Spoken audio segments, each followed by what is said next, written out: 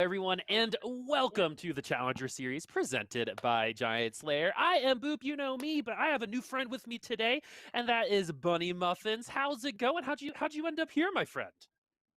It's going pretty well. I heard they were looking for casters for the Challenger Series. I always like watching high-level TFT, so that's what brought me here the most. Nice. I love it. I'm so excited as you're one of the content creators in this space that I love looking at. And I think a lot of people are going to be looking forward to your analysis on what we're seeing today. We've already talked about, friends at home, how philosophical we might get today. So get your brains ready. We're going to wrinkle them up for you, especially here in TFT. But first, let's talk about the players that we're going to see today during the Challenger Series. And then we'll talk about what the Challenger Series is. So on the roster today, we've got ramblinnn, pockygom, the Jirachy, Kagero, Kalico, Camp, Marcel, and Kurumx. And just so we can get the housekeeping out of the way immediately, let's go ahead and talk about real quick how we win today. So if you take your eyes to the bottom right, you'll see players must first achieve 24 points and then win a lobby or earn 40 points total. But Boop, what does that mean? Well, friends, it means that you have to hit 24 points first, right? You can get that 24. It's in any which way. If you win a lobby there, that does not count for your win for your and then win a lobby. So you have to hit 24 points and then win a lobby. Or if someone can't win a lobby after 24 points, it's the first person to 40 points. The lobby win will supersede the tiebreaker. So that will be counted above the 40 points in terms of trying to figure out who will win out of those two. So winning that lobby is the best way to assure that you make it into the qualifiers that I believe are this week. So again, let's keep going and let's see how we got to the qualifiers. This is kind of the road to the qualifier, right? And if you take your eyes and you're looking at exactly how we get here, this is what it is. We're one of a couple different companies that are able to do these qualifiers, and the qualifier won by giantslayer is right there at the top. And we're going to be moving into the qualifier that is going to be casted by Frodan, Wolfie, and Bryce here in the next week. There's one spot remaining for that qualifier, and that is what we're going to be trying to find out tonight. Whew. Okay, so now that we've got all of that housekeeping out of the way, bunnies, after hearing all of that, after seeing the roster, what are you excited to see? So first on the format, I'm really glad that they stuck with this format because I feel like the whole waiting for who gets first place is the most exciting. So I'm glad that they are sticking with it. There might be still some room for improvement. I noticed that they've added the 40 points win condition, which they did not have in the World Finals last year. So it kind of prevents the whole very long games in one way. So I do like that addition. But I'm excited what they come up with like next set and in the future as well. But as for the players, I'm curious as to which players warmed up first and which players are kind of coming fresh. Maybe they just woke up or something like that and just jumping straight into the game. Because I've tried both approaches and I'm not really sure which one's better if I'm trying to like really, really sweat at TFT. Well, I mean, if you're gonna sweat, you got to prep, right? It's all about the diet. It's all about the exercise, right? It's a lot of different things, and I think a lot of these players have been trying a lot. As we're starting with camp to start with, so we're on the opening carousel, and so the way that we're gonna build this cast up, friends, is we're gonna start with the basics, right? This is what TFT is, and then we're gonna wax poetic as we move on. But let's start talking about the opening carousel. So, Bunny, when you're looking at the opening carousel, what's going through your mind? So everyone has their own carousel priority, and whenever you talk to most pro players on every patch, each one has a slightly different approach. So I don't think there is a singular best item. It depends on your playstyle, depends what comps you know. But what I like to do, I always have one or two items in mind that are near each other, and pretty much if I miss the first one, I always follow through with my mouse click to try to get the other one, because you always got to be prepared for the worst case scenario. Yep. Or you can be like me and don't have any priority and just go for something that someone else is going for and just start playing with their heads immediately from the get go. Yeah, But you Camp could is do going to that start too. things. Yeah, exactly. Camp's going to start off with the belt. So, Oh, I mean, in four terms of Yasuo's right away. So I want to say something quickly exactly. on this first, because Yeah, go for it. a lot of people, they hate reroll now, and he's scouting to see if there are other Yasuo players right now. But getting 4 on 1-3 is humongous, because you want, generally in last patch at least, you wanted around 5 at stage, right at the Krugs at 2-7, if you wanted to actually do a reroll. So getting this many this early, even if this comp isn't as strong as before, I do believe that it is something that's worth going for, and Cam definitely seems to have the same thoughts here.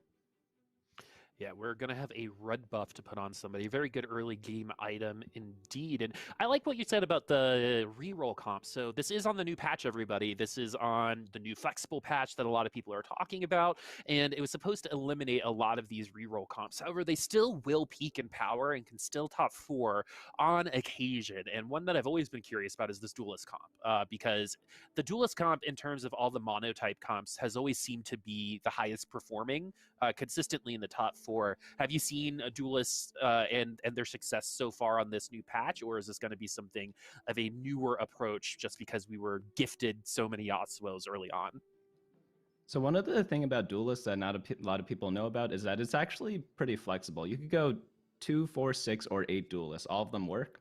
It just depends what stage of the game it is and what types of units you have. There's like one that uses Enlighten really well, one that uses Divine really well. But at the end of the day, you do want Yasuo. And I did notice that Camp did sell the Yasuo, so he is not going for it. And I think the reason why is that when you play Yasuo, you want at least one item for him, if not two, by the stage 2 carousel, and he just doesn't have that at all. And so that's why I'm guessing he ditched it.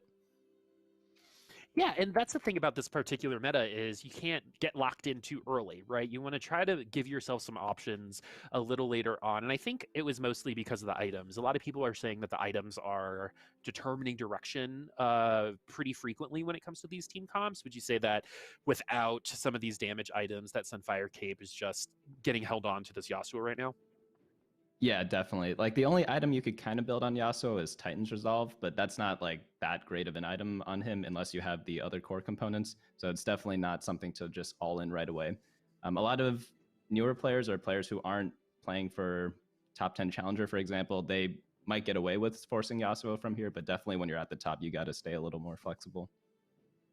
And as you say, these players are the top of the top. They've had to, submit their ladder snapshots, and they were chosen here because they are the best of the best, and they're trying to get an opportunity to continue going up against the best. And the end of that set 4 qualifying series is this week. So we are really excited to see who is going to take that last step into that qualifier this week. As we decide to stick to 18 gold, we might sell our 2 units if we lose this round. But with a Sunfire Yasuo, you're going to be taking out at least a couple units. So even if you lose, it's going to be a good loss. Yeah, Let's and see if Janna they're going to with be able to take early us game out. is always going to be. Sorry. Yeah, I was just about to say Janna early game is also really strong too. And I'm guessing he was keeping Maokai to keep Elderwoods open because he does have the Sunfire, but he just ends up going to 20, which is definitely great because he's in a great spot to go into any sort of comp from here. Exactly. And a lot of people, like you said, keeping things flexible early on, we get to keep the duelists, and we're actually seeing the flexibility here with double enlightened, with the attack speed buff from that Sivir. If you're wondering why it's in there, I think attack speed is just such a valuable component to any type of champ. And when you don't have to invest an item onto it, that is really, really nice. And so, where do you think the Sunfire might be going? You said it was flexible. Do we have any inkling of direction yet, or are we waiting for some more items for this duelist comp so far? I don't think he's going duelist. I think he's definitely going to pivot. He does have the Rakan, which is one of the best holders, but you're not going to sell your Chosen right away quite yet. I am curious on his positioning a little bit. He puts Sivir in the back. I wonder if that hits the units he'd like to hit. Maybe he was just aiming for the Janna. But I wish I could ask him in person, you know? I know that is the caster, situation. We gotta just throw it down, because what I'm seeing here is options, like you said, right? There's an option to keep this Yasuo because we're only at 94 HP. So when we're only losing by 1 unit, right? So we're totally cool with that. And now looking at what Camp is going to be playing with on this next carousel, I think is going to be really revealing in terms of which direction they think they're going in, because we don't have any other items outside of that Sunfire game. Yeah, honestly, I'm not really sure what item I would take if I were him. Just because the Sunfire with no other item, you could literally go in any direction. And you could see he's having that same thought here because he was kind of paused in the middle for pretty much his whole turn. I think the people who were next up to pick got released before he actually picked his item. So yeah, it's definitely a very tough position from here as to deciding which is optimal. Oh, we get a Lucky Lantern this game. All right, so we get a dummy and sword. Yeah, and a target dummy. So one of the changes in this last patch was you cannot do 2 target dummies or 2 loaded dice anymore. And so we're only going to see this lone target dummy. And we do have a Bloodthirster on the bench, but you never put that on Yasuo, friends. Yeah, because all you need to do is put a Yone in order to get the same value. Yeah. I can't remember the last time I built a Bloodthirster. I did notice he did swap his Sivir and Janna to put his Sivir more up front. Janna has longer range than Sivir, so I definitely like that positioning play. Yeah, let's see if this Yasuo is very minor. It shouldn't affect that many games, but when you're trying to play as best as you can, you got to do every little thing, because it's always those 1 in 100 games where it actually matters, where it kind of bites you. But he's facing someone super strong. He's got Janna too. Holy cow, that is insane. Yep, and Pocky's gonna win streak for a while. Yeah, Pocky is going to be feeling pretty good. Kurumx is as well. The one thing that is not really that defined on this meta is exactly where power points kind of start coming in, where these stronger early game comps start to fall off, when the bottom of the leaderboard starts to catch up, because there's like a natural aligning of things at around 5-1, 5-2, where you'll see a lot of the HP start lining up as we move over to ramblinnn, who in my opinion is, I guess you could say, the favorite for this particular lobby. I would say Pocky and ramblinnn are up there. Ramblinnn was, I think, just picked as one of the top 10 players by someone on the Teamfight talk show not too long ago. But ramblinnn, looking at a couple divines, a couple duelists, just a chalice so far. But so it seems like the whole lobby right now, not really a ton of direction. So we're just playing the patient game. There are actually 3 Sunfires right now. We have one here, one on Kurumx, and one on Camp. That's how you know it's a good item. Right? Yeah, I guess that's one way of seeing if it's a good item or not. Yeah, though we do see the Gunblade Slam right away, which some players like it, some players hate it. It depends what comps you know. I'm guessing Kurum's really good with the Gunblade comps, and he kind of just needed to slam an item to keep his win streak up. Unfortunately, he faced someone who's super, super strong and lost it right there. So I wonder if that's going to bite him later, because it might pigeonhole himself into into a comp that he might not necessarily want to do. But I think he was correct in building it to try to keep his win streak in the beginning of the game. Yeah, remember, folks, that items are more flexible when they're components, right? So if you put those components together, that item becomes exponentially less flexible. Instead of being able to put those components on a bunch of different people, you can put your Hextech Gunblade, for example, on 4 people, right, total. And if you're already in the mood for that, that's fine. I think RFC is a perfect example of that, as we actually get a spat. And with 2 swords and already a Divine Chosen, this could be interesting. Yeah, that is interesting. I have heard that most people do not like 8 Divine, for example, but anywhere from 2 to 6 is pretty good. So I wonder if he's locking himself into Kale right now with that Divine Slam or Divine Spat Slam. Yeah, I'd be curious too, especially since we don't have any other Kale items, but the items don't seem to be distributed that evenly as Kagero actually has perfect Kale items right now on their Tristana. Yeah. As we go to Divine 4 for this next round against Pockygom, who has a pretty strong team, friends. I like that level up. He doesn't have like the full 5 win streak that a lot of players normally do when hitting level 6, but he's only losing really like 1 gold. He's going to get to 30 next turn anyway, so he's still not like super behind in econ from this level up. So if he does, even if he did lose here, he wouldn't be in that bad of a shape, in my opinion. So I definitely do like that level up there. Unfortunately, doesn't get to keep the win streak, but that does hurt. Sometimes, like, even if you make the correct play, it doesn't pan out. You can't let it bother you.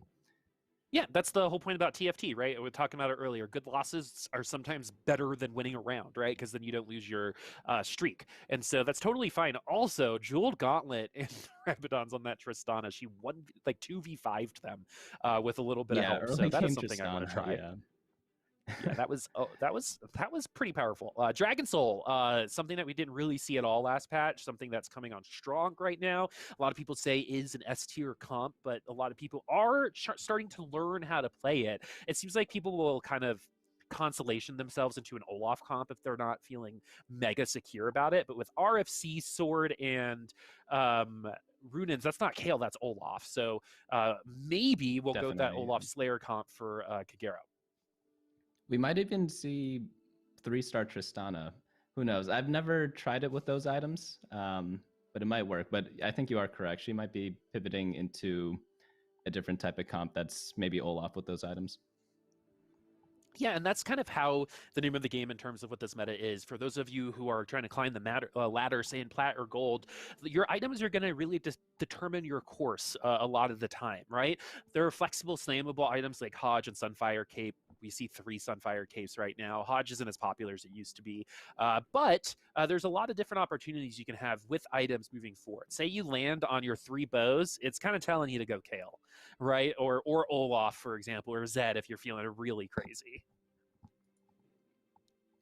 Yeah, Olaf can use a lot of different stuff. He's similar to Kale. He definitely does like Runons. I think Runons is by far the best item on him just because of his cleave mechanic. In case you guys didn't know what Olaf does, he attacks, each attack shoots out like a cone in front of them. So he always has a lot of bonus damage to multiple units, and putting a Runons on that, it's just doubles the power of that essentially. So it's kind of a must on him. I think it's the only like required item on Olaf. But everything else, you could use Hand of Justice. You could use any BF sword item almost, and almost any bow item too. Just like a lot of our 4-cost carries, there are definitely best in slot items, but I think you could consider some of them item agnostic to a certain extent because, yeah, RFC Rageblade on Kale is going to be really great, right? But it's not like other items don't work. If they're not on there, you're just not going to hit the max values as, say, a best in slot item is going to be. Like a best in slot Olaf will win you a lobby, a like secondary in slot Olaf might get you 3rd. Right? It can matter. And even with the secondary, if you get the power spike early, you could maybe do something like go level 9, get some 2-star legendaries, and win through that way also. Depends on the stage of the game, of course. Obviously, you always want best in slot, but TFT doesn't work that way. I know, right? I mean, unless you're like going up or playing with a friend, because I have a friend who's like, I'll get a bow, and then they'll get a bow. It's just like that person's just luckier than me, and I hate them. But ramblinnn, I get that all the time too. I know, right? So that's you.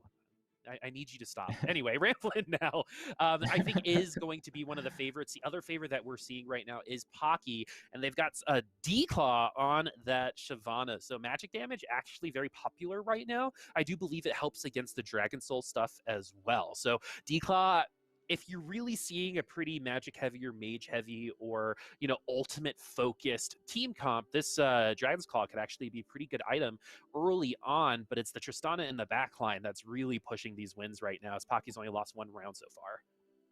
Yeah. And I'm definitely curious to see when he built the Dragon Claw, because I do notice the tier on his bench, and he's going an ability power comp with the hat and the Jeweled Gauntlet. So I do wonder if he built the Dragon Claw while the tier was on his bench, or if he just got the tier, because I know Chalice of Power is a super popular item still. especially in ability power comps. Yeah, Chalice Power, one of the highest played items in Diamond and above in terms of statistics, I believe, along with all of the stacking items. It's actually pretty crazy. There's a pretty stark contrast between like Chalice and Locket in Gold versus Grandmaster. It's pretty insane, actually.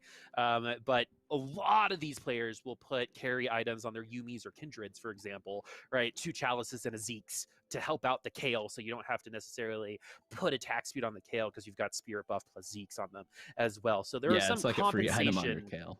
Yeah, exactly. There are compensation mechanics that you can have if you don't find that attack speed on somebody. The other thing that has become very popular, I've noticed, is this frontlining ASOL. So do you want to walk us through kind of what that's about?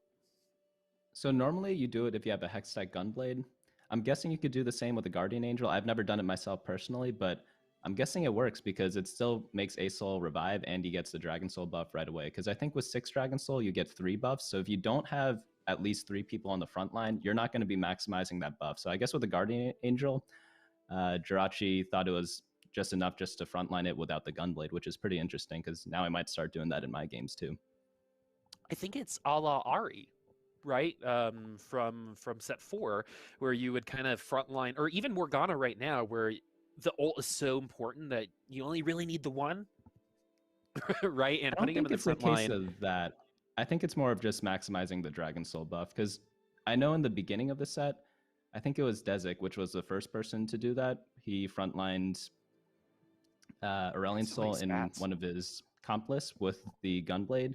So I think it's more just as ASOL as a tank with the Guardian Angel to get the Dragon Soul buff rather than just getting the cast off a little earlier. Cool. Yeah. But yeah, I mean, with the Ari from the previous sets, it definitely. I'm sorry. Yeah, I was about to say that the ASOL in the front, we actually had someone with a D-Claw Thornmail Gargoyle Stone Plate with an ASOL in the front line, and it slapped on Thursday. So like, I kind of wish I could have seen that. I know, no, it slapped. It was actually pretty awesome to watch because it didn't have mage buff, so it only ulted the once, but it was just so tanky, and it's not something that your brain is like tank character. You know what I mean? We haven't really seen it, and it was actually very good. A lot of procs because ASOL's based attack speed isn't awful, so you're actually going to be able to get, I think, some value out of it. At least 2 procs, most likely. Okay, yeah, that's not bad at all. By the way, these items that Pocky had, I had no idea what to build. He opted for a Guardian Angel and a blue buff, but that is a very strange item combination for what he's going for right now. I actually don't even know what comp he's quite going for right now. Maybe he could still go Kale with that. Have seen a Kale with like full AP build before. It's actually not as bad as you think. Even though, as we were talking about before, like best in slot obviously is a Rage Blade and RFC, but I really don't know which direction he's going in right now. And those item drops were just like confused me even more. I don't think I'd be able to play his game right now. It would be kind of nice to be able to like maybe slap in a duelist. I mean, it would have been great if we had already had a Yasuo, for example, because we had the Irelia in there, and Irelia automatically makes you think of Adept, which then goes into Yone, for example. But we didn't have that roadmap at the beginning, as we do have a reroll Trist comp, actually. Yeah, is that the Trist that had RFC from before? Remember, we thought that was going into Olaf, but with that Quicksilver, that is definitely like for sure Tristana the whole game. Okay, so we're going to see a reroll Tristana Dragon Soul comp, one of the first ones that we have seen, because so we did a fight night on the very first day of the patch, and almost everybody played Olaf. Contrado played Fabled the entire time, which is actually something that we haven't seen a ton of so far. But what you see on the left side right now on Pockygom's synergy list is, I think, what people think that we were moving towards is we're going to be seeing a lot more splashes versus a lot more solidified team comps like we see from Kagero, which is a reroll sharpshooter comp at this point in time, which is something that I've not ever said on a fight night rising or a qualifier so far. Yes, sharpshooters, they've been out of the game for a while, apart from the whole Nidalee craze from last patch, and obviously any Samira build works. So maybe late game they transition into like 4 sharpshooter with Samira with some slayers hopefully, and that's a first place board right there. The reroll Tristana is just like the icing on the cake, I'd say. But it all depends on hitting the legendary, because we all go for these comps and the legendaries sometimes evade us. I know, right? You see all the other legendaries except for the ones that you need.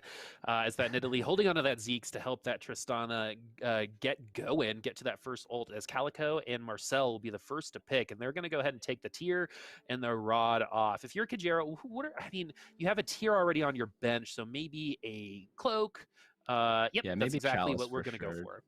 Yep, on the There's Nidalee. also a chain, so it's too late for Sunfire. Sunfire is generally like an early game item.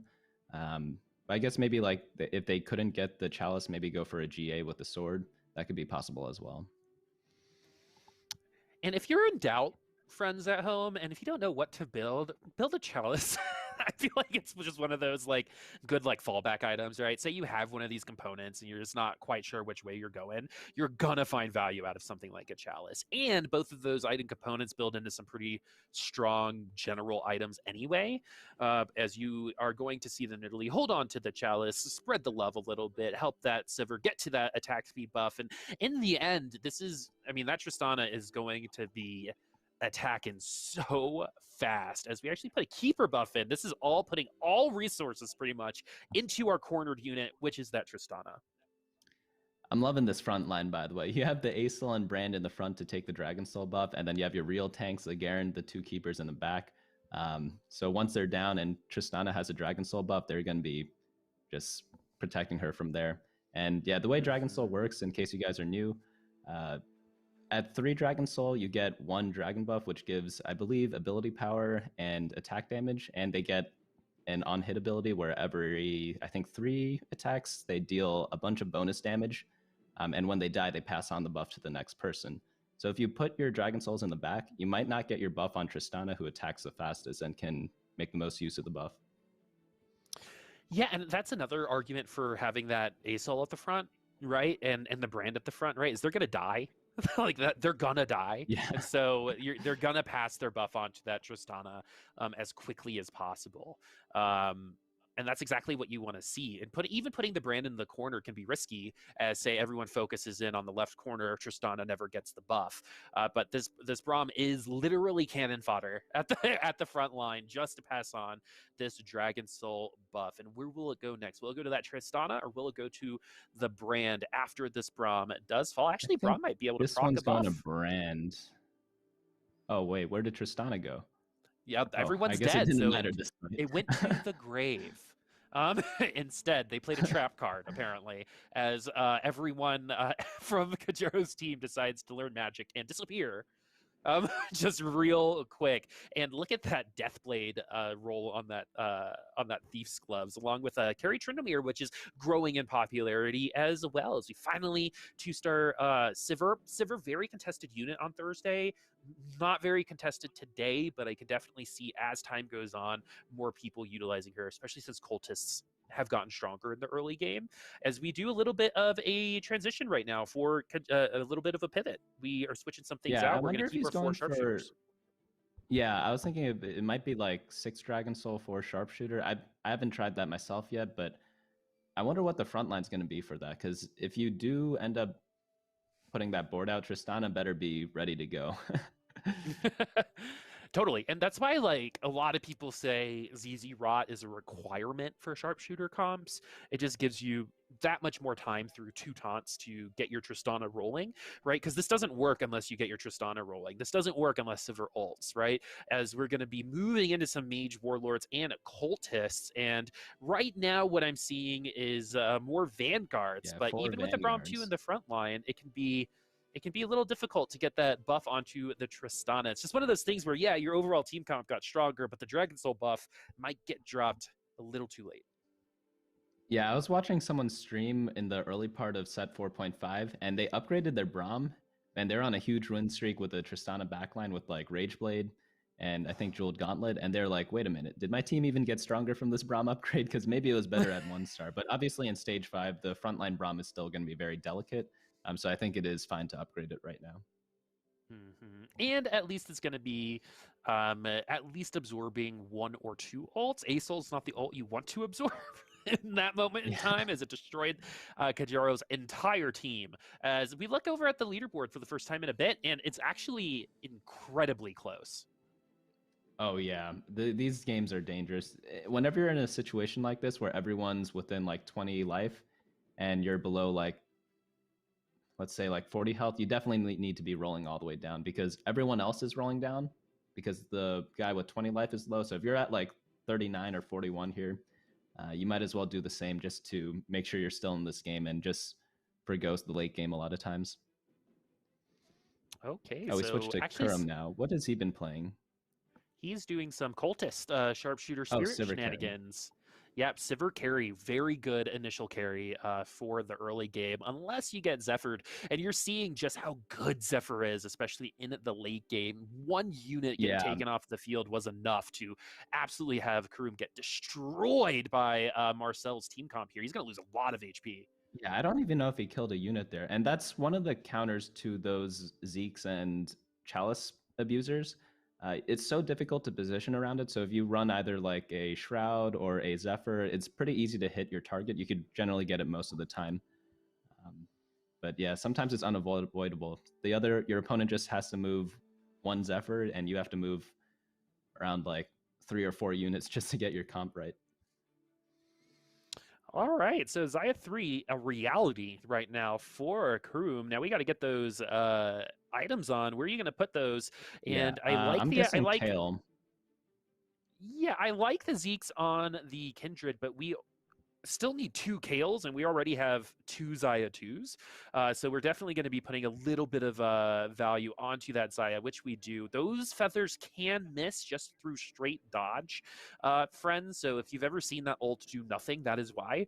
But Kuruma going to benefit from it. And I like seeing Kuruma find success here because he was very streaky last week. And as someone who has been in this community for so long and has participated in this particular tournament for a couple weeks now, it's nice to see some success coming from him. Because honestly, he had some bad luck as well a little bit yesterday. There are two games in my history. One with Emily, if you know Emily, the streamer, where she Yep. got beat by Fiora Riposte like 4 times in a row. It was Oh awful no. to see. I know you know the one, right? Like the Yeah, very yeah. last Fiora, once she Riposte. gets going, yeah, it's kind of the champion where whenever you're playing against her, she gets her ult off every time, but whenever you're playing her, it seems like she just dies before ulting. Exactly, Yeah, but exactly, and when that she was does get, exactly what was happening. yeah, yeah, some comps just can't deal with her at all. I do like this Trap Claw pickup, and the beautiful thing about Kale builds is that sometimes you could stabilize with a Kale one. You can see that since he's had it, his record hasn't been that bad. And obviously, you still want Kale too. Don't get me wrong, but with the 4 Executioner buff, this comp is super, super good. Sometimes with Kale, you kind of understand that you're going to have to wait for your other Kales or for like the Jirachy or Marcel to fall off the leaderboard because they potentially might have the Kales that you need. That's actually how the game ended last week, where it was a Warlord comp and there are 2 people, Ramblin and Noster, were both running Warlords, and whoever lost first would probably get the other person to win, and that's exactly what happened. And so this Okay. might be the exact same thing when it comes to Kale. And even though the Kale's in the corner at 1, it was still going to be able to almost top frag and take down a couple units. But these Death Blades, especially on the Olaf with the Hurricane, Yeah, is insane because of the cleave. that Olaf is super scary. I don't know if you noticed, Olaf didn't even get that many attacks off that fight because Sejuani stunned him before he got into his ultimate, which makes him immune to crowd control. So he actually only did a couple of autos. I think it was mainly the other people on his team that did the bulk of the damage that last fight, which was a little strange because I thought after Sejuani ulted, Kurum would win because Olaf wasn't doing anything for a long time, but I guess the rest of his team was just that strong. The secondary carry when it comes to Slayer comps are always going to be doing a lot of damage, and I think that kind of forces particular team comps into coin flip situations against you. The other thing that we've actually been seeing a lot more of is CC, just in general, and you're actually seeing Trap Claws, QSSs, a lot more of them appearing, a lot more Zephyrs. You even see the Frozen Heart on the Sejuani, and along with this Kale, that Sejuani and the rest of the team are going to win on this particular round. I think he packed both those Kales in the same pack as 2 people are eliminated, Marcel and Jirachy finishing in 7th and 8th place, respectively. Kalico potentially next, Pocky after that. Our Tristana rerolls are starting to weaken up, and that's, I think, we're seeing the the patch happen right now. And this Hand of Justice is exactly what you want to see, because that is the best item on Xayah, and that is very fortunate for Kurumx. That might help him get maybe second or first here. Nightmares in beta, right? About double Hodge Xayah. When it came to this set. Insane. And we're hoping that it's going to be insane again for Kurumx, or Kurumx at least is, because this lobby is still close. Even though Camp is on fire and has a Swain 2, oh wow, the he's top going 4 for here Xayah is 3. Anyone's game, and Xayah 3 is a possibility. Ornn might be a little too slow. Actually, we only need one more Xayah after this, so we're going to go ahead and go for it. Azir is very good in the Kale comp too. Not a lot of people in lower levels play it, but you do get the keeper buff from Azir and Xayah if you do end up hitting both of them. But of course, you're going to get that Shen 2-star upgrade, because again, look at how close this lobby is. People are on, what is that, 8, 8, and 17 health, so they only have 1 or 2 lives. They're going to be rolling to 0, and you could get caught off guard with like a 20 life loss if you don't roll down here too and pick up that upgrade. I'm sure we're gonna see Kale Azir, and I actually think there's a lot of depth to that particular combo. We're gonna talk a lot about it, friends. So when we see it on the screen, I am going to start nerding out about it, most likely. But we have our top 4 as Kalico and Pocky both fall. So Pocky, I believe, was running a Tristana comp, and that reroll comp is going to finish in 6th place. Camp leading the charge right now. ramblinnn in 2nd, Kurumx in 3rd, and Kagero in 4th. Oh wait, no, the Tristana's still in at 4th place. Yep, and so Kagero's, I think, the only reroll comp remaining, as we're very, very close to a lobby win here for Camp. But this comp that we're looking at for Kurumx right now is strong. We're not in best in slot in any way for that Kale, but at least we have Spirit buff. At least he's got all the 2 stars. Exactly. So we have but he's facing a Yone right now. Kagero, they're scouting it out right now, so what they got to do is get to this Kale, and it looks like that's exactly what's going to happen. Olaf and Kale, I think, is going to be a battle that we see a lot today. It'll be, top 10 anime battles for sure, and a Kale with RFC will beat an Olaf without it, right? So it's going to be very interesting to see the right overall win-loss for that. Yeah, right now, Kurumx, if he had a Rage Blade, he would have won that fight, I believe. But you can't choose all your items in TFT, so it does get a little rough. Again, I think Kurumx was a player where we saw the early Gunblade, and sometimes you just have to build the Gunblade because of your win streak, and he just happened to get unlucky, in my opinion, because he didn't keep the win streak, and then he was forced to put the Gunblade on Kale. It's not a bad item on Kale, but it's not best in slot, as we were talking about before. Yeah, I don't think there are many bad items on Kale other than like Gargoyle, Stoneplate, Thornmail, and that's why she's those so good. items. You could put anything exactly. She can get you into the top 4, but she can also win you a lobby, and there aren't many carries in the game that can do both. It's Kagero, man. Maybe this is how you get rid of the Kale. It's the Tristana in the backline with some sharpshooter buffs. Is this innovation? I think the Tristana player was definitely going for something else, because as you mentioned before, when we saw the RFC and the Runons, we were thinking that's like clearly an Olaf game. But once you get the Tristana chosen, when you already have 3 Tristana on your board, and then maybe you have like 1 more on your bench, and then you see 2 more in your shop later, you're just going to complete the Tristana 3-star. I don't think it was a planned Tristana reroll. It was definitely kind of like just go for it because you got it. Because again, with the RFC on Tristana, I don't really think she needs that item. And I wouldn't slam it on Tristana personally, but maybe Kagero knows much better than me on this comp. Well, surely Kagero does, but I do really think that they're trying to go for someone else in the beginning of the game. It still feels like they're going for Olaf, and Olaf is already here for Camp's team comp, right? And I think that's the issue here, as Kagero and Camp are going to be battling it out. Kagero on the brink of elimination. The ZZ Rot is going to help some things out. Look how spread out the fight is, and the Olaf is able to ult, and after the Olaf ult, it's going to be tough to take him down. Even a 3-star Tristana is not going to be enough, and Camp doing a very good job maintaining their victory. And actually, Ramblinn's going to lose as well. Wow, that's the game. So our first lobby win is going to be Camp. Very good stuff. Not a player that I've actually heard a lot of. I know just as has done a lot of stuff on the ladder, but to start off with the win, that's exactly how you want to start off on a day. So, Bunny, what's your kind of take on that lobby and what we saw? Is it what you expected? More or less, there was a lot of Dragon Soul for sure. I wonder if a lot of the players who went bot 4, if they're contesting Dragon Soul, we'll have to double check in the standings afterwards. But reroll Tristana definitely surprised me with those items. I thought you would need better items to place higher with reroll Tristana, but I guess they buffed it a lot and they got the Tristana super early, so it just didn't end up mattering. So I think the Tristana did end up going top 4. But yeah, Olaf in first place, I'm not surprised to see that at all. Chosen Yone as well. I don't know if you saw, but the Yone didn't even lose his shield in that last fight, which I thought was kind of funny because that's just how strong that composition is sometimes, you know? Yep. Yeah, my Yones don't start with shields because I always forget to isolate them, exile them. Anyway, so we're going to start off in first place with Camp. 10 points. ramblinnn, 8. Kagero, 7. Kuru, 6. Kalico, 4. Pockygom, 3. Marcel at 2. And the Jirachy at 1. Very intrigued by the Jirachy's performance here because I know them as a very, very flexible player. And this meta should have been this has only been one lobby, of course, right? So I'm actually expecting the Jirachy to find some success, but Camp has won a lobby, but that does not qualify him for a win as they need to win a lobby after 24 points. But this definitely sets them on the right pace. We are going to go into lobby 2 here in just a second, but one thing I want to know is, are we just going to continue to see Olaf? We saw Fight Night Rising dominated by Olaf comps, very consistent top 4. We saw Fable take a lobby, no Fabled so far today.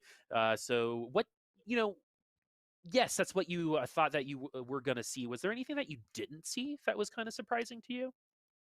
Just the Fable that you mentioned before. Fable's picking up super high in popularity. There are even people who just force it every single game, which is not something we've seen in set 4.5 quite yet. Like, a lot of people in set 3, they were only mech, for example. And in set 4.5, we didn't see that at all. In set 4, we didn't see that much of it either. But this particular patch, in the first couple of days, I saw a couple top 10 players in different regions pretty much only go Fabled, which is just not something we've seen in a very long time. But I guess there are no Fabled players here unless they get like a free Fabled game. Yeah. But we just haven't seen that quite yet. That makes sense. Contrada, who was on Fight Night Rising on Thursday, said he kind of like fell into 3 Fabled comps. He soft forced them because that's exactly what happened. He was just presented with these units, and I feel like Nico appears in your like in one of these boxes like all the time, right? You know what I mean? I feel like she's always the one that I get. Nico definitely does. I'm not sure if it's a bait or not because Nico early game is so weak. And without the proper items, Nico's really weak also. So I guess they did buff her so she's not as reliant on Fabled as she was on last patch. So we'll see if players adapt to that. Maybe Nico is playable in the early game now. The other thing that we didn't see is a lack of a Nautilus. So a lot of people playing Nautilus on Thursday as well. And I keep referring to Thursday as that was like the last competitive TFT thing that we saw on this patch. So we're seeing the natural evolution to what seems like away from it so far. And kind of going back into some of these mono comps where a lot of people are starting on Warlords. We had 2 Fortune 6 players on Thursday too. Right, so it was the Wild West. But what's really cool about these particular comps right now is I think last patch it was like, okay, I got chosen Warlord, going Warlord, right? But this patch it's like, okay, I got chosen Warlord, now how do I maybe get out of this, right? How do I get out of Fortune? How do I get out of Elderwood, for example? And I'm actually really intrigued to see how a lot of these players end up pivoting off of some of these kind of mono straight comps into what we see as more flexible comps a little later on. Yeah, that's definitely the name of the patch. We saw that Yasuo player started the game before. I forget who it was, but just sold the Yasuo. Took the Yasuo. It was Camp. They ended up winning to carry stage 2. Oh, that was Camp. Yeah. Okay. Yeah. And then you don't need to just force your first chosen anymore, which was a lot of what last patch was about. I think that's a good thing. A lot of people like forcing, but it's kind of weird if your game's decided before 2-1 just based on what chosen you get. I know a lot of players complain about that. It's not too big of a deal to me personally, but I know from like if you have a small sample size, it definitely does affect your mental a lot. Yeah, and Because I know a lot of these players, they want to start like a career in TFT, and you can't do that if you don't get the proper chosens on last patch. And luckily for this tournament, we're seeing a different patch, so anything goes in terms of strategy because nothing's quite figured out yet, and mhm. people's games aren't decided by their first chosen either. It's the great equalizer. A new patch is always going to be the great equalizer. As this Nidalee is going to end up helping out. Nidalee got hit with the nerf bet about 30 times before coming into this particular patch. Yeah. It's very Oh, Tom satisfying. Kench brawler. Of Tom all, Kench, so go Kalico for it. faced a Tom Kench last round, even with the level up still lost, which is very unfortunate. I don't think I ever see Tom Kench 2 lose in the early game unless your backline is like complete trash. So I do expect Kalico to go win streak from here. I am surprised Oh, by no Locket Slam. Oh, I didn't even see the fortune. I'm going to be honest with yep. you. But yeah, no Okay, fortune. it's a weird thing when it comes to casting. None of us do. It's the weirdest thing. It's like we're blind to it.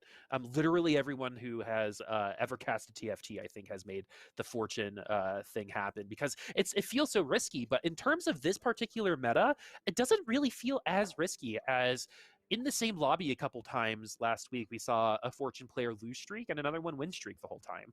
And so there's two different ways to go about it. What do you prefer? I hate losing. So I prefer to do the win streak fortune if I can, because it's too stressful to lose streak. What about you? What do you prefer? So if I'm playing for fun, I definitely want to lose streak, you know. But if I had to choose, if I could choose my next like 5 outcomes, and assuming I can't like choose like 4 losses and a win, for example, um, win streaking is definitely much safer. You're pretty much just getting so much bonus gold every single game, and you could just snowball from there, go into a fast 8, fast 9, whichever one you choose, honestly, and you're gonna either way, you're going to be going probably top 4. With the lose streak, if you hit it and get out of Fortune Prison, you have a very high chance to get first place, but that doesn't always happen. And if you're on 10 life, sometimes you get, even on like a 12 streak Fortune, if you're on 10 life, one Zephyr can ruin your entire game. And I just hate that situation. We saw that with One the thing that Zephyr I've, earlier. Like a Zephyr, man, that's such a strong item. yeah. If you're a 1 carry comp, yeah, that definitely does affect you a lot. One thing I am curious about, so personally, I would have slammed a Locket on stage 2-1 if I leveled up on stage 2-1, because that means you're kind of playing for a win streak. Obviously, with Fortune, a lot of things change. But I wonder what the thought process was in not skipping or in skipping the Locket. And that's from the chain and rod. Yeah, Locket seems to be a pretty high prio item for a lot of people. In the early game, it's the keeper buff without the keepers, right? And instead of having the units in there, you can use it with the item, along with giving some defensive stats and offensive stats to whoever holds it. That's why people like Kindred and Yumi can benefit from it so much. Kalico now running, let's see, scouting out right now. We're seeing some warlords, we're seeing some mages, some assassins. I think the only one running Fortune as we speak right now. So seeing that Fortune 6 was pretty hotly contested last Thursday. I would love to see someone have the absolute bravery to run that in a tournament like this because it could totally pay off, like you said, right? A Fortune, even 3 payout at 12 can win you a lobby unless you happen to get rock paper scissors on your next round, right? Which is how I feel like I see it happen a lot. You get Yeah, paid you'd have to out. get really unlucky to lose, yeah. Yeah, you get paid out and then you face like by far the best comp in the entire game next. You end up losing anyway, and so that's the risk. That's the gamble you take with Fortune. And we're actually spreading some item power around. We're assuming that we're going to pick up a second Kate, and so that's why he's keeping the items apart right now on both of them because they will move into a Yeah, Hextech Gunblade, best in slot for Katarina. Yeah, it's kind of like an unlucky because he put the rod on the Katarina right before the carousel, and then there just so happened to be a Katarina with sword on the carousel, so you just can't build the item. But it might not be that bad because again, with the fortune, you could get a big lose streak and get a big payout later. So maybe it actually might help Kalico later in the game. The other really cool thing about Fortune is I think Oh it wow, that really is that's a big pickup, that's especially with the that's exactly what secondaries you as want to well. see. But with Is anyone gonna Fortune, ping Kalico?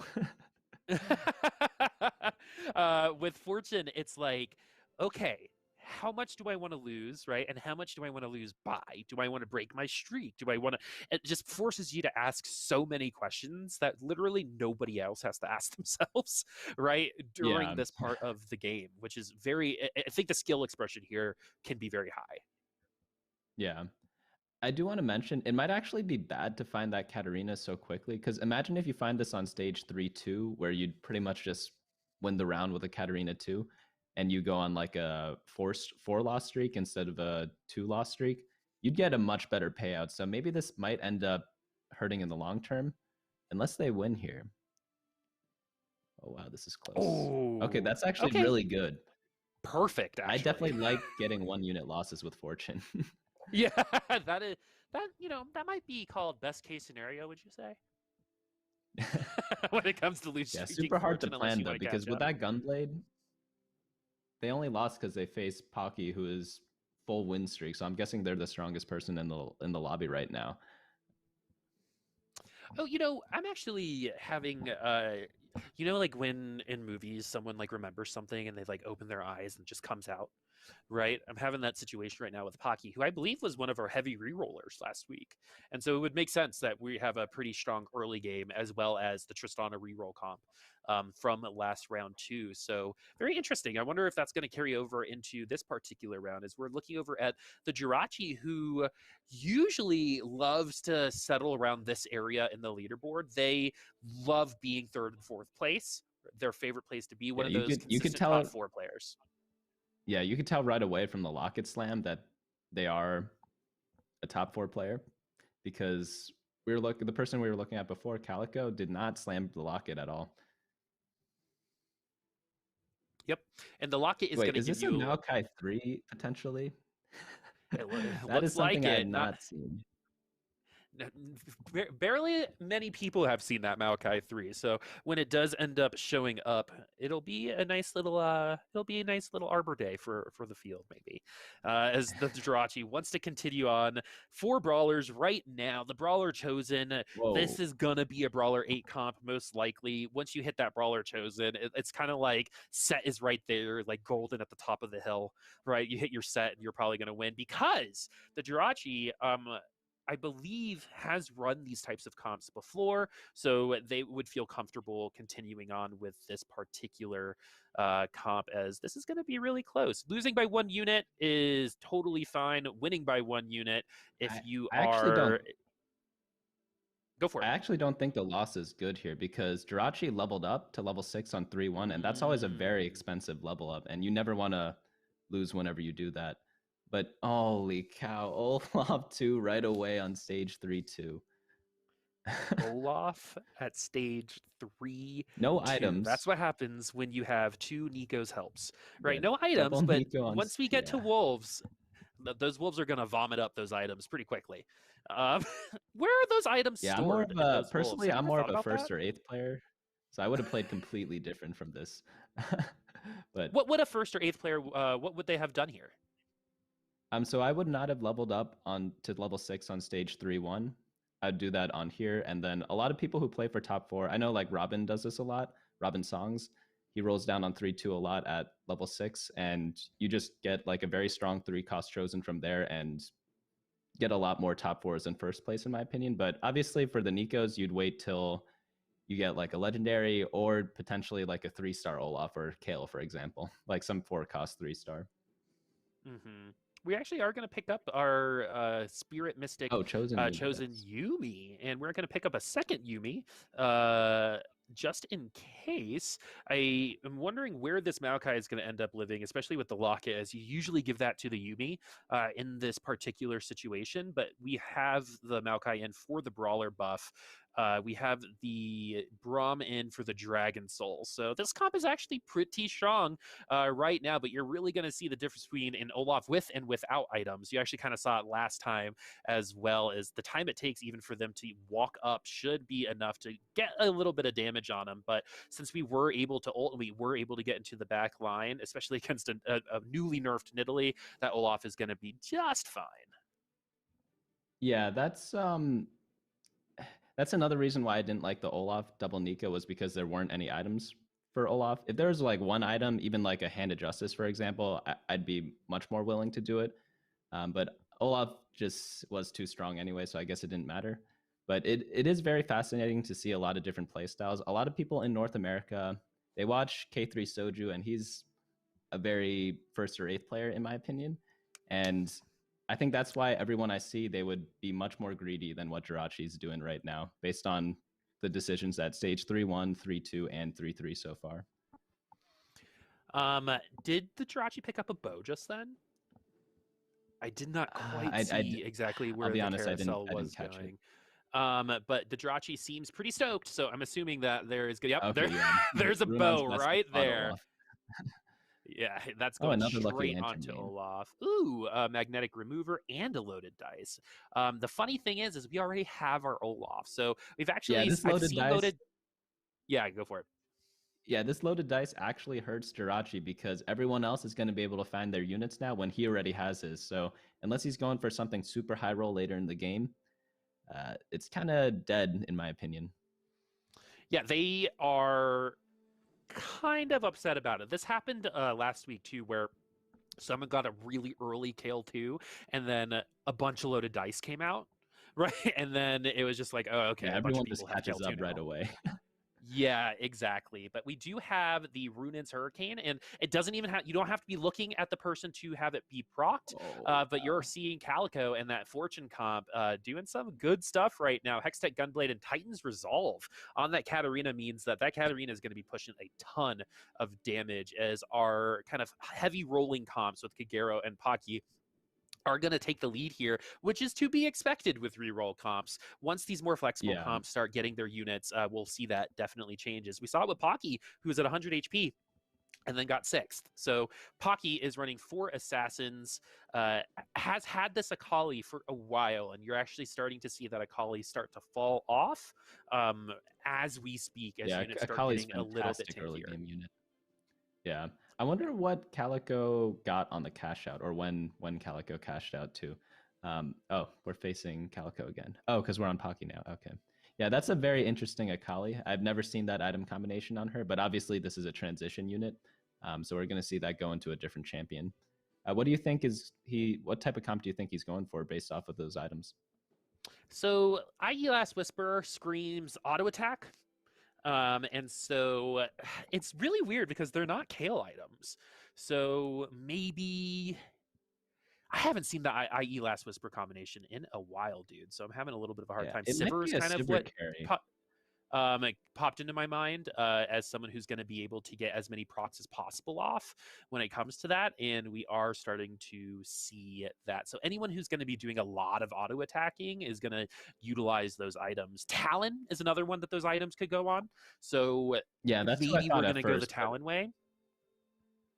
Yeah, definitely for me, those look like Talon items, but after seeing the bench, 2 Sivers already, that's going to be really strong in stage 4 if Pocky's able to get the 2-star Sivir, because Sivir carry is becoming very, very popular right now. Fortune You're like me. Darius, so we're gonna have to pass you see a Fortune Chosen, your body just reacts to it. Oh God, Fortune Chosen, I must have. That's why I'm here and not playing right now. But we're gonna go ahead and reset our Chosen and pick up another Brawler Chosen. And it's gonna be the Nunu. Do we have the Gunblade for the Nunu? Not right now. But we're gonna be doing some pivoting here. We hit the Sivir. The Sivir 2 on our reroll. Let's see if those items are going to go on there. We actually have to be making some decisions right now. We're running out of time. Definitely the IE and Last Whisper, and then the Hodge might go on someone else. So what you may have noticed is that Pocky was kind of rolling down a little slowly. I know a lot of people, when they get on 4-1, they're trying their fastest to roll all the way down to 0, but Pocky's at 86 health, so he's in no rush. He was just looking for a new Chosen to take him to level 8, and he's probably going to go 8 really quickly and roll after that. We do have pretty good items on this Sivir. The Sivir is someone like Kale. It's just the longer they're on the field, the more damage they're going to output. Yeah, like everyone else, but certain characters and units benefit more from time than others, and Sivir's definitely one of those characters. As we pick up some Executioners now, so the Nunu might stick around for a little bit longer. Let's see if we're going to end up selling a couple of them. Yeah, so it doesn't look like we're going to end up going the Executioner ways. We're going to go all in on this Sivir right now. Yeah, yeah, definitely. I was surprised he didn't sell the Nunu before the second roll down.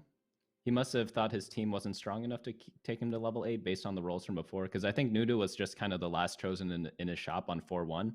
So I don't think that's the one he really wanted to stick to for the late game. Oh man, Olaf too, just completely destroying everyone. I know, right? Only with the Runins. You get an RFC on Unlucky for them. Jirachy, did not end up getting a second item for Olaf off the Wolf Camp. So he's still stuck with the Runons. Yeah, they are having a rough item day. Because Yeah, no that bows is, just yeah, in that's general. not what you I want to mean, see at all. outside of the Runins, right? You get stoked for the Olaf, but sometimes it's a little bit of mirage, right? You go the Olaf because it's a very strong, powerful early unit, and then you never get the items for it, right? And then all of a sudden you're running this Olaf comp with third tier items, and you're not feeling very good about yourself at that moment in time. As pockygom has had a precipitous fall. So far from the top of the leaderboard now onto 66 HP. We did have a little bit of a pivot there onto this kind of carry Sivir and this carry Shyvana, but the Shyvana is one cost. The Sivir only carrying those two items, not really having the attack speed to find the benefit of it so far. It's looking pretty rough for Pocky. What are we going to need to add to the comp in order to get some wins going? I'm I'll be honest, I wasn't paying attention to Pocky's comp because I was looking at that mage Shyvana, and I personally love that item on her because she jumps twice. But looking at the brawler build, it's really awkward because you do have the Shyvana and the brawler chosen with double-handed justice on the Shyvana, but that last whisper, i.e., it's really dead unless you find like the right team to build around Sivir. I don't think brawlers are it, but maybe it's a new comp that he's kind of experimenting with, or he's kind of just using it to transition and maybe do like a huge roll down on stage 5-1 after selling the Nunu. Because brawlers at this stage in the game, unless you're going for 8 brawler, they just are not as tanky as vanguards or adepts, for example.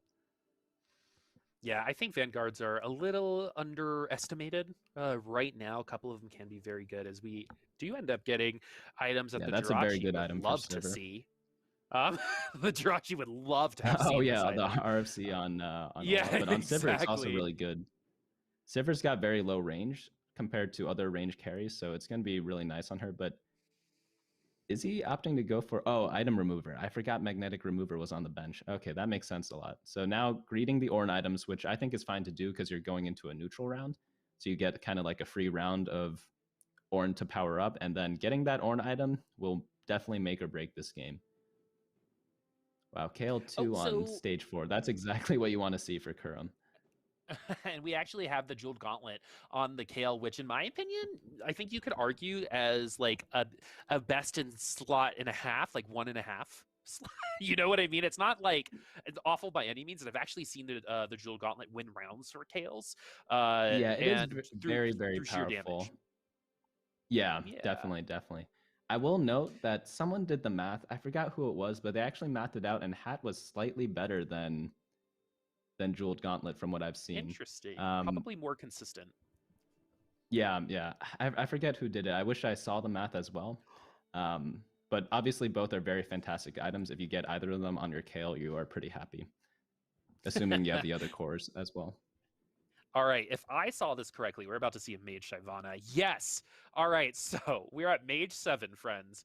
And Shyvana will do one of two things. It will definitely jump twice. The goal is to have it not do exactly what we just saw Oh just no, then. That's no. so unfortunate. Oh no. Hey, this Hextech Gunblade on this Katarina is absolutely insane as well. But what happens when you Mage hat Shyvana, you run the risk of what you're seeing right now, which was she jumped right into the enemy team, right? And she got ulted by the Darius, jumps into the team, gets deleted, right? Say she jumps backwards and starts getting, that attacking in. That might be a totally different experience, but that's the coin flip you have with the mage hat. Yeah, definitely, definitely. And that Katarina just goes to show that the nerfs weren't that bad for Katarina. If you get perfect item cat, definitely still go for it, still run it. It's still going to carry a lot of your games for you. I totally agree. We saw a double frozen heart cat absolutely destroy the other day. So, I mean, another item agnostic type of situation. A lot of assassins are. You can build them the tanky way, a la like the Thornmail Diana from not too long ago, or you can build them that damage way, as Camp has a lot of damage. Oh, on that the is board also a right now. gunblade on Acel, which is super, super nice. I actually don't know which item I would build here. Is it gunblade or is it Zeke's? Zeke's on Shyvana is obviously super, super good. I think that we build. It depends on where you're thinking the damage is going to go. So if Acel was our primary carry here, then I would definitely build the damage on him. But we're about to we passed a brawler Yeah, chosen past Cho'Gath. chosen brawler Cho'Gath. I think Camp wants to There we see go. that Shyvana 3 chosen. But man, that feels weird passing on the Cho'Gath just to play for one turn, you know? Because time was running low. So maybe if it were me, at least, I think I would have picked up the Cho'Gath, just played it for a round, and then maybe looked for what I wanted after this. But these Double double dragon. Shyvanas with the one with the mage hat is just so much health. I wish we could see how much health that Shyvana actually had. Probably somewhere around like 6-7K. Most likely is what I kind of see when it comes to this. I think if you have a tier 3 Shyvana with Mage's Hat, the lines will actually disappear. And it'll just be one Oh. big line sometimes because there's just so much HP. Okay, so this is actually a really interesting decision here. So we already built the Hextech Yeah, I have no Gunblade idea what to do here. on this Acel. So the hard part is, okay, do I already sell these 3 Acels, give 3 Acels back on the back into the pool, or am I gonna just keep all of the Acels, even though my chosen's not gonna be the one with the items? That's the questions that Camp is talking about right now. But he has 2 carries in the corners, and since we have the mages on, they're going to proc each other's second buff too. So the sandwich here is actually going to be doing a lot of damage as they cross the streams, and it's going to end up I working call it the as the X-ray. Kale's not enough.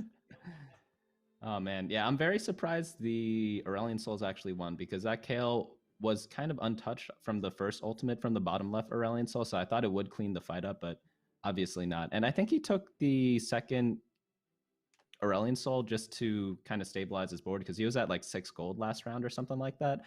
So when you're at the end of the game, where some people are rolling to 0 already, you just need to take whatever power spike you can. And 4-cost chosens, you can't really pass on too many of those.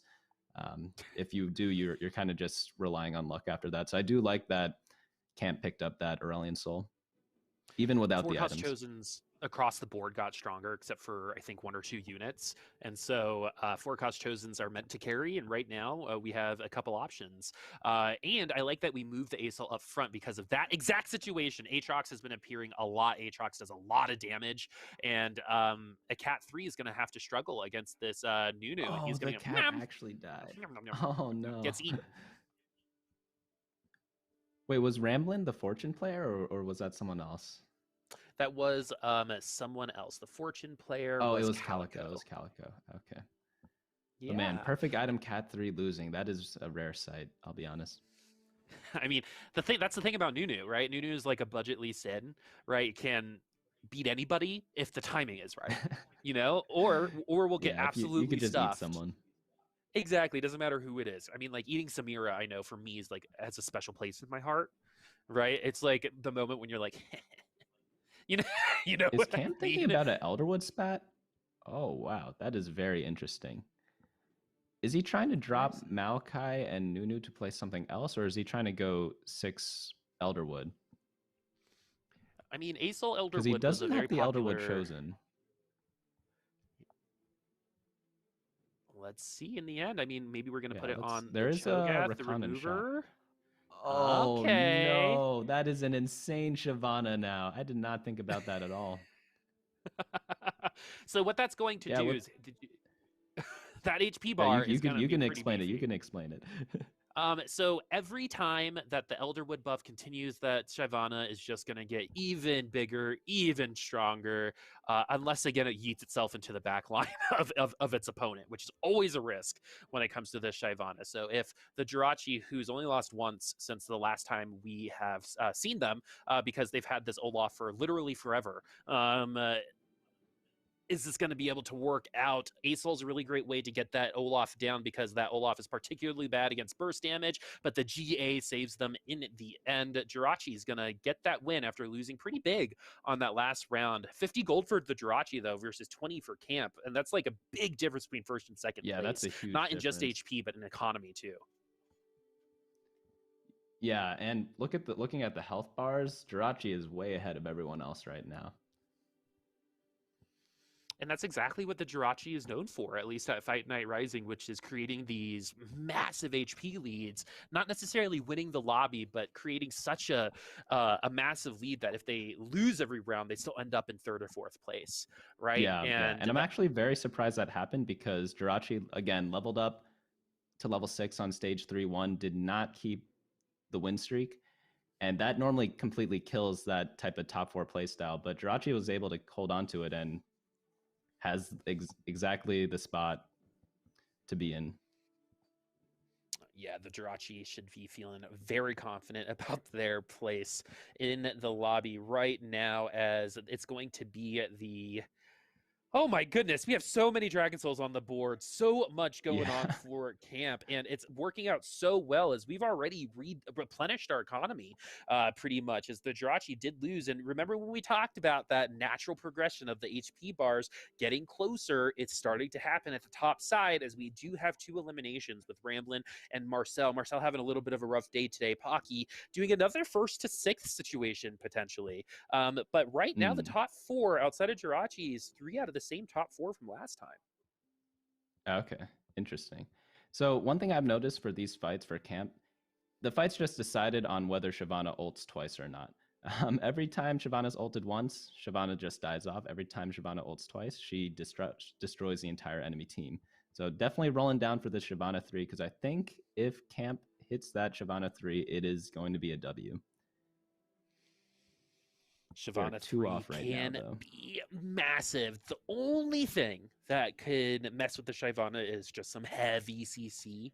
But am not really seeing a ton right now in the lobby. Not a ton of Sejuani's, not a ton of Cho'Gaths. Cho'Gath is on our team right now. That's such an unfortunate role. So it is harder to hit the Shyvana 3 right now because ramblinnn had the Katarina 3, but all those Katarinas, since ramblinn's dead, all went back into the pool, so it's slightly harder to find those last Shyvanas right now. And that's one of those things that I think a lot of unlucky because if ramblinnn lived a little longer, maybe camp hits the Shyvana 3 here and just wins off of that. All right, we have our top 4. Camp hitting the win and a top 4 in 2 consecutive lobbies. That's, I mean, this is exactly how you want to start today. Kagero, Kurumx, and the Jirachy going from in 8th place last lobby, and they're now on top of the leaderboard. And they've had a very strong team for a very long time, created a massive HP lead along with camp, and that's why they're finding themselves in at the top 2. Kurumx and Kagero could definitely eliminate each other if they face each other on this next round. Is that going to happen? It's going to be Kurumx against camp. Looking across the aisle, ooh, no, we have a Lee Sin that's going to be doing a lot of damage, but this Acel is in the perfect place to make sure this Lee Sin doesn't really get a ton of value. Kicks someone out, but we still have our Acel on the board. This Acel should be doing just enough. There we go, as Kurumx does live, I believe with 1 to 3 HP. 2 HP. Yeah, so if anyone's curious about why Kurumx placed his Kale in the middle back, it's exactly to dodge that Aurelion Soul, because Aurelion Soul did not hit the Kale in the first rotation and ended up killing Kale at the end. So it gives your Kale a lot more time to kill a bunch of other units. And one really great thing for camp that happened that fight is that Shyvana, last time he faced Kurumx, Shyvana died right away. But placing Shyvana on the side, it was just 1v1ing a Jax the whole time. Shyvana's able to get the ult off very easily and carry from there. So it's kind of a lot of fight RNG. It depends on who you fight, and based off of that positioning, it pretty much decides the game from there. Like in this fight, Shyvana would have hit the Olaf if they were on the top left, and maybe they might have died without casting twice. I guess they lose anyways. Olaf is too good. Actually, I would say that Aatrox was like an understated carry there. Olaf very good though, especially, I mean, and you're already seeing how item agnostic that Olaf already is. They're not best in slot, but a Hodge and a GA together could potentially be a lobby winning combination, which it's setting the Jirachy setting themselves up to potentially win this lobby. I didn't quite catch what camp was looking after. I was looking at what the Jirachy was going for, so it looks like a I have no idea what camp wants here. All this Jirachy has items on all his carries, so it just pretty much a support items all you're looking for after that. Unfortunately, there's a belt on the Swain. Maybe if that item was open, the hat would have been really good on Swain. But Swain 2 with any items is gonna be be really good. Oh no, is he really not gonna see the Shyvana 3 here? That is most unfortunate. There was so much We're gold one spent on away. this. Oh, there Oh, it there we go. is. Maybe this is Okay, enough. so Who gets will it hat? be Is it? enough in the end? I think maybe give it to Lulu? I was thinking maybe Nunu. Yeah, Cho'Gath? Cho'Gath seems fine too. All right. Oh, If you Cho'Gath. don't ult, He though, did it's go not off. He that did go great. off. Okay, so we did Okay, get that this ult. It's going Shyvana to be health up bar is to this hilarious. Shyvana. Yeah, it is hilarious, but it's still not Still, enough as the Jirachy yeah, wins still not enough for handily. that Olaf. I Yeah, think Jirachy is handily. gonna Camp, recover from that 8th place. yeah, and Camp actually, their ghost eliminated Kurum. That just goes to show how Oh, strong the Jirachy was, right? Because I saw the ASOL against Kurum, and like minus 10 HP means that Kurum lost by at least 4 or 5 units, right? yeah, yeah. And so we're in our final two, and the Jirachy is looking quite good right now. Especially, I love Duelist Zill. It pretty much guarantees an ult cast and potentially a second one. And whenever you see someone kind of just putting units places just in case, Chosen Yone on the other side as well, it can be rough. I Yeah, think the hat was for Swain, and we forgot there was a belt on him. yeah. So I really like the moving the Shyvana to the top right because it dodges the Yone. Yone reduces resistances, so you never want your carry being hit by that. So that was a very heads up play. And since Yone is very hard to position, it's very easy to play around that, in my opinion. So quick swap to the top right.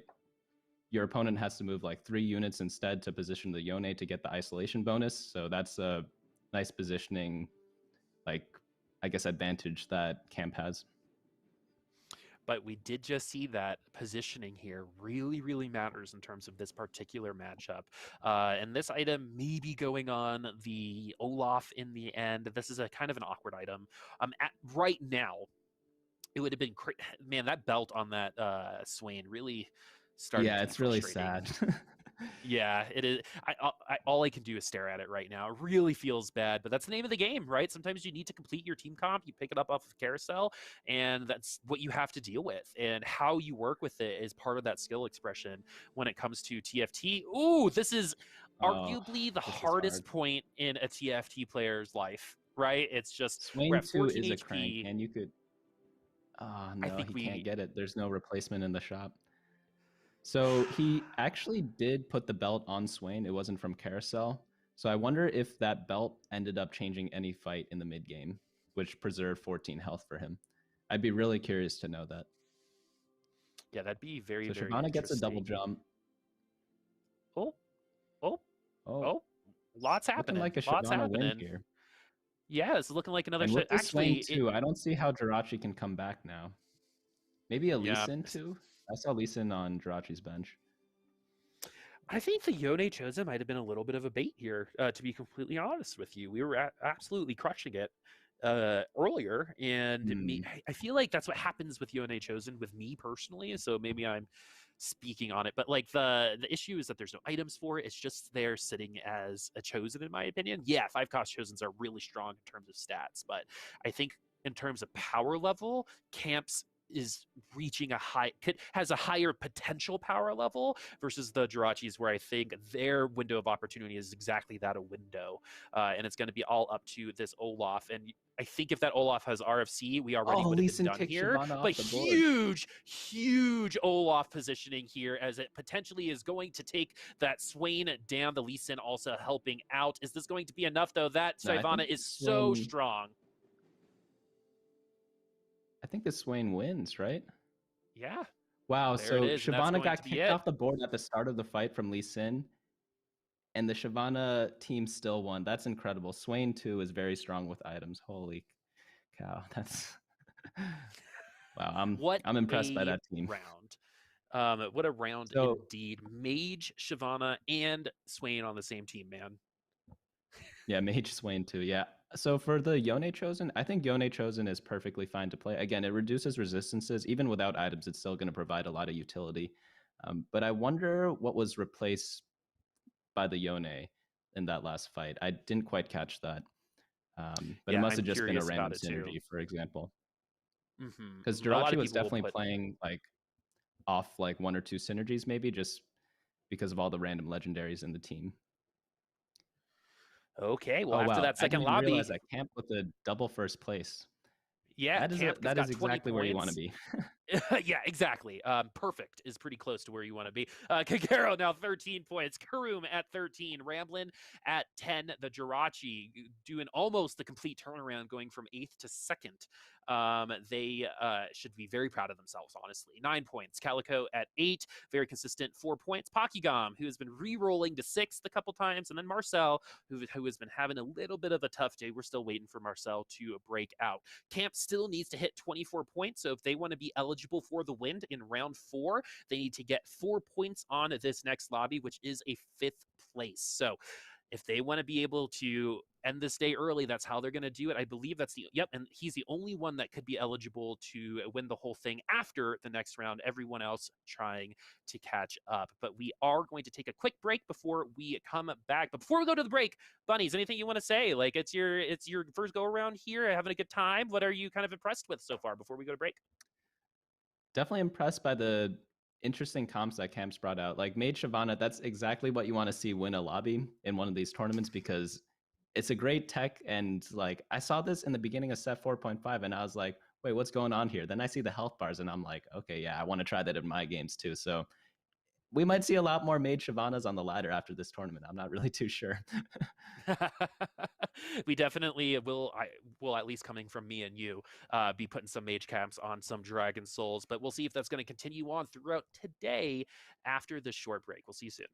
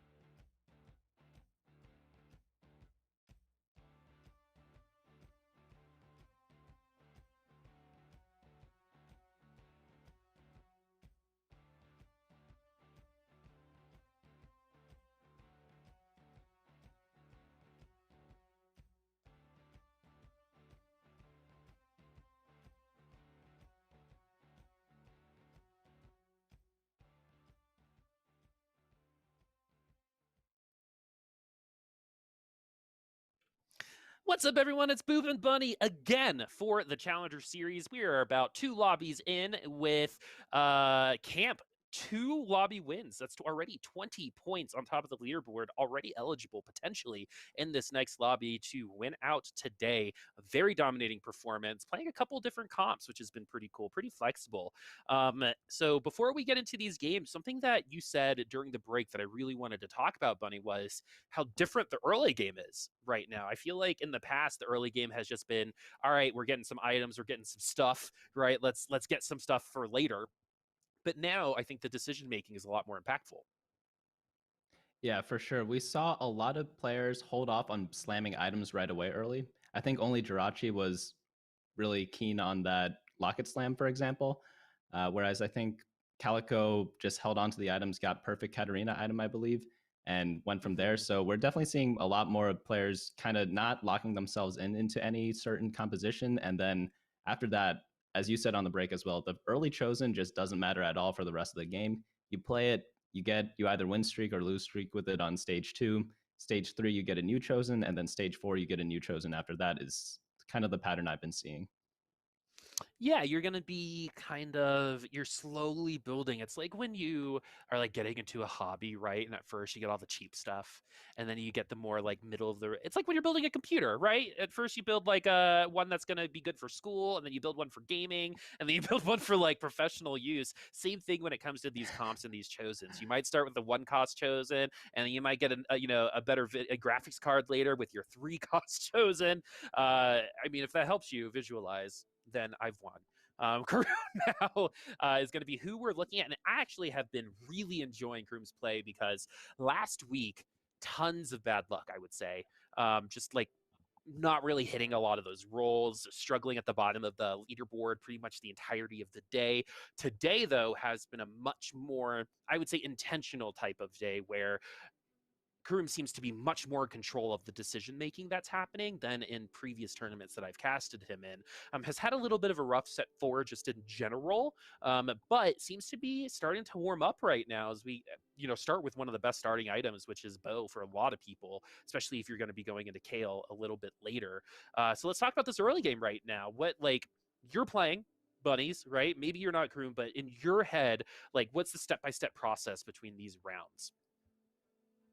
So definitely in the beginning, you're just trying to look for a good chosen to play on stage 2. So again, Kurum, as you were saying before, he has had a bit of a rough set, which I'm kind of sad about as well. I've been watching Kurum pretty much since he started streaming, so I do want to see him back on top.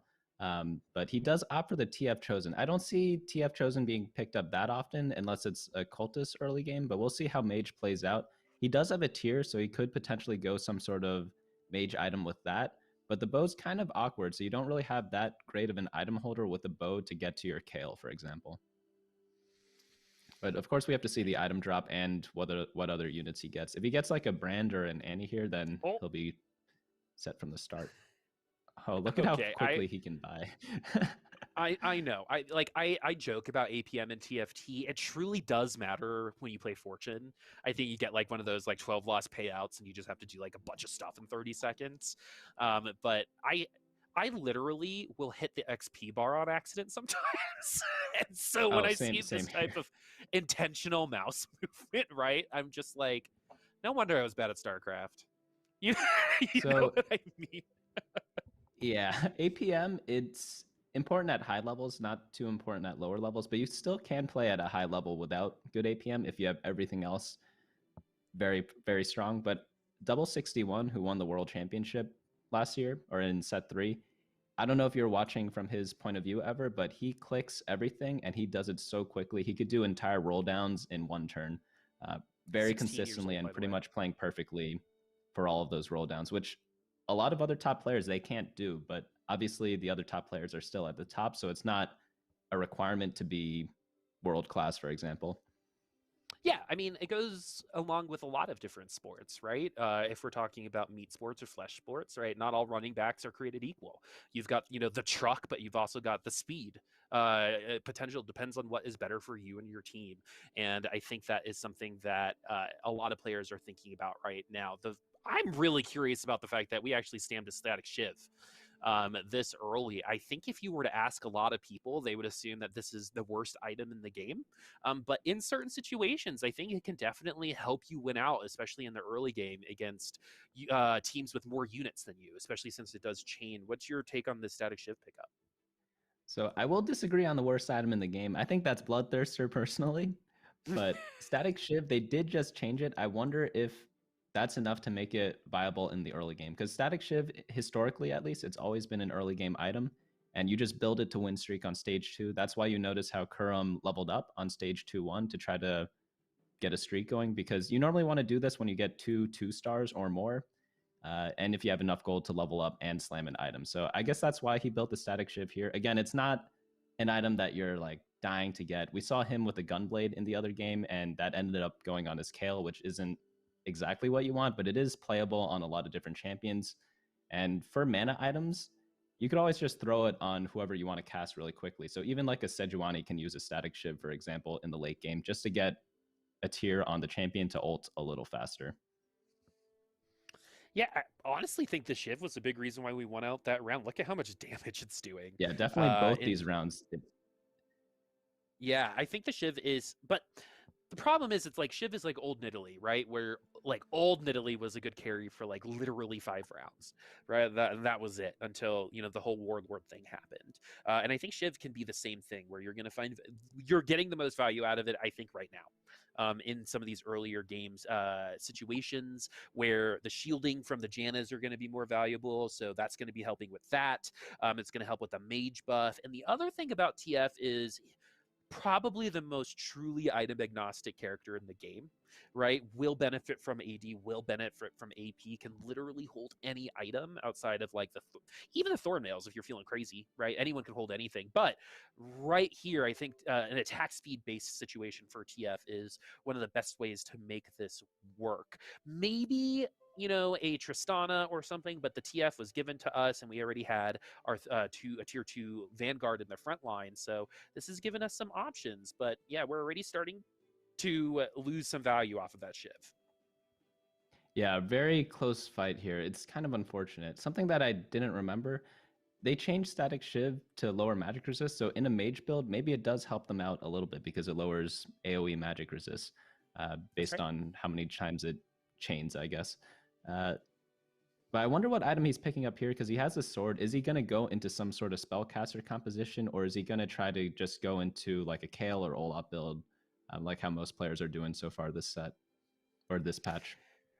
Might end up having to get like a consolation item because of their placement. So usually when you're picking last, you're kind of relegating yourself to like a tier or like a cloak or something like that. And we actually, I think, are going to pick up the tier. So we could build a Shojin's. I'm assuming that that's not going to be the case, but we do have some attack speed on this TF. Maybe we're seeing innovation right in front of our eyes. It's really great to see Kurum kind of branching out like this as well. As we actually get a Lucky Maybe he Lantern, gets which saved might by the Lucky change Lantern. things. So that's a There it Hodge. And yeah, is. immediate slam there. Didn't even the glove didn't even land on the bench yet before the item was built. I know, right?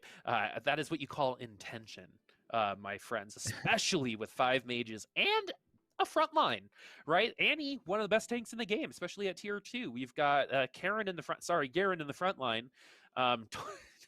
Sorry, in the front line, keeping the mages in the back line nice and healthy. But also, the other thing is we have Vigor so early. We're going to start developing extra AP, maybe 2 this round, 4 next round. And once we, tier 2 that Vigor, it's going to be a little bit stronger than other tier 2 Vigors. But we're already seeing that Shiv has fallen off. It's done. Unless we get more attack speed on that TF. Because the pure attack damage is helping us take units down, but it's not going to be winning us any rounds right now. Yeah, I think with a more attack speed friendly composition, such as like a Trojan Tristana, it would have worked out a lot better. But I think after building the Shiv, you can't expect anything better than just a top 4. It's really rough, especially after losing the win streak. It's just going to be really rough after that. Got a nice little art exhibit, just real quick. Yeah, I'm not quite too sure what that was, but we are on ramblinnn now. Ramblinnn, he's in 4th place in points right now. So he's definitely, he needs to, I think, he just needs to get 14 points to qualify for the win condition. So he just needs to get something like a top 3 in order to reach that point. But he does have great items for Olaf right now. That Guardian Angel, Deathblade, and no Runons yet.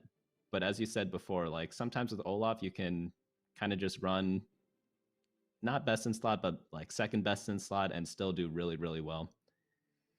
I mean, it won Jirachy a lobby. They won a lobby because of it, right? On non-best in slot items. And if like the rest of the lobby doesn't have best in slot items as well, and that's just through your scouting that you're going to figure that out, you're going to be more confident in your ability and your Olaf to hit places that they normally would not be able to hit in terms of performance. But one thing I definitely want to always recognize here when it comes to these particular players is that Kagero and pockygom, I think, play very similarly. But right now, they're having different results. Kagero playing a little bit more flexibly, as you remember Pocky having a really tough time in terms of finding any sort of direction last round. And that was kind of similar last week as well when Noster took the prize. But ramblinnn, who is very well respected in the TFT community in terms of one of the best players in the world, not having the most perfect day today, but definitely keeping their name in the equation. We are going to go ahead and put the last whisper on the Tristana. So many auto attacks, you're eventually going to get that proc. And you no longer need to, it's not like a requirement to run the IE with the last whisper anymore. And this is one of my favorite items just in general is the Shroud of Stillness. And that is one of those things where the CC and like the status effects are actually coming into the game a little bit stronger now than they were last set. So what I would have done instead was maybe build a Thieves' Gloves here, and then you have the bow to potentially get a Runons and maybe go something like a Olaf with GA, Deathblade, and Runons. But opts for the Last Whisper, which is pretty interesting because I personally don't like that item, but ramblinnn must have some sort of plan in mind in order to be building it so early in the game. So maybe it's going to be some sort of Sivir game is what my guess is. The other thing I see when I see Last Whisper is Talon, just in general. And then the classic in me thinks of Ashe and Jin, right, from last set. But they are no Yeah. longer here, friends. And those were in vain, for example. So these auto-attacking carries seem to be favoring Deathblade over the Bloodthirsters and the IEs right now, as Deathblade, I think, scales a lot harder in the mid game and then can continue on in the late game and still be valuable as other items literally just lose all their value a little bit later on. Things like the item that we saw earlier, the Shiv. And so the other thing that we're seeing right now too is resetting our Shroud of Stillness holder. So we're literally, selling that unit every round so we can put that Shroud of Stillness on the best possible place every round too. Oh, Yeah, that is. Oh, from the Guardian Angel. Yeah, the Shroud of Stillness recycling, that was very meta in set 3 when people were playing Protector Jarvan with Warmogs. There's a lot, people slammed Shroud of Stillness on stage 2, and you kind of just 50-50 every round based on whether people are on the left or people are on the right because you only had like 3 to 5 units during that time. So this is one of the earliest Shroud of Stillness slams I've seen, but when you're at the top, you're scouting every round, so you get so much more value from it when you're compared to someone just like playing on ladder and kind of just putting their team out, keeping the positioning the same every game, and then just like only focusing on roll downs without scouting. So it's a little bit of a difference between like typical ladder play and something like a tournament. But we actually see a Zephyr too. No one slams Zephyr that early on ladder. I can tell you that. I think it's Like, very. I don't know about you. I don't scout when I play TFT. I just kind of play my board, and then in the late game I'll scout. But in the mid game, I'm too lazy to do that. I'm multitasking when I'm playing TFT. I'm like deciding what to watch on my other monitor, what the Yeah. background noise is going to be, what YouTube, am I going to listen to music or am I going to watch a video, and then the top 3 happens. You're like, okay, it's time. And that's why, again, we're talking about it and they're playing it because Yeah. of probably that exact situation we just talked about. But ramblinnn going on a 6-game win streak on the sharpshooter comp. Sharpshooter's not something we really saw any of in the last set. They were too light they were too squishy. And that's always been the problem with sharpshooters, but definitely more so when the meta was so tanky during our reroll meta last time around. The meta is moderately tanky still, but more spread out. Still pretty surprised we haven't seen Fabled just in general. Maybe we just don't have any Fabled players here, but we actually saw a Fabled chosen Cho'Gath get passed up on, which was hard for me to see. Didn't really quite work for their particular team comp at the time, but very interested to see Fabled coming up because it completely dominated Fight Night on Thursday. It's a little surprising to me that we're not seeing as much of it. It's kind of like how Elderwood fell off so hard before competitive TFT came up that like no one really played it once we finally hit the competitive stage. Yeah, for sure. So he gets a belt here. I'm guessing that's going to turn into a Zeke's, because with a Sivir build, Zeke's is going to be really strong. And I definitely think it is going to be some sort of sharpshooter game, because there was an Aurelia before in Ramblinn's shop that he passed on. And if you do go for some sort of talent build, you do need to pick up the Enlightened units to get some sort of base off, because you never want to transition your entire team on stage 4-1, because you're just going to have to spend way too much gold to get your desired team if you do that. So I definitely think we are going to see some Sivir this game from Ramblinn. All right, Kagero has loves double this Tristana, man. Yeah, not really something Oh, I yeah, have. Kagero. Yeah, ran the 3-star Tristana in game 1. Yep. Pockygom and Kagero. And Kagero actually top forward with that Tristana, but that Tristana had a hat, not a second jeweled gauntlet. And so what is actually critting when it comes to Tristana's damage there? So Tristana's ability, it gives attack speed to Tristana, but it also gives an on-hit effect, and that on-hit effect actually critical strikes. So a fun build to try at home, if you are curious, is do something like Jeweled Gauntlet, Infinity Edge, and then Titan's Resolve. It works much better than you think it does, because when she hits AoE with her ricochets from Sharpshooter, that Titan's Resolve stacks up super, super quickly, and with the right items, you get 25 stacks right away and just one-shot everything after that. It's a fun build to try if you get a 3-star Tristana. But obviously, you can't force your items. It's very, man, this is actually really intriguing. I love the style of this particular. I love auto attack based comps. And I like cheeky comps, like ones that you don't normally think would work, right? And I think this falls under that. That Jeweled Gauntlet Tristana has been very successful so far at the top of the leaderboard by quite a bit, as Camp, who only needed a 4th place, only needed a top 4. Easy to say from my seat here, in last place right now, but could be playing Fortune, could be doing some other things, as Ramblinnn does find that tier 2 Teemo, and the Jirachy, they're having such a polarizing day today. Got last in the first lobby, and then they got second in our last lobby before the break, and then now we're struggling again. But this is where the team comps are going to start equalizing in level. The reroll, the high, the comps that hit pretty early are going to start losing some power level here, and we should start seeing some of that HP fall as well at the top side, especially after an item round, which we get some good items here. We have a GA. We also have a magnetic remover, so we can put all those items on someone and then think about where they're going to go a little bit later too. Yeah, personally, I'm thinking maybe like a Zeke's here to buff up the attack speed, but you will have to note that no one's going to use double Jeweled Gauntlet that effectively in the late game for an attack speed based carry, and Tristana's the only one that really uses that. So since I don't see any more Tristanas on the bench, I'm guessing you have to transition out of this. So I really wonder what comp is going to be played, because I never see Runons and Jeweled Gauntlet on the same team in general. Yeah, it's AP and attack speed, right? It doesn't feel. Yeah, it's like zero synergy. What was like that? There's like a really popular thing on YouTube now, which is like in TikTok, which is like eating things that are like weird food combinations. Like apparently Nutella and salami taste good together. It's like a birthday meal in Spain, and I'm very intrigued by it. I need to buy some salami. But if anyone has eaten it for their birthday, they can tell us. But that kind of feels like this, like this. It's like a Nutella and salami sandwich right now. It's totally working. It's just we're not familiar with it, right? And this double jewel gauntlet, what does it do in terms of stats? It helps with the crit chance, but it's also just giving raw damage too. Yeah, so Jeweled Gauntlet, it gives crit chance, and it also gives critical strike damage. So let's say that you do end up critically striking, you'll hit harder than you normally would. than like a normal critical strike. So you can stack it. Another passive that it gives is that it allows your spells to critically strike, but obviously that doesn't stack. So most people generally don't go like triple jeweled gauntlet, for example.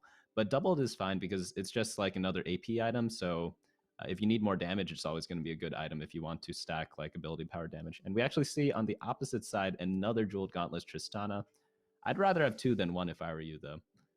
I mean, two is usually better than one. Quantity sometimes is better than quality. What can I say? As Kagero now is going to do the Battle of the Tristanas. It looks like it might end up being a Tristana off. No, it's going to be Teemo versus Oh, Shyvana in the Dragon end, and it's going to be Soul. Marcel taking the dub in the end. And I love seeing Marcel finding some success, as it had a little bit of a rough day today. But anyone can make anything happen. We still have time. No one has reached that 24-point barrier just yet. It looks like Camp might be having a harder time getting there on this game themselves. And what Kagero has as well is the Zephyr, and I'm thinking some. Let me think some numbers here. So with that Zephyr, along with the fact that there's a Tristana that needs to get to those auto attacks, I mean, you take one person off the field. It's a good Zephyr. You take a bunch of damage off the field. That Tristana is safe. We get to the ult and we get to those procs. I think it's going to find more value off of this comp this early than, say, some other comp. But Zephyr is if you're in a TFT tournament, Zephyr is probably the best late game item in the game. I have seen it win rounds for people. I've seen it win tournaments for people. So do not ever take out or don't ever not consider that Zephyr, especially in the late game, especially if you can get it off of Carousel. It's a pretty great item. Yeah, I actually think it is the best item in the late game if it's not a QSS meta. So if you ever see it on like stage 5 or stage 6, if you look at challenger games, for example, you'll see everyone running towards a Zephyr. But in lower elo, I played some like games on a fresh account recently. No one goes for Shroud, no one goes for Zephyr in the late game carousels, which is something that players can improve on for sure. I think I've kind of figured. I feel like I figured it out. Because I've been able to walk across a couple of those divisions myself, and I feel like in any game, whether it be this game or really any competitive game, plat and below, it's all about offense, right? You want to be flashy, you want to get your bows, you want to attack fast, right? Because that just feels more fun. And right, I think that's like the immediate gratification situation. It's like playing an aggro deck, for example, right? And then as time goes on, you start understanding nuances and you start playing those kind of control-y type of situations. You start splashing, you start getting like the Azir Kale thing that we haven't gotten a chance to talk about. Hopefully we see it, because I think it's brilliant how those two go together.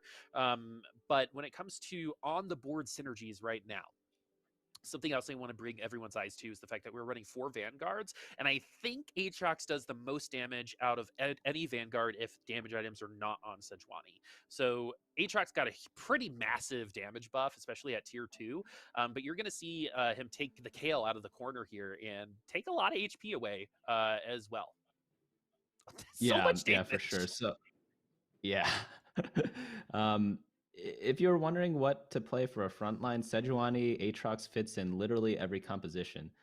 So if you are in your stage 4-1 roll down, you see 2-star Aatrox, 2-star Sejuani, you could just auto buy it and play anything for your backline, and you'll probably be doing pretty well for that game.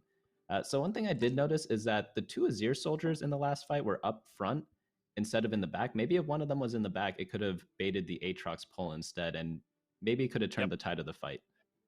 Yep, that is a lack of scouting when it comes to seeing that there's an Aatrox on the field. I remember when Blitzcrank was in the game, I think it was to teach us all what scouting was. Right, right. If y'all weren't here during the Blitzcrank meta, it just pulled whoever was furthest away from him. I love Blitzcrank just and what it provides, and one of the items is actually a Blitzcrank pull. Coming from Ornn.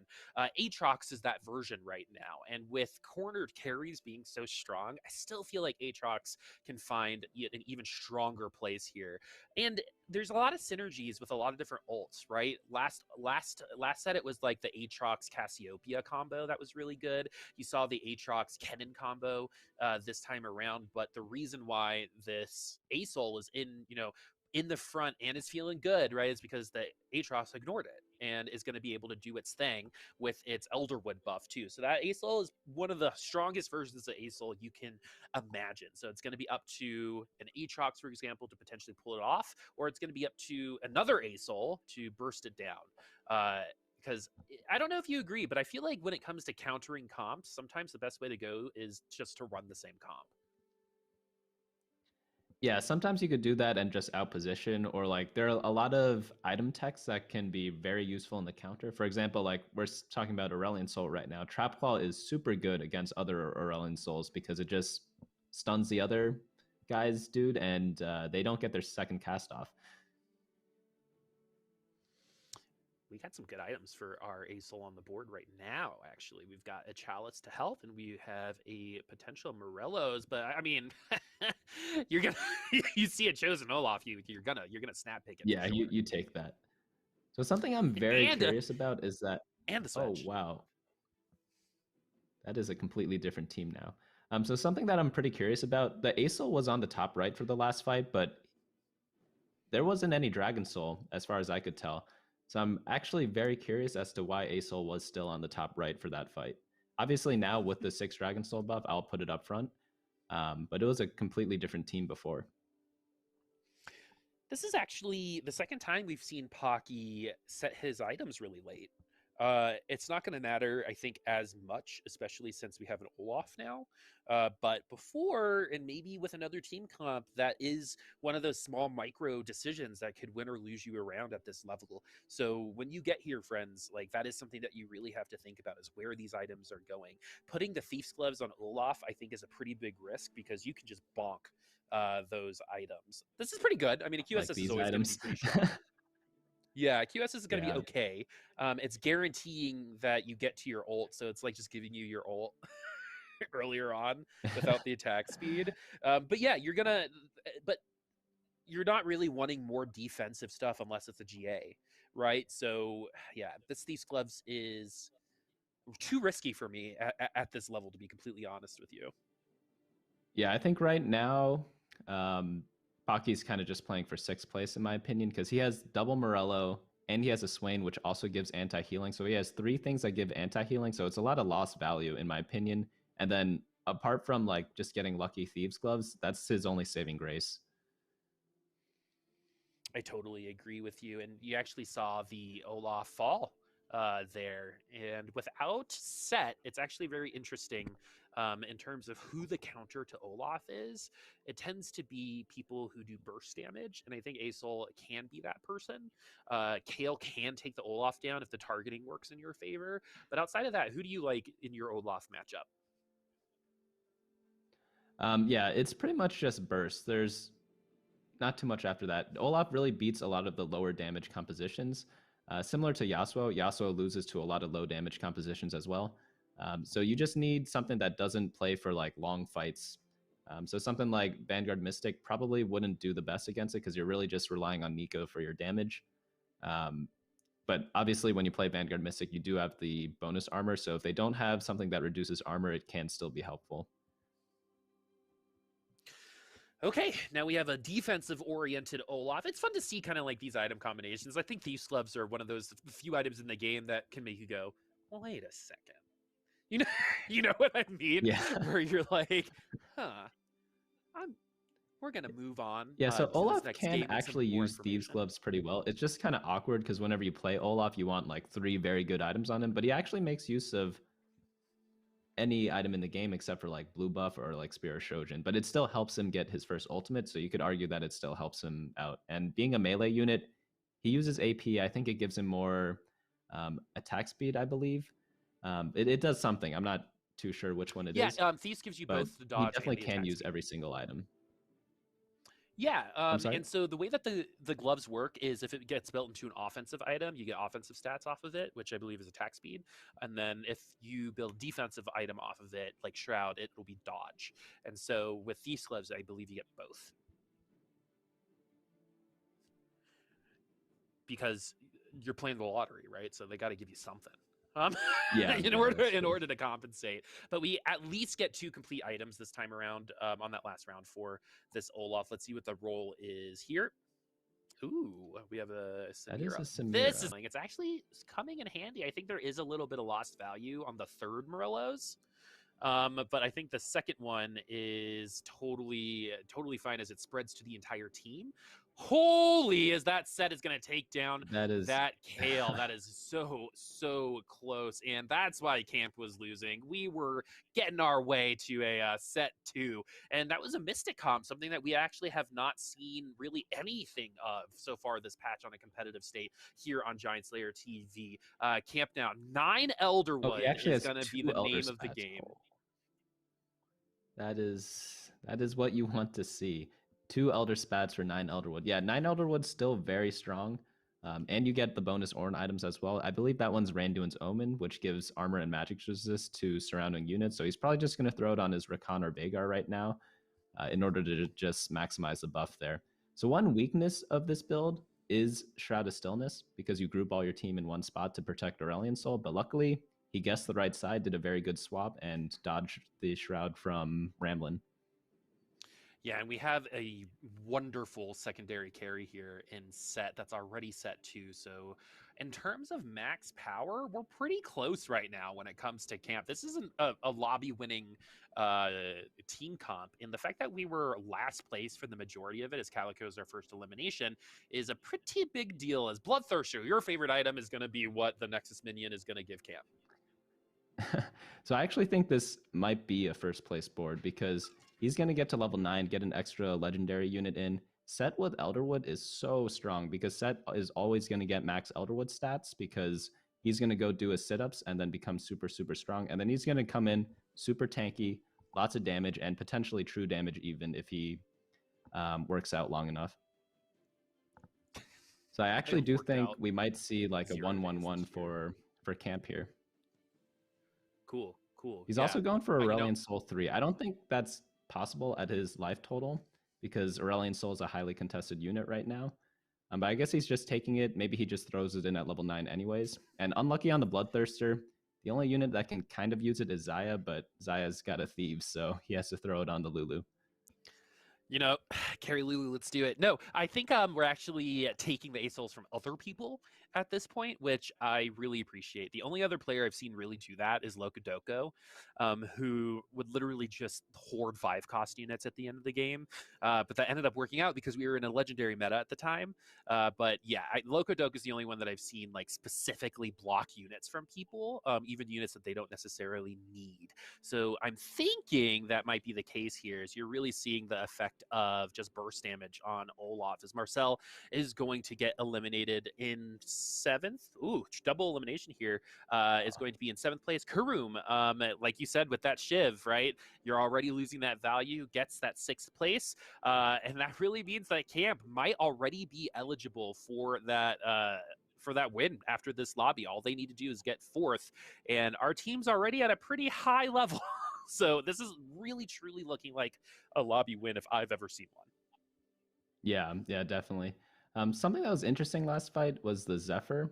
He did a last minute swap with the Aurelion Soul. I wonder if he's going to do it again right now, because Lulu from that spot sometimes doesn't get her attack off and is trapped because Lulu does have short range. But luckily against this opponent, Lulu, or the enemy, walked forward, so Lulu was able to get some attacks off.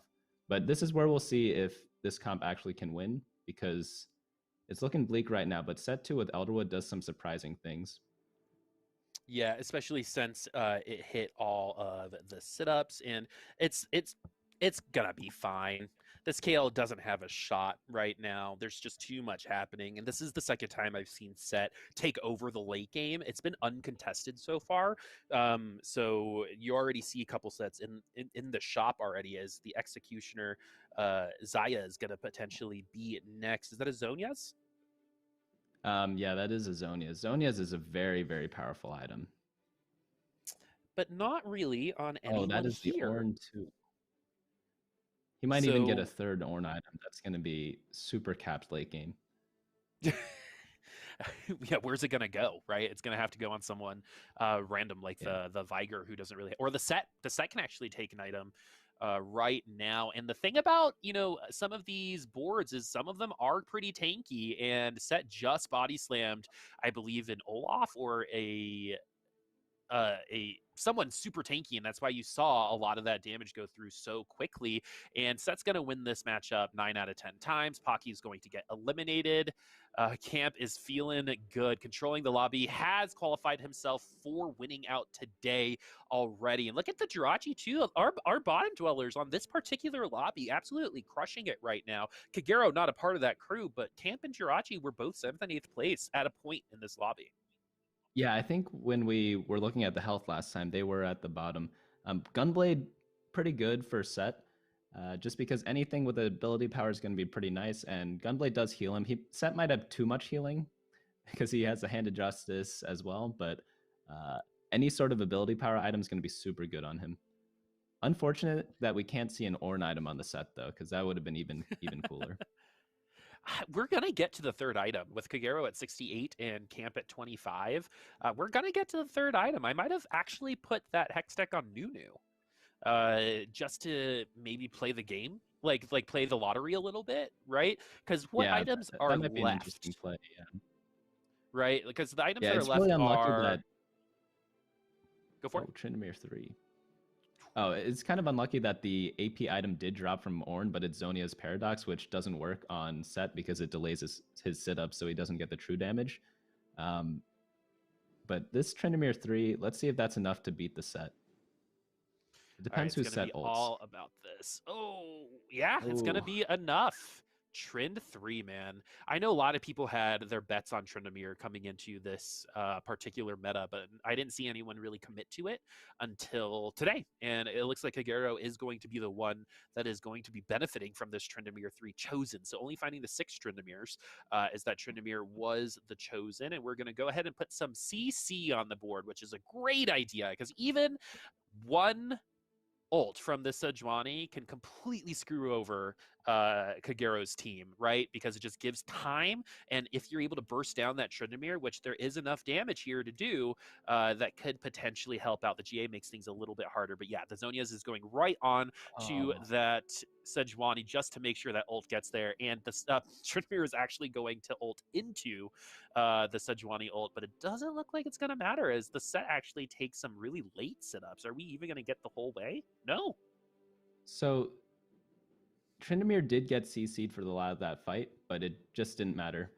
Getting Asol Severed was that's not what you want to see if you're Camp, but he still qualifies for the points, so that's still a great game for him. It's would have done the same exact thing as a first place.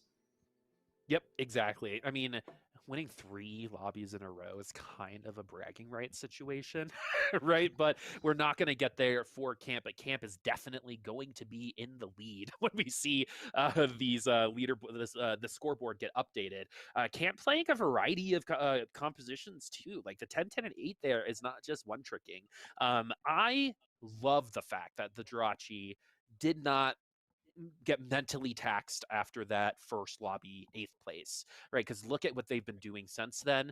Kagero and Kurumx are going to be in 2nd and 3rd. Kagero barely missing out on the qualification. So Kagero literally can AFK next game and qualify with that 8th with just 1 point. But you really want to get yourself set up as close to 40 at this point if you hit at 23, just in case, especially since Camp is potentially 1 lobby or 2 lobbies away from hitting 40 points. Like, I don't really see this going to round 6. Yeah, I think Camp can just top 4 2 rounds in a row and get the win. Um, one question: if someone does win and Camp gets 40 points in the lobby at the same time, who ends up taking that? The person who wins the lobby. So if Camp doesn't win Okay, another so lobby and someone like gets to 24, wins, and then Camp hits 40, the winner of the lobby is going to win out there. So that's the way that Camp loses, I think. But there's only been 2 lobby winners today. It's been Camp and Kagero. So the big thing here is that Will can't be able to like continue, right? It's really, really hard. We've seen Duo Q Abuser do this twice, I believe, which is, start off really, really strong and then they just can't get that last win, right? And that can totally happen here. Or we might be done on this next lobby, depending if Camp wins out. I mean, and look at this, it hasn't dropped anything below 2nd place. I wonder what this compares to just like historically, because this is a pretty high score. It's almost perfect.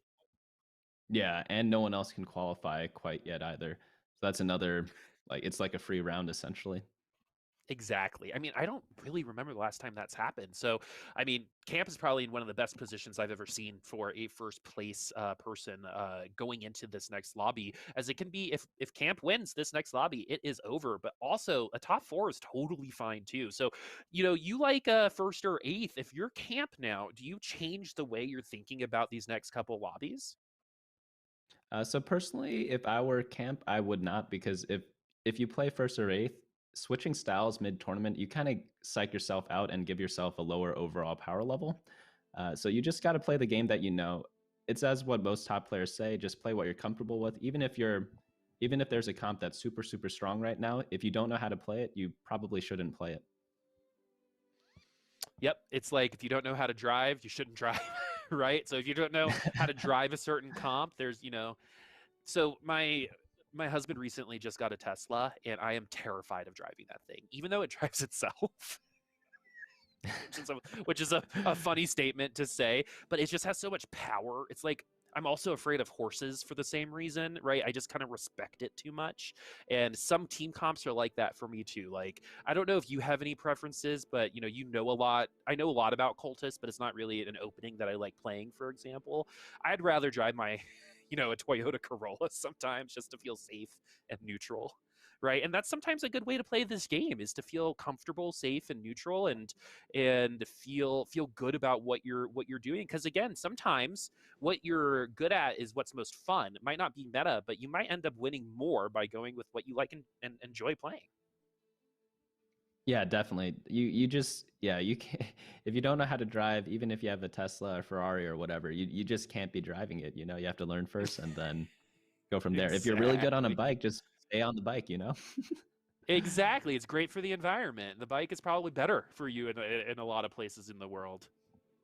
That could be Oh true man, too. fortune Fortune chosen Tom though. Kench though, that is you're just praying to hit like a random Katarina from the shop, or not from the shop, from the minions, or get like an Annie from the shop from there. It's really risky, but high risk, high reward. I like this a lot.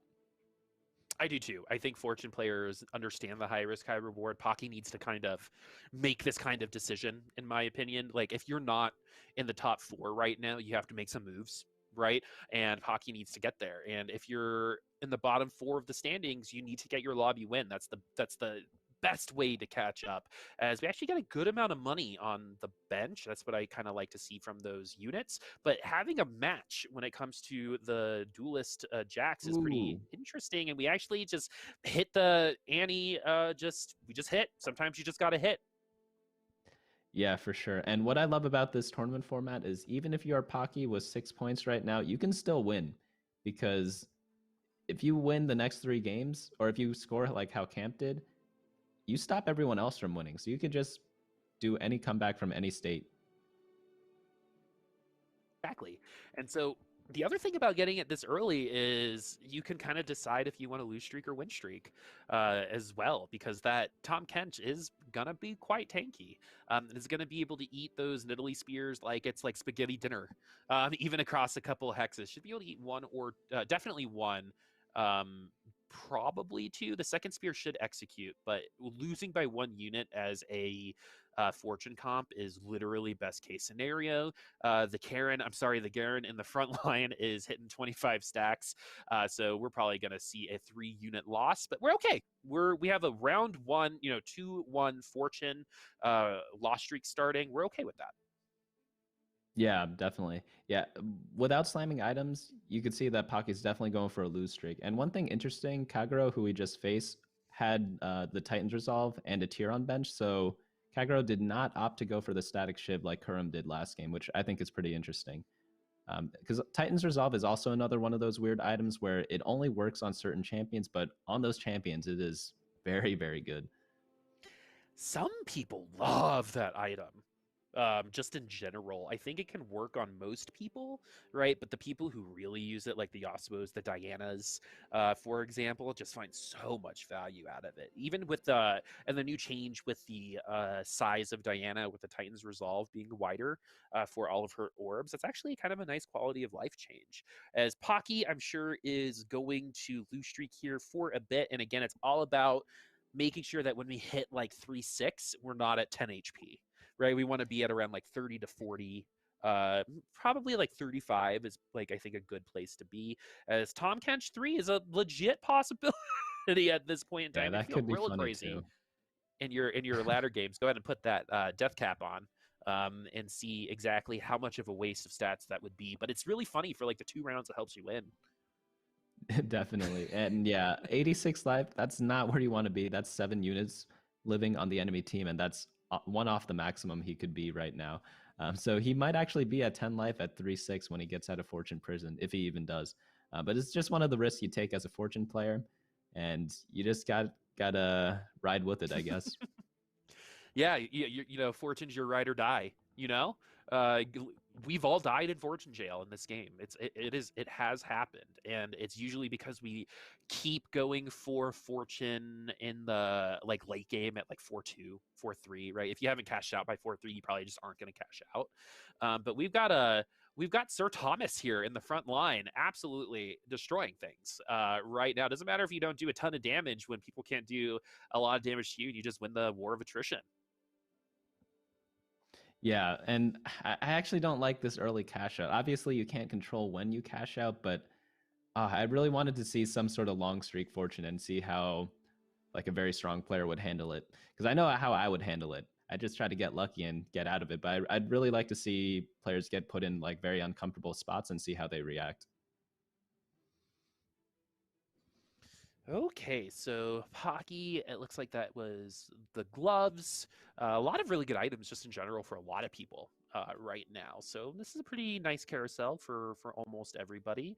This is the second time Kagero and Kurumx both will enter this particular carousel in first and second place. Kagero finding a little bit more success overall, just by a little bit, as Kurumx, I believe, is in third place right now. A couple people eligible after this round to potentially win out, but everyone looking over at camp. He might be in last place, but was in last place for the majority of the last lobby two and ended up finishing in second. So don't count him out as we move over to Kareem. Love this uh,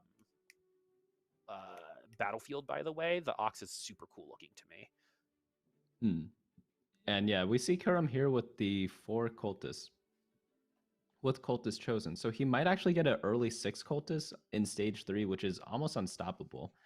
Uh, if he does get that at level 6 with a keeper, it pretty much win streaks forever until you just get a nice roll down on level 8. So that's definitely something he could go for here. But his items, he's got a Sunfire on Pike, which is pretty good. But that's the only one so far. So we'll have to see what drops from Krugs and think of whether he actually hits the 6 cultist power spike. The tier is probably going to become a Chalice or a Cube Assess a little bit later. If they're feeling really frisky, maybe we can do a blue buff for somebody. If you feel like you're wasting it, then sometimes you'll see people put frozen hearts on things like pikes and akalis just to help out a little bit. But we're going to switch some people out. Why? Okay, I was wondering why we were doing that. It's not like we were playing Fortune. Sometimes you'll actually see people switch out their stronger units for weaker ones if they want to continue a loss streak. Um, Something that actually our friend Pocky could have done, taken out one of the Tom Kenches just to preserve the loss streak. Yeah, that's an interesting play too. He does end up switching the Sunfire to the Elise. I wonder what the rationale for that is. I know Pike is a popular Sunfire holder because he jumps around the map. Elise stays in the same spot, but she's very tanky, so she will always apply the buff towards the end of the late games. So it's good on both champions. I guess it depends on what type of boards you're facing to make that decision. And right now, I think the Mana Reeve is something. So I feel like this kind of flew under the radar, but at least went through a little bit of a rework a couple patches ago, and right now is one of the few characters in the game that actually has some Mana Reeve. And so whoever she's auto attacking in spider form will get tagged like Shroud of Stillness, pretty much. Just instead of a big tag, it would be a just individual single target. And I like the Sunfire on the Elise because, like you said, it's going to be tankier. And with that positioning, you're probably going to be able to tag a good amount of units as they, gather around in the drum circle around her to, try to take her down in the end. And maybe the Sunfire is going to be enough to spread that damage out. And we're going to act a little bit more support utility based for the rest of our team. Yeah, definitely. And there's a Nico drop here, so it's always tough getting an early Nico. You never really know what to do with it. I wonder what direction Kurum is going to go with that. No item drop here, or oh wait, no, there is. There's a chalice. It was hidden by the overlay. Um, we'll see if he goes for the chalice of power like we were talking about before. Then I think he definitely should slam it because he's on a win streak right now. Whenever you are on a win streak, you definitely want to keep it as long as possible. And the way to do that is either by leveling up or slamming items here. And we notice a lot of people going to level 6 on 3-1 in the previous games on a win streak. I think in the first game, the person we were watching did it with only 3 wins, but Kurum has 5 wins. So maybe the win streak is even stronger power spike here. I mean, when But we're he running opts to do 4 neither. That's very cultists, interesting. yeah, when we're running 4 cultists, we're feeling pretty safe in general. I mean, Kindred has one of the highest base spell powers in the entire game and is going to need 3 ults for the Elise, right? And that's part of the Sunfire cape. And so Kurum is going to probably enter this next carousel as one of the last couple picks. And I think Tier and Cloak are okay if you're in that position because they can combine with other Tiers and Cloaks, right? And that's probably what's going to be available for you at that time. Or if you're lucky, you can find something for the Sivir or the Kale later. But there has been a very distinct lack of Kales since that last lobby. We saw one burnout in like 3rd or 4th place, and that was about it. So in terms of diversity, we've actually been seeing quite a bit on the top side. We saw Olaf once, we saw Kale once, Elderwood 9 got a 2nd place last round. So in terms of flexibility, we're definitely seeing it, I think, in terms of this particular competition. Yeah, definitely. There are a lot of different comps out there right now. And Kennen 2-star, that is an amazing power spike. No 6 cultists like we were aiming for. And normally a lot of people don't do anything or don't do any rolling on stage 3-2. But the reason why Kurum's rolling here is just to get the 6 cultist power spike. And you pretty much just get the freest mid game from there, as we talked about before. But this Wukong is very interesting to look at. Not quite Bonky Kong. I feel like the RFC is like required for the Bonky Kong. Wukong was one of the units that got like pretty heavily nerfed, and actually this Mana Reeve was making things a little bit interesting as Kurum is actually going to lose against the Jirachy. The Jirachy, they're running 4 Divine, it looks like. And this is looking quite good. We're running, it seems like the Wukong was kind of just what we ended up with, to be completely honest with you, based off of what we're seeing on the bench right now. Yeah, I don't think Jirachy was forcing the Wukong. And honestly, you don't need RFC to play Wukong. You could play Wukong with any good AD items from what I've seen. It's nice to have the RFC though, but it's not necessary, even though it's very strong. You know, it's like, you know, Wukong without RFC is flying in coach, right? Remember airplanes? Wukong with RFC, you know, has got like, it's got that first class ticket, you know, separated a little bit. Everyone has to walk by him real quick to get to their seat. Wukong, I bet, would love flying in first class, just in general. Like thematically, I think Wukong would love it. One thing that's very interesting right now is the Titan's Resolve on Rakan. I don't think I've ever seen that before. So I'm wondering if this is like sort of a new mid game thing that people do, or if it's just making the best of a bad situation after slamming the Titan's Resolve. There have been a couple metas in the past where people just slam Titan's Resolve on people. It's really weird, but it's happened a couple times where it's just like a nice mid game item if you want to continue win streaking and you feel your power level sinking a little bit. And if you feel that power level sinking in terms of I just don't have enough health or I don't have enough staying power, I think Titan's Resolve is a really great way to compensate for that, especially someone like Rakan who's going to benefit from multiple casts without any damage, you know, without a Sunfire cape on Rakan, for example, the Rakan's not really going to be doing a ton of damage. You're going to need someone to follow up that CC. But in terms of what we're seeing right now, that's what I would assume the Titan's Resolve is for, is either to lose less, buy less, or to help potentially pick off a couple more units than we normally wouldn't have. As the Locket's an easy pickup onto that Fiora, 2 Chain Vests remaining, and a loaded dice. So something that's really interesting is that Jirachy got a chain vest, and without the Lucky Lantern, that would have been 3 chain vests. So Jirachy was comfortable with the Bramble vest, but yeah, Locket gonna be a much better item. I wonder where this IE in this Rudens is going to go a little bit later. We've seen the Jirachy play things like Kale. We've seen the Jirachy play things like Olaf already. So this could really go wherever they decide. Because right now, the Sfiora is moderately tanky, even with the nerfs. We already have a quick Wukong 3, whose power level is going to maintain probably through this next NPC round. So we're feeling quite good. Ramblinn's on fire. Pocky in last place, and Camp is starting to pull up that nosedive right now. So I think from this spot here, since you already have the Wukong 3-star, you're going to be playing some sort of divine comp. So I think it's okay just to kind of force Kale from here. Even if you don't end up hitting the Kale, you still have a carry for stage 4. So you're in a perfectly good spot to just do that from here. And as we were talking about the entire day, you don't need perfect items on Kale to do well, and you could also stabilize with a Kale 1. So imagine like a Kale 1 board with a 3-star Wukong. It's going to provide a lot of power for your team, and it easily could help you go to like a fast 9 and just play a lot of legendaries, or just like fast 8 and go for like a 3-star 4 cost. But man, Wukong this early, we can see it already. He's just hitting way too hard right now.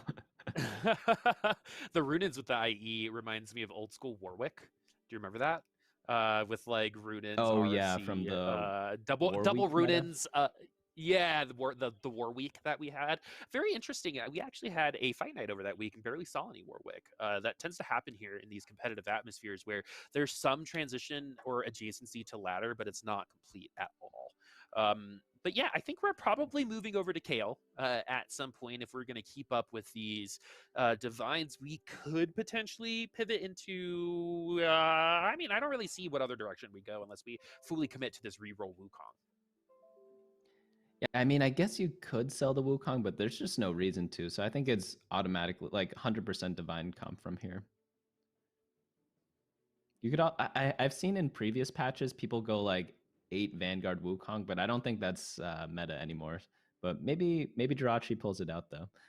Oh, these are some awkward items. Okay, if we were playing our brawler comp, these items would be amazing, right? It would be lots of tankiness.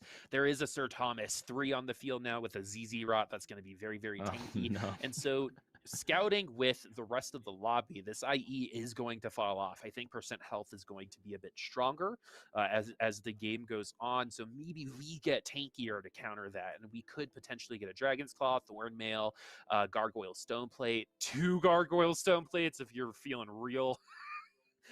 If you really wanted to, push the envelope a little bit, don't recommend it.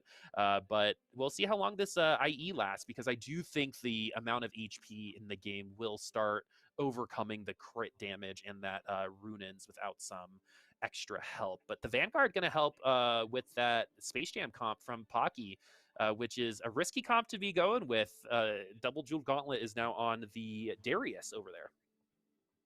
Yeah, I wonder if Pocky is, if the carry Darius with the Tom Kench 3 is for fun, or if it's the best thing to do. I've just never seen it succeed that much, at least from my experience, whenever I tried it, but he's obviously a much better player than me.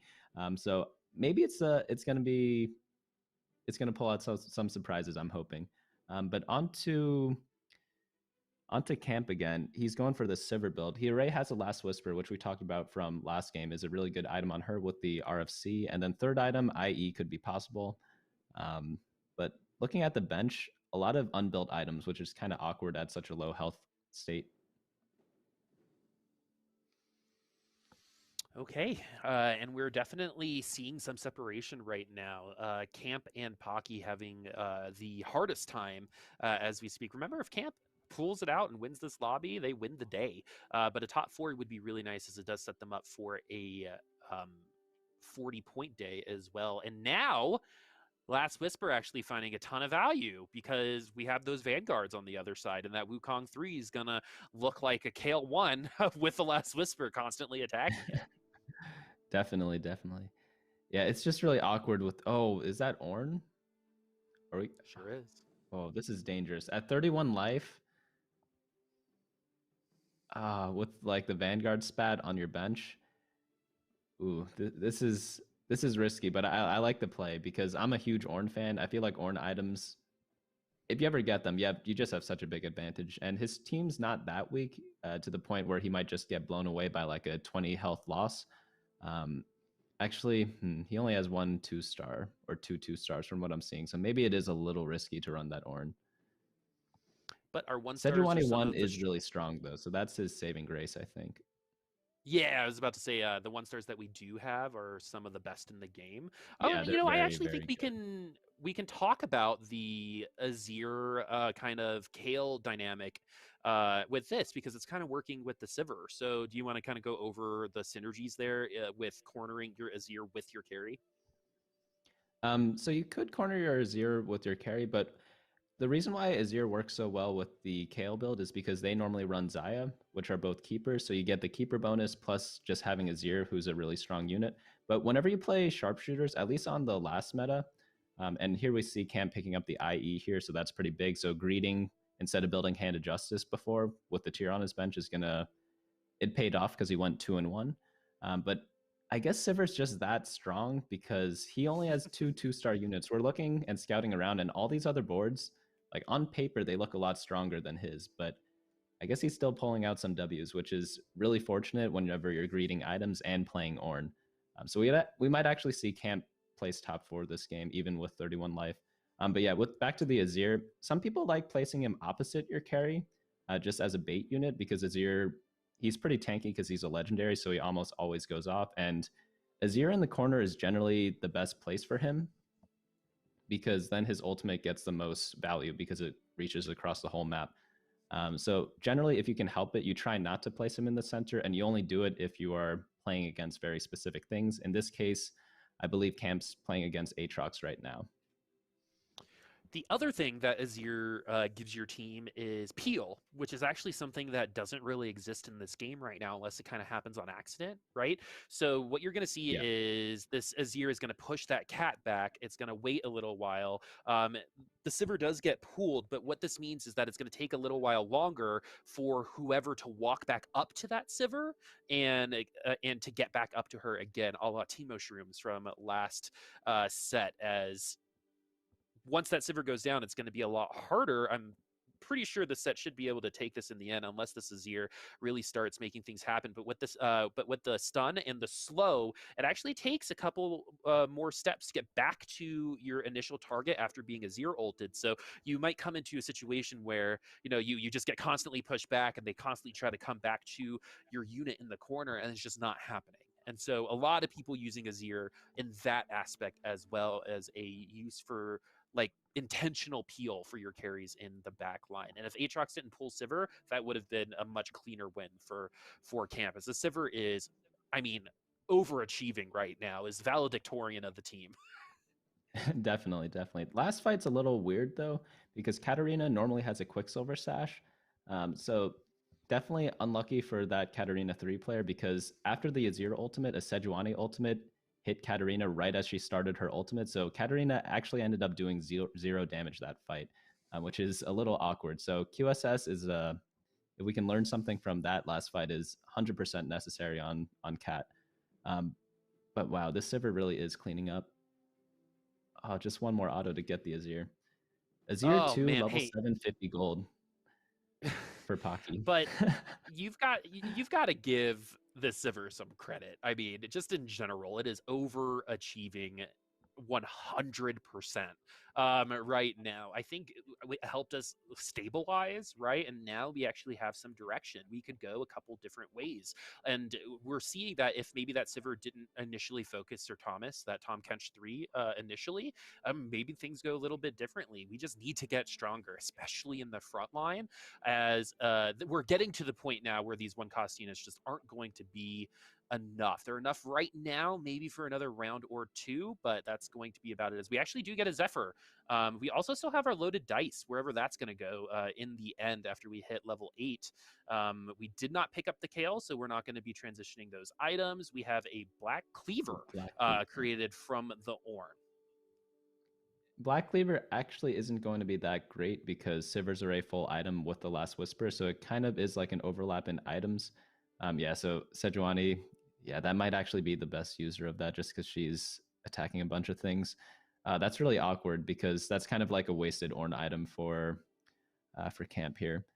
And yeah, let's see what item he slams. It is a Zephyr over the Chalice. Okay, I and you actually might wouldn't think, have even oh, mind seeing a redemption.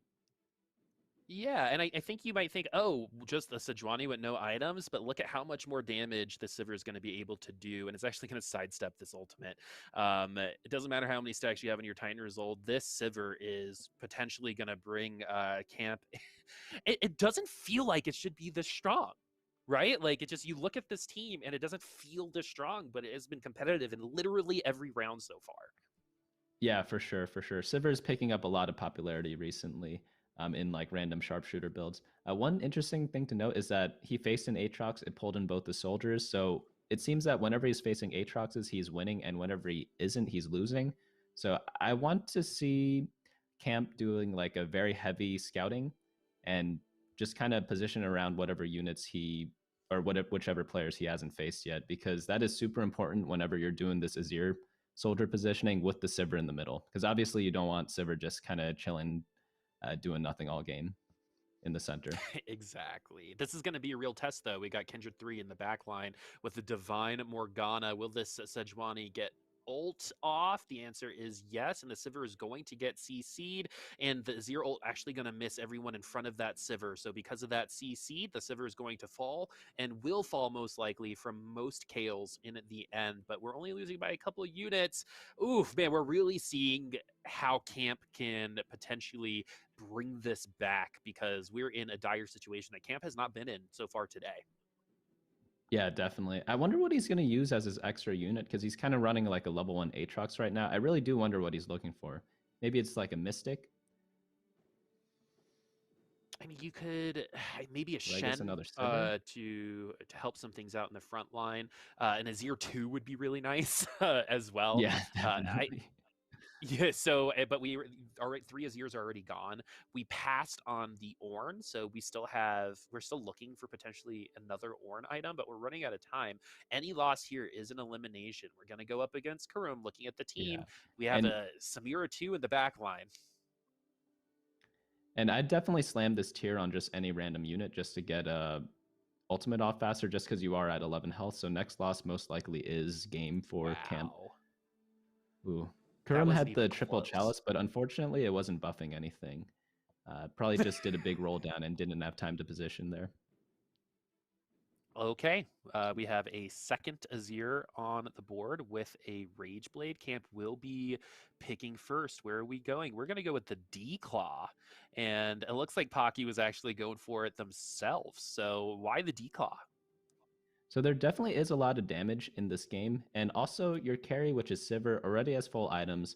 Aatrox could use like some sort of ability power item. It's not that great, but it's usable. But if your carry is already fully itemized and your main tank, which is Sejuani, is already fully itemized, you either want like a utility item like Zephyr or Shroud, and after that, just a tank item for one of your random units, or a mana item for like Azir or Teemo to get their crowd controls off faster. So that carousel just frankly wasn't that great for Camp, and yeah, Dragonclaw's just the best of a bad situation. Cool. If he survives Aatrox this round, also. though, he gets another Ornn item, which could turn Aatrox into a carry. And Aatrox does a lot of damage. That's what I was, always thinking when it comes to Aatrox and their new damage. 50 more damage on that pool on this tier 2. And one more Ornn item, like you said, can change everything for Camp. We're going up against the Jirachy, which we already have won pretty handily. We're actually going to get rid of the Shen, which is, in the end, I think a pretty good idea. And we're going to peel for the Sivir even more with the Aatrox on the other side. We just got to get to the Kale in the back line. After we get through this Wukong, we're going to be good to go. So we are going to get that next Ornn item. Very friendly matchup with the Jirachy just in general. Definitely, yeah, yeah. Last Whisper is gonna shred through any of those teams. So let's see what he gets here. I'm also still looking to Right. replace that Sivir that's on the bench right now. Zhonya's Paradox, very, very good for Aatrox, I believe. Oh, he And put opts it to on put his it on ear. the Azir. Maybe he values the tankiness from the assassins or against the assassins, because I do believe there are a couple of Katarina players, so that's probably why he put it on Azir. All right, Ramblin 3, HP, Pocky 7, Camp 11, Marcel 18, Jirachy 23, Kurum 24, Kagero 30, and Kalico 37. This is definitely the closest lobby of today. This is still anyone's game, but there is a Katarina that is about to ult, but actually gets CC'd. Oh, that was a Vi, excuse me, but the Vi is going to get completely destroyed, and it is going to be it for Ramblin. Will Pocky be able to survive? No. So if, Camp kind of avoids Kale, I think that Kale matchup, we are actually going to be feeling all right about things. Now we have to really consider what we're doing with this Ord. It seems like we're going to keep him in just for the Vanguard buff. We really can't add any more items for a little while at 11 HP, with number 1 being 37. This game's not going to be going on much longer. This is very, very close. One thing I just realized, he did skip a Samira from before, even though he's running Sharpshooter. So I guess he does value that second Sivir over the level 1 Samira. Maybe Samira without items doesn't really do that much, and that's why he opted for that decision. Hand of Justice, I think I'm putting this on my other Sivir. Ooh, Sejuani Nice 2 is a pickup. huge upgrade. I personally feel like Sejuani 1's way too strong right now, or at every point in the set. Was super contested on Thursday, so I can definitely see that being the case. And I really think if we avoid the Kale, we should be we should feel okay about most of these matchups. I think we know that we can beat the Jirachy, and we're going to go up against the Asol. This is going to be a nice litmus test for both of these comps. Who will end up reigning supreme? The last whisper here is actually going to be a pretty big deal, and so is that Asol ult, which does not hit the carry, but it's going to be the Ornn ult that does it instead. That's a big Ornn. Camp is Yeah, going that is to a tough loss fall. there. He Yeah, actually had but very good positioning against that team, but yeah, just the overall power level was just too much. and we're actually okay with the 6th place here. We would have loved to be in the top 4, but again, we're still only one win away from winning out today. But we should get some other qualifications after this round. Specifically, I believe Kagero and Kurumx should both be over that limit to where half the lobby could potentially win. So if you're Camp, you're a little disappointed. I think you probably strategically go all in, go really hard on this particular lobby. Don't give anyone else a shot. But you know what? We're going to be confident in our skills instead, and we're going to go for it anyway. As this top 4 might be a little bit harder for the Jirachy to get to with a Kale with no items in the backline, especially if it's going to be focusing down that Sand Soldier the entire time. But it's going to be all up to this Kale. So much meat on Kurum's side of the board. There's just too much HP to get through. And after this, Yone finally falls. Kurumx should be good to go. Marcel will fall. Yeah. They were at level 9, so it doesn't seem like it mattered then, as Kalico gets their Aatrox too. So Kurum's team is actually really strong. I don't know how he's fitting everything because he's running 3 level 2 legendaries. He's fitting in Slayer and Dragon Soul. And with Swain 2, Chosen Olaf, Samira 2, Azir 2, you can't really ask for that much better of a team at this point in the game. Just hit. Sometimes just I mean, hit. there are just so many 2-star legendaries. The only thing that could beat him is maybe like a very well-timed Lee Sin, which we might actually see That's the here. thing, or that Nunu, right? Lee Sin has Oh a yeah, pretty Nunu could good potentially target, but eat gets him. pushed back. Oh man, this Azir though is going to get bursted down. We have a lot of damage with that Hextech Gunblade along with that Sunfire Cape, but it is not going to be enough. It's pretty crazy how the Jirachy looked like tissue paper against Camp, but looked unbeatable against Karum, as Jirachy's going to finish in the top 2 once again. What a day for the Jirachy. After starting in 8th place, you got to give credit. Yeah, that's a very good comeback. So I actually would have liked to see a QSS on Lee Sin for Jirachy there, just to guarantee that he gets all his kicks off. But I think Jirachy took the GA, so I think Lee Sin gets that. Where's the Sunfire going to go in retrospect? Maybe Ooh, the not running Aatrox, maybe the Sejuani. Shen. We're still thinking about it. We have a little bit of time. And so we're going to put it Yeah, on the person Kalico's that's evaluating, probably... or Yeah, for? Calico's valuing the Adept more than the Vanguards right now, and the CC from Sejuani. Okay, the Jirachy with this Vanguard comp, another reroll comp actually doing quite well. Maybe didn't start as a reroll, but finished as a Kale comp. But we had that Wukong 3 at like 2-3 in terms of where in the game we were. But the Jirachy is going to fall in second place once again. Kalico will find the victory here. These scores are actually going to be very, very interesting in terms of who is going to be qualified to potentially make it into this next round. We still have one more lobby to go, I believe, in terms of where we're headed, at least, as round 4 does get completed with 3 people eligible for the dub. So the Jirachy barely makes it. Kagero is going to hit 29, and Camp is already eligible. So if any one of those 3 win, or if Camp gets, well, Camp would still have to win to hit 40 Camp would have points to because win there is too. no 9 points. So Camp wins, we're good. Kagero wins, Kagero will win. The Jirachy wins, they will win.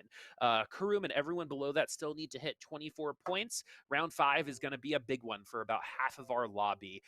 Now that we've got this kind of insight, who is your money on right now, my friend, in terms of who you think is going to lock this up by the end of the day? So mathematically, you always got to go with Camp because most points, obviously, that's where you want to be. I also think Camp has been playing a lot of interesting compositions. I think he kind of got caught up in a weird situation last game where he had to take Cultist Sivir in the mid game, and he was low health, so he didn't have time to swap out his Chosen. So I am curious to see what he has next. The Jirachy has been doing really, really well after that awkward first game, as you were saying. So they also have a pretty strong chance to join with the momentum from the past 2 games or 3 games. All right, we'll see if your predictions pan out. We're going to take a 5-minute break. We'll see you on the other side.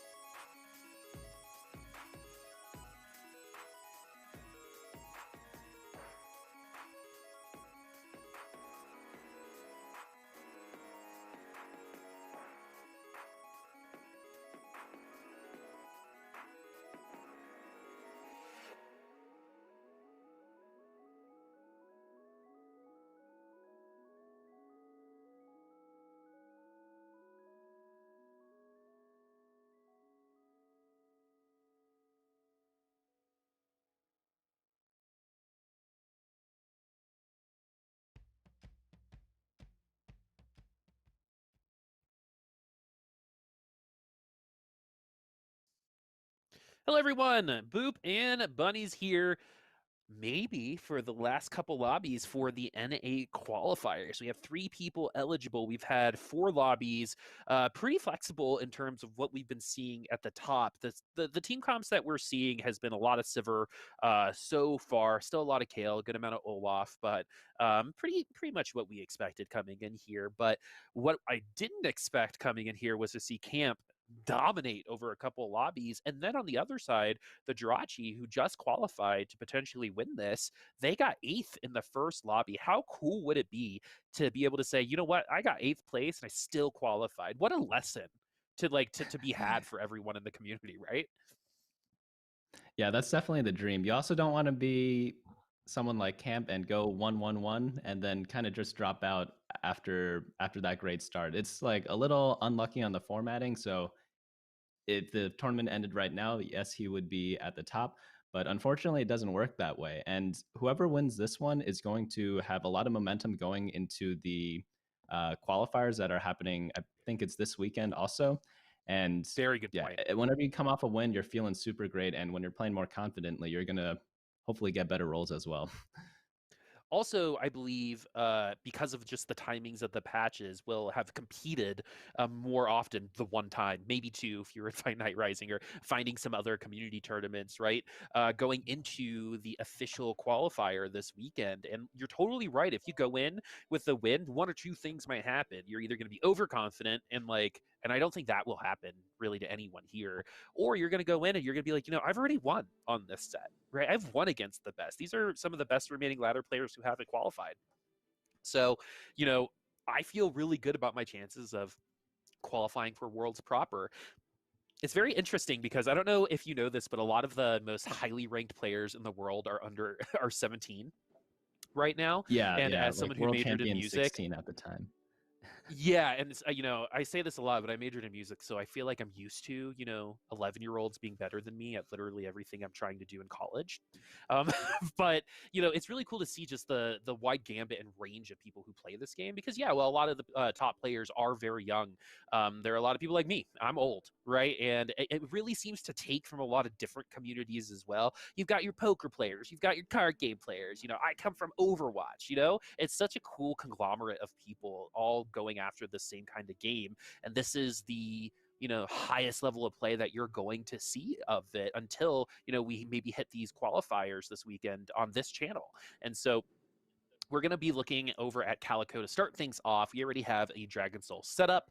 A lot of people, the only common reroll comp that we've seen so far has been Tristana with Jeweled Gauntlet, something that I probably wouldn't have guessed coming into today. And Kalico having a little bit of a hard time. We have Kurumx who's doing it good, Kagero who's doing pretty good as well. Kalico played Fortune a little while earlier, didn't really have the best time with it, hasn't really found any sort of consistency so far. Yeah, it's a tough spot right now. Looking at the items, Negatron, Rod, and Belt, like you could build a Morello, you could build an Ionic, definitely not a Zephyr this early. Does get enough to get the chosen Elise though, which might help in the first couple of rounds if you get the Cultist start. Um, Cultist is one of those comps where it's really good with the secondary synergy of Keeper, because the way the Cultist shield works, or the Cultist trait works, is that the damage you take, if you take half your team's health and damage, you summon Galio, and with the Keeper buff, the shield does contribute to that. So Cultist isn't really a trait without Keeper, in my opinion. So it's a little risky running this, but that's the best you have right now, so you can't really go for anything else. We do see the Okay. last second level up. So I wonder what items are going to be slammed here. Calico needs to make that decision eventually. The Pike is going to allow the Nidalee to do a little bit more damage, but man, I have not seen.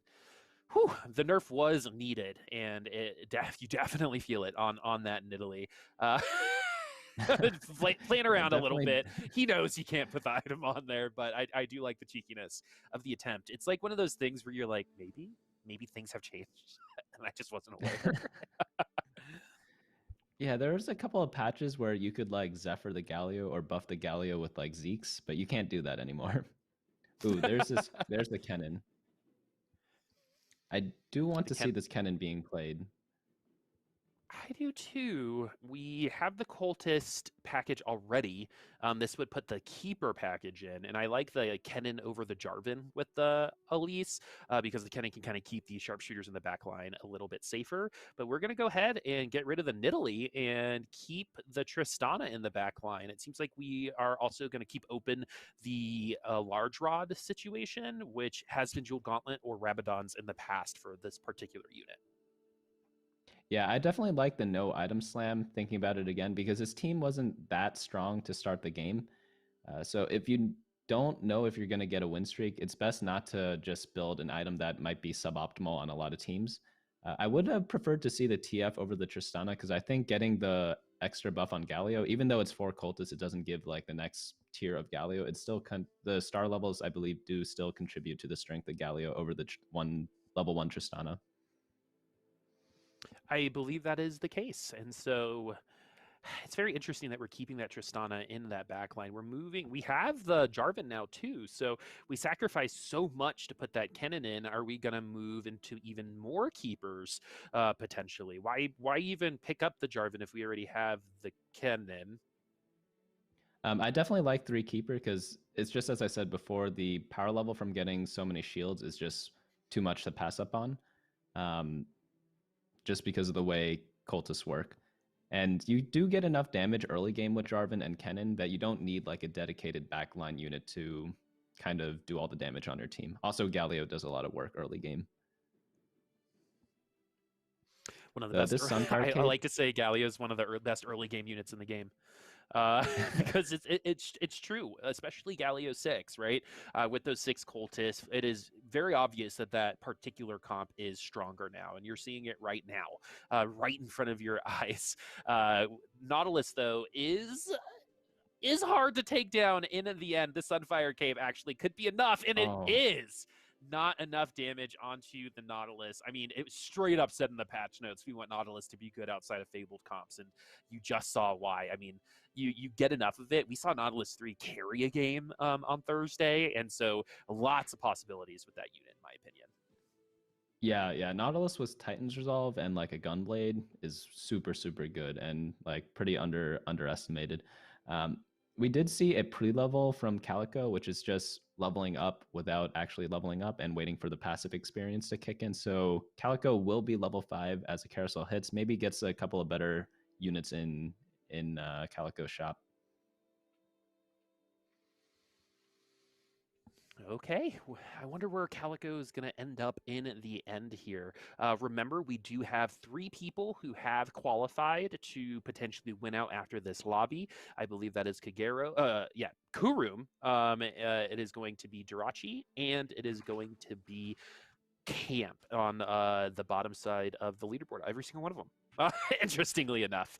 And so Camp now is going to be the one I think a lot of people are watching, but the Jirachy is going to be another one as well. I'm curious to see if the rest of the lobby is going to try to keep them from winning like together, or if everyone's going to continue playing their own game, because that kind of strategery doesn't really happen right now in TFT outside of like let's hold hands in 8th if we're playing mech together.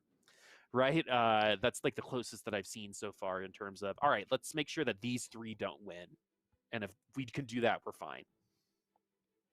Yeah, in mech, that's a case, but I don't think we saw it once in the NA qualifiers in set 3 where I believe Kyun was actually playing mech and going for like a gangplank for Demolitionist, or maybe it was Space Pirates, I forget which. And then Cottontail did steal the gangplank from the carousel just to prevent Kyun from qualifying and ending the tournament right there. But apart from like those one-offs, I don't think people are intentionally picking up units of the top players, because you still need to win yourself and get enough points to qualify yourself. And there's just not enough time or resources to devote into taking down other players. I love that the Aegon Shark just like randomly appears in different places in the TFT world. It's like the Slender Man, I feel like, of a lot a lot of the webcams in the background is just the Aegon shark. Love it. Anyway, Kurumx is going to be the one that we're looking at right now. We've got Hodge on the brand. This brand should be A-okay, especially after getting that last ult off. Actually, will the second brand be able to do Oh, it? the Yeah, gem. there it is. So it's a timing thing. It's an auto attack That's thing, actually and Pocky is going to take him down. That's actually extremely good for Kurumx. He did not want to win here because he's on a 5-loss streak, so he's going to get a ton of bonus gold going into this neutral round and coming out of it on the other end. Notice how he built one handed justice, but he didn't build the second one after he realized he was kind of losing, or not losing, but going for a lose streak. And doing anything to preserve that is one thing that kind of separates like a random challenger player and like some of the top players. That skill expression is definitely important. And knowing, we actually saw that with a player, I believe, that ended up winning 2 qualifiers ago, named Ramkev, who did just that. Actually took out a unit to maintain a loss streak at the very last second. You could actually see it click in his head and be like, oh, like I need to keep losing. Took out the unit, lost, and ended up winning that lobby. And so that kind of forethought and that snap decision making is something that we'll see more and more of when it comes to TFT in the future.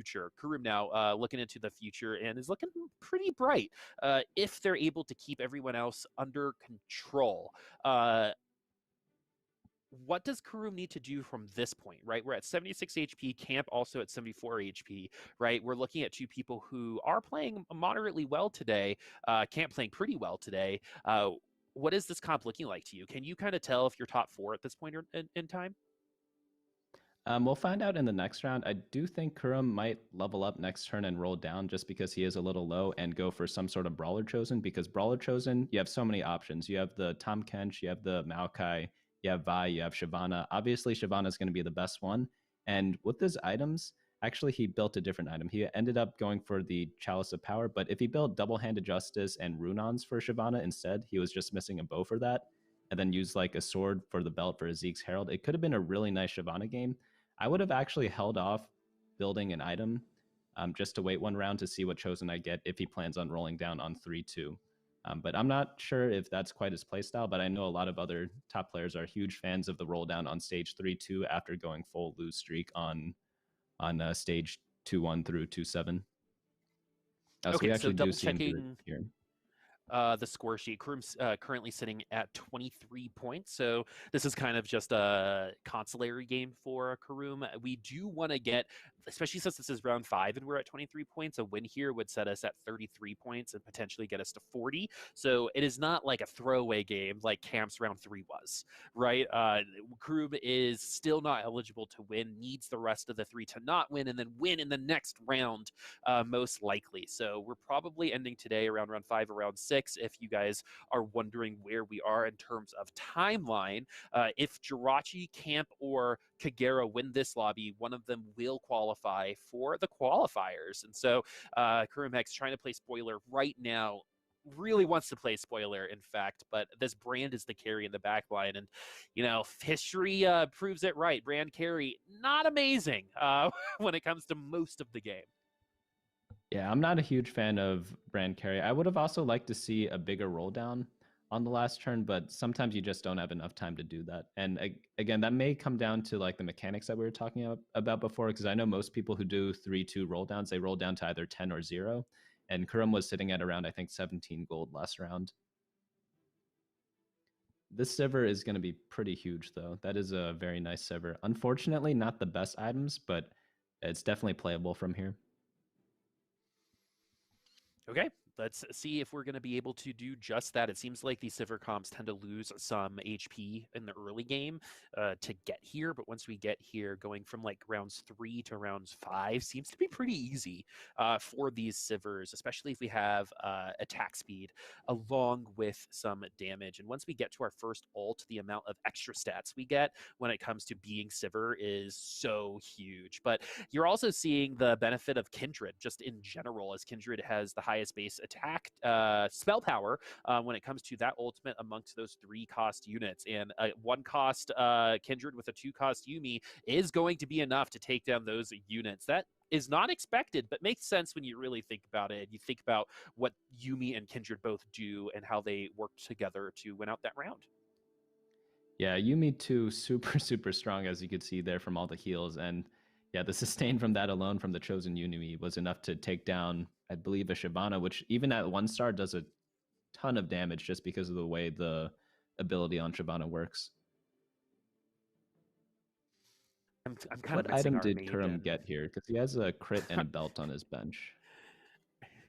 If you guys watch the VOD, there's a wonderful Mage 7 into 5 game with a Mage, Shyvana, and Swain that ended up winning not too long ago. Today, really fun to look at if you're looking for some fun Shyvana shenanigans. I don't think we're going to get the Mage Cap this time around, unfortunately, but this is not really the case here. We're not really looking for this Shyvana to carry us right now.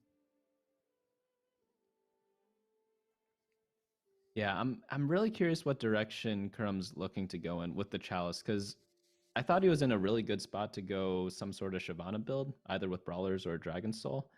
Um, so we'll just have to see what type of items he gets later in the game, because the Hand of Justice, while it's a great item for most carries, on Sivir it's not that ideal because she doesn't end up taking a lot of damage if you just build like an RFC, for example. So the healing is like wasted value. So you pretty much only want to roll damage on Sivir, in my opinion. That's very interesting. It seems like counterintuitive in that way because lifesteal has been such a valuable aspect of Hodge for such a long time. Rolling damage almost feels like it's the wrong roll, right? But I guess with everything else in that kit, rolling damage for Sivir is going to be really great because the damage is just extra to the utility, right? She's also making everyone around her stronger. And that's very, very interesting to me. So we're going to be looking at Camp, who has stabilized, was at the bottom of the leaderboard. And that's got to be terrifying for everyone because the last time Camp stabilized, he got second. And so that is a big deal when it comes to their win percentage because it almost sets up an auto win unless someone else wins the lobby that can beat him for the next one. I believe if he gets a second, he'll be at 38 points, and that would, pretty much guarantee a 40-point win or a lobby win after that. That'll be very interesting as we're going to go up against Kalico, and we're actually running Space Jam to start things out. And actually, that Mana Reeve on the Elise completely screwing over that Darius at that moment in time. It was already starting to try to get some of those ults off, but the Elise started attacking it, and no more ults for them. Yeah, that's very true. That's the most value you're gonna get out of Elise Mana Reeve. But Hand of Justice on the Darius, I'm comparing it to the Sivir from before. So on Darius, you could build Gunblade, you could build Spell Crit. So he utilizes both damage and healing very effectively. But you're not gonna build like a Bloodthirster on Sivir, for example. So whenever you're thinking about carries, about whether they can use Hand of Justice really well or not, just think if they can use either Bloodthirster or Gunblade, depending on what type of damage they do, plus like the relevant damage items, which in this case might be Jeweled Gauntlet or Infinity Edge, for example. He gets a And if you belt, so don't, that's the. yeah, go for it. Go ahead. No, I was Oh, saying if you don't so find he the gets a. Hextech Gunblade, I think the Hodge is a good secondary choice. Yeah, definitely, definitely. That is an early Samira. Does he end up taking it?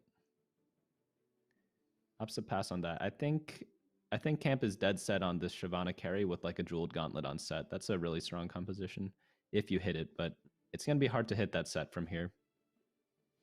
This was the 9 Elderwood player that we were referencing before. Did have that set too by this point in the game last time, I believe. But we are going to hit that Jeweled Gauntlet and GA onto the Asol, who is going to get CC to Oblivion, but it's still going to get an ult off and actually find a kill. The GA is going to help. And so, we've actually been seeing these Asols positioning in the front line, and it seems like the Jirachy was just like, hey, buddy, you wanna come to the front line from the back line real quick? I'll give you a little vacation, and brought him up there and was able to actually find a lot of value out of it. Yeah, yeah, definitely. Yeah, ASOL positioning. If you have a GA, I guess you could put it anywhere, really.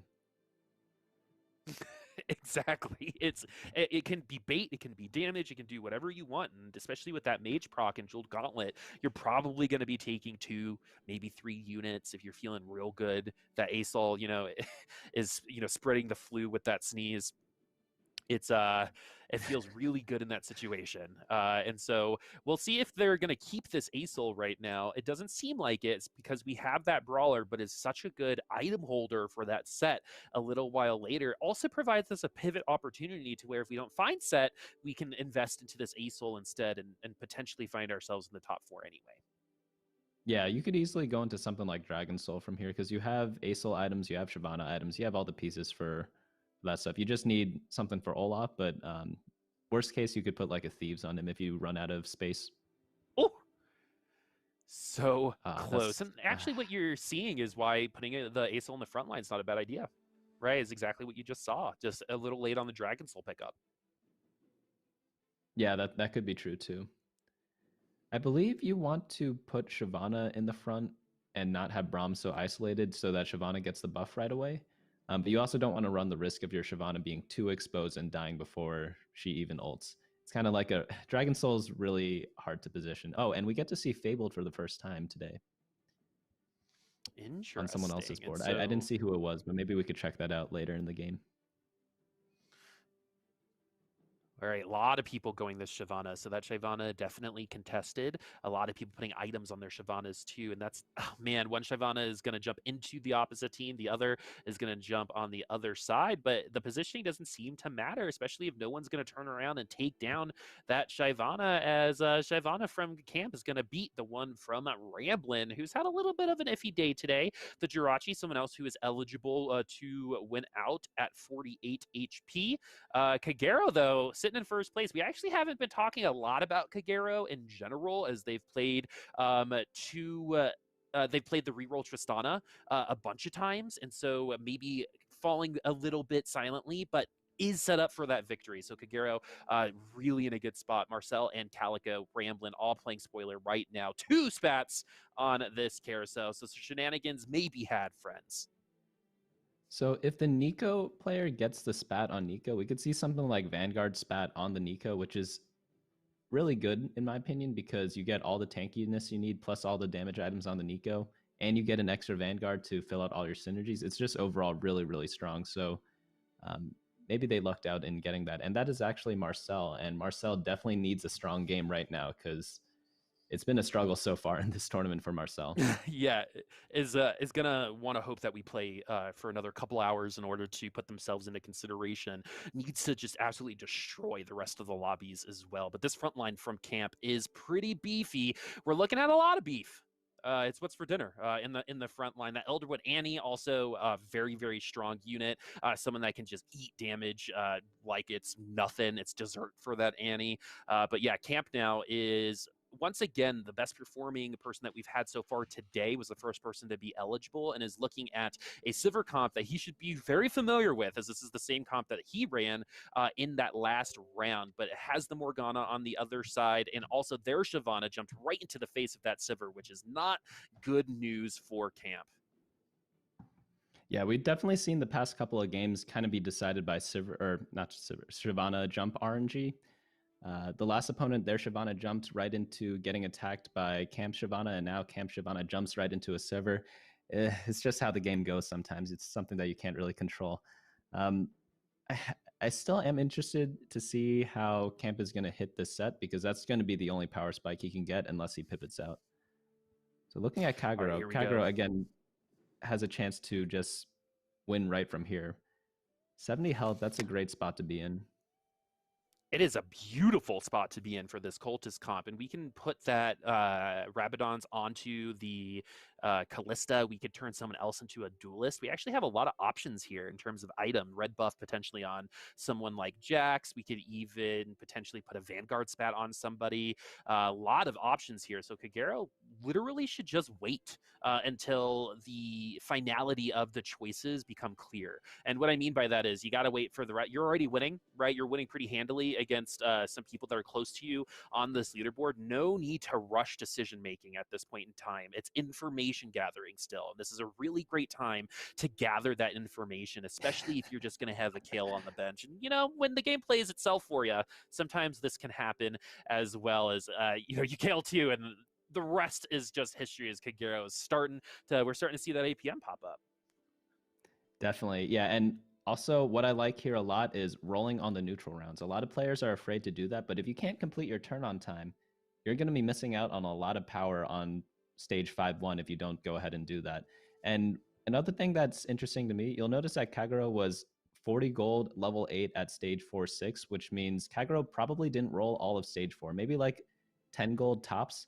And that just puts Kagero in an extremely good position to win the entire lobby, especially with his KL2, especially with good items here with the duelist bat, hat, and hopefully something else. Oh no, what do you that's a tough decision. Oh my goodness. So we're going to go ahead and get a chosen Kale in anyway. And now we can actually have a little bit more freedom in terms of the divines that we put, because we don't need a second divine to keep this Kale up for longer. And we can push to 4 divine, which is going to help get rid of that CC once we do ascend and start getting that damage in. We're going to have to put that Zeke's onto that Kindred here very, very soon. But what else is going onto this Kale? Duelist Spat, most likely, along with a chalice, and we're going to leave the vests and put that Thornmail onto that Sejuani, who was able to ult. And unfortunately for Kagero, Ramblinn's going to take him down with an Olaf. Yeah, so that's a really weird spot because Divine's really good with Duelist because you get to run Jackson Lee Sin, but until you find that Lee Sin, you're kind of at an awkward spot. Oh, we might see this KL3 though. We are super, super close to that. I'm not sure if it's correct to roll now or later. I think rolling now is probably pretty decent actually, since 55 health, it's not that much, and you're looking for Sejuani 2 and Aatrox 2, because as we saw in the last fight, the front line kind of just melted and Kale never had time to ramp up. So I actually really like this roll down right now. Yeah, we're keeping Kale 2 open, but also blocking Kale 2 from someone else, because we have that Kale 2 on our bench right now. And something that you'll see a lot of players do is, I was just about to say, wait until this part of the round to sell a couple units, because if someone's in the midst of their roll down, if you take those units out, they never saw those units. And so you're potentially making it the life difficult of someone else by doing exactly that. And it almost feels like a Kale 3 is our win condition at this point in time, because of how handily we're actually losing to some of these other team comps.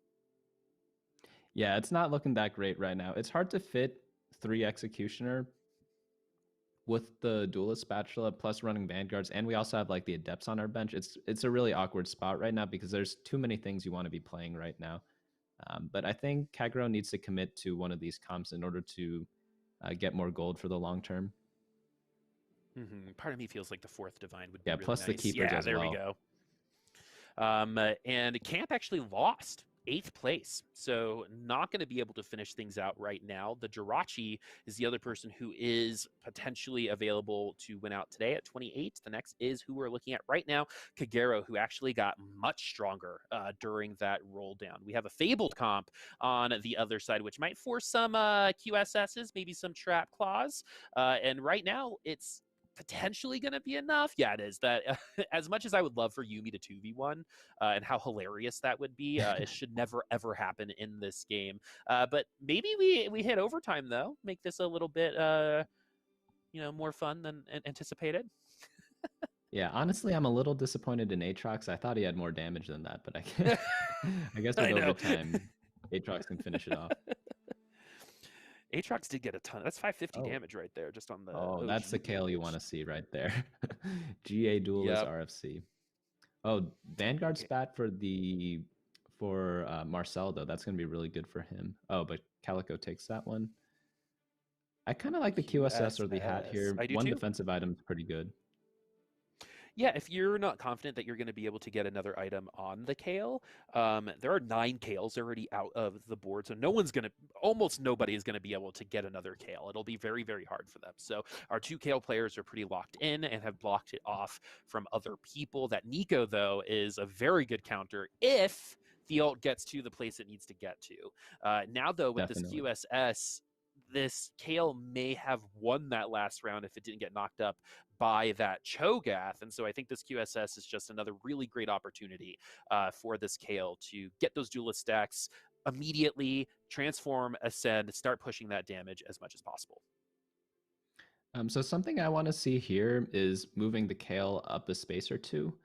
because now you have the duelist spat, you have the QSS, but you don't have the RFC. So Kale might waste a lot of time walking around the map when you could have instead put Kale more to the front line. And with like either a keeper buff from Azir or just having the QSS and the divine buff, Kale is actually pretty safe without being all the way in the back row in a lot of games. It seems like we're going to be able to take another win here.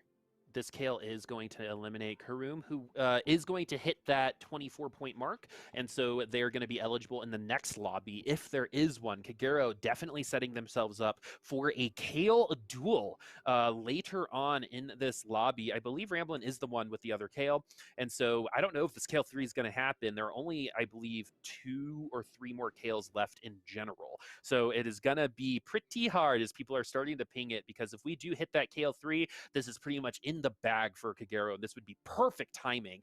3 Executioner, 4 Divine, 2 Spirits. We get the attack speed from the Spirits. We get the attack speed from the Duelists. No need for that Rage Blade right now for that Kale. Yeah, Duelist Spat or Rage Blade, they both do the same job. So as long as you have one or the other, your Kale is going to be pretty fine for most of the game. Another interesting thing is Jirachy is at 2 health. So I think that was the only other person who could end the tournament in this round. Is that correct? That is correct. Oop, and will not happen this round. So only one person left that could win, and actually just lost that last round. We have seen comps like this win in the past. Triple item, and one of them is an RFC. So there is... I think there is an argument to put your second Kale in and put that RFC and Shiv on it. What are you thinking? Or maybe just put it on the Xayah? So some people say that 3 Executioner is a little overrated, especially with the Duelist. It's hard to fit all those types of synergies in. So with this RFC, with the Static Shiv, with this changes to Static Shiv, RFC Static Shiv on a second Kale is going to be super, super interesting. And I think I might actually value that over 3 Executioner. All right, where is this Kale going to go in? We actually pick up if we get a Lee Sin, that's going to be huge, though. We are 1 Kale away. Is it going to happen? You got to look for the purple border if you are the Kale player, and it's not going to happen this time. But you also now have to think about if you're going to keep these items on this particular Kale, because there are stronger Kale items on the bench, right? The RFC would have helped win against that Asol last round. This is a huge, huge deal, especially with, I mean, if you look at the HP totals right now, 3 people are tied. Kalico at 18, ramblinnn at 44. This is still anyone's game, so we're actually just going to go ahead and put it all on the Xayah. Not a fan of RFC on Xayah in general. You actually get less value out of that ult, but you know, this Kale is going to be doing a little bit more, and Kalico is looking like, if Kalico gets beat by somebody, Kagero gets way stronger potentially. If Kalico loses, those 3 Kales make it back into the pool, and this Kale 3 becomes a reality. Yeah, for sure, for sure. Ooh, so opting to sell the Jax over the Aurelia, I was thinking maybe 4 Duelists might be a possibility to really get that super attack speed buff on the Kale. But I guess, again, there's just no room to fit everything with the 3 Executioner and 4 Divine. This comp is really awkward sometimes because there's too many good things to play. You could play the 2 Vanguards with Sejuani and Aatrox. You could play the Adept version with Shen, Aurelia, Yone. You could play 4 Executioner. There's just so many options. I guess that's why the comp is so favored by so many people. Kagero potentially getting knocked out here as well, but we are going to be in the top 4, and with Camp getting 8th place and Jirachy getting 6th, any points above them at this point in time will set them up for a possible 40-point lobby coming up. I do believe we're going to hit lobby 6, as there does seem to be much stronger comps right now than what Kagero is running, unless we hit one more Kale. So one thing, if you find yourself in this situation, you should scout before you roll, because there potentially could be someone holding the last Kale on their bench. Just one small thing to keep in mind. But obviously, when you're playing in a tournament, so many things are going on, and sometimes stuff like that just slips by. One interesting thing is rambllinn's comp. He's running a Darius 3, and I personally love Darius, one of the cooler champions in the game. And we do see the second row of the Kale here, and I like that a lot. We were Okay, talking this about was it actually before, the and yeah, you just get in range much faster. yeah, and this was the team comp that the Kale really struggled against earlier on because it couldn't break through. But I mean, Annie 3 with Elderwood is almost impossible to beat. Yeah, Elderwood and Dragon's Claw. Yep. All right, lobby 6. Here we come. We're gonna graduate some people into the potential eligibility list, but it does seem like we're gonna hit lobby 6. A couple people are gonna be eligible for 40 points as well, so we might have a tiebreaker situation. Ramblin right now in first place. We're in our top 2, and that really stinks for Kagero because Kalico also lost in that last round. If either of them survive that last round, one of them probably wins this round. Wins this lobby, and that's really unfortunate for the two of them. Instead, they kind of hold hands with each other with your duelist Kales, and it's going to be an Elderwood Annie versus the duelist in the Tryndamirs. Viger 3 just picked up as well for Pocky. Yeah, that could be a big power spike. Veigar doesn't have any items though, so maybe it's more for show. Well, we'll have to see though. I'm loving this Darius though. Dragon Soul, Vanguard, like, oh no, he got one shot. The Veigar did matter. Yeah, that's Darius problems. But this Tryndamere is gonna potentially be enough. We do have the Slayer buff, so we are going to get that lifesteal. And look at those crits. Wow. I don't really think this Annie has a shot right now, especially since she can only gain ult while she's at her HP bar, and that was a lot easier than I anticipated it to be, especially since he didn't really have a ton of stacks on that blade. Yeah, that's some of the heaviest hitting auto attacks I've seen in a while.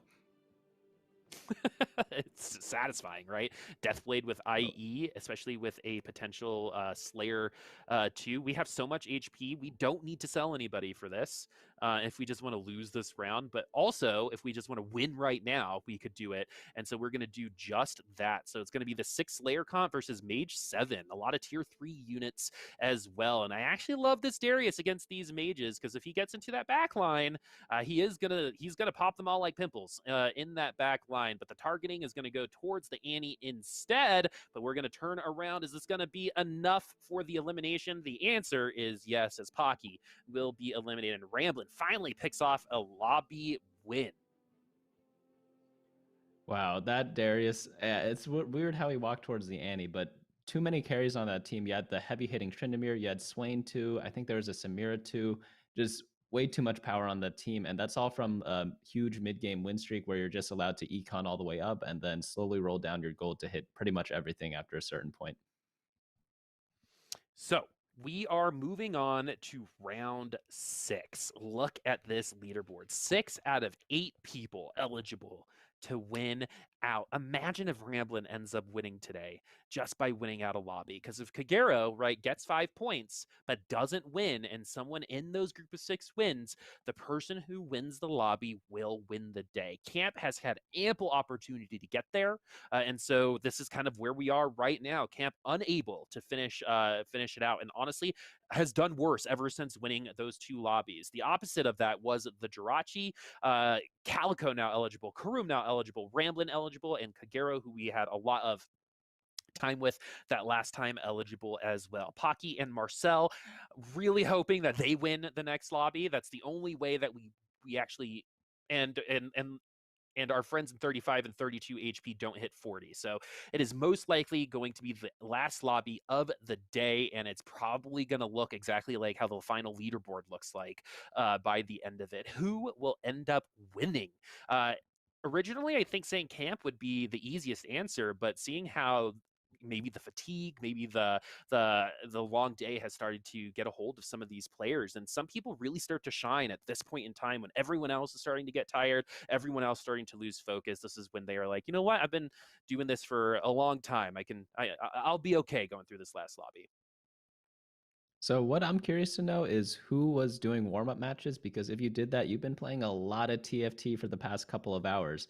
And fatigue does play a huge role in decision making because this game is all about brains. There are some mechanics involved, but it plays a much smaller role than just making the correct decisions.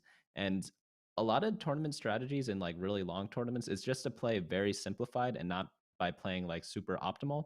And I wonder if a player who has a really good grasp of that type of gameplay is going to blow past this round 6 and round 7 just because everyone else is starting to feel that burn from that fatigue.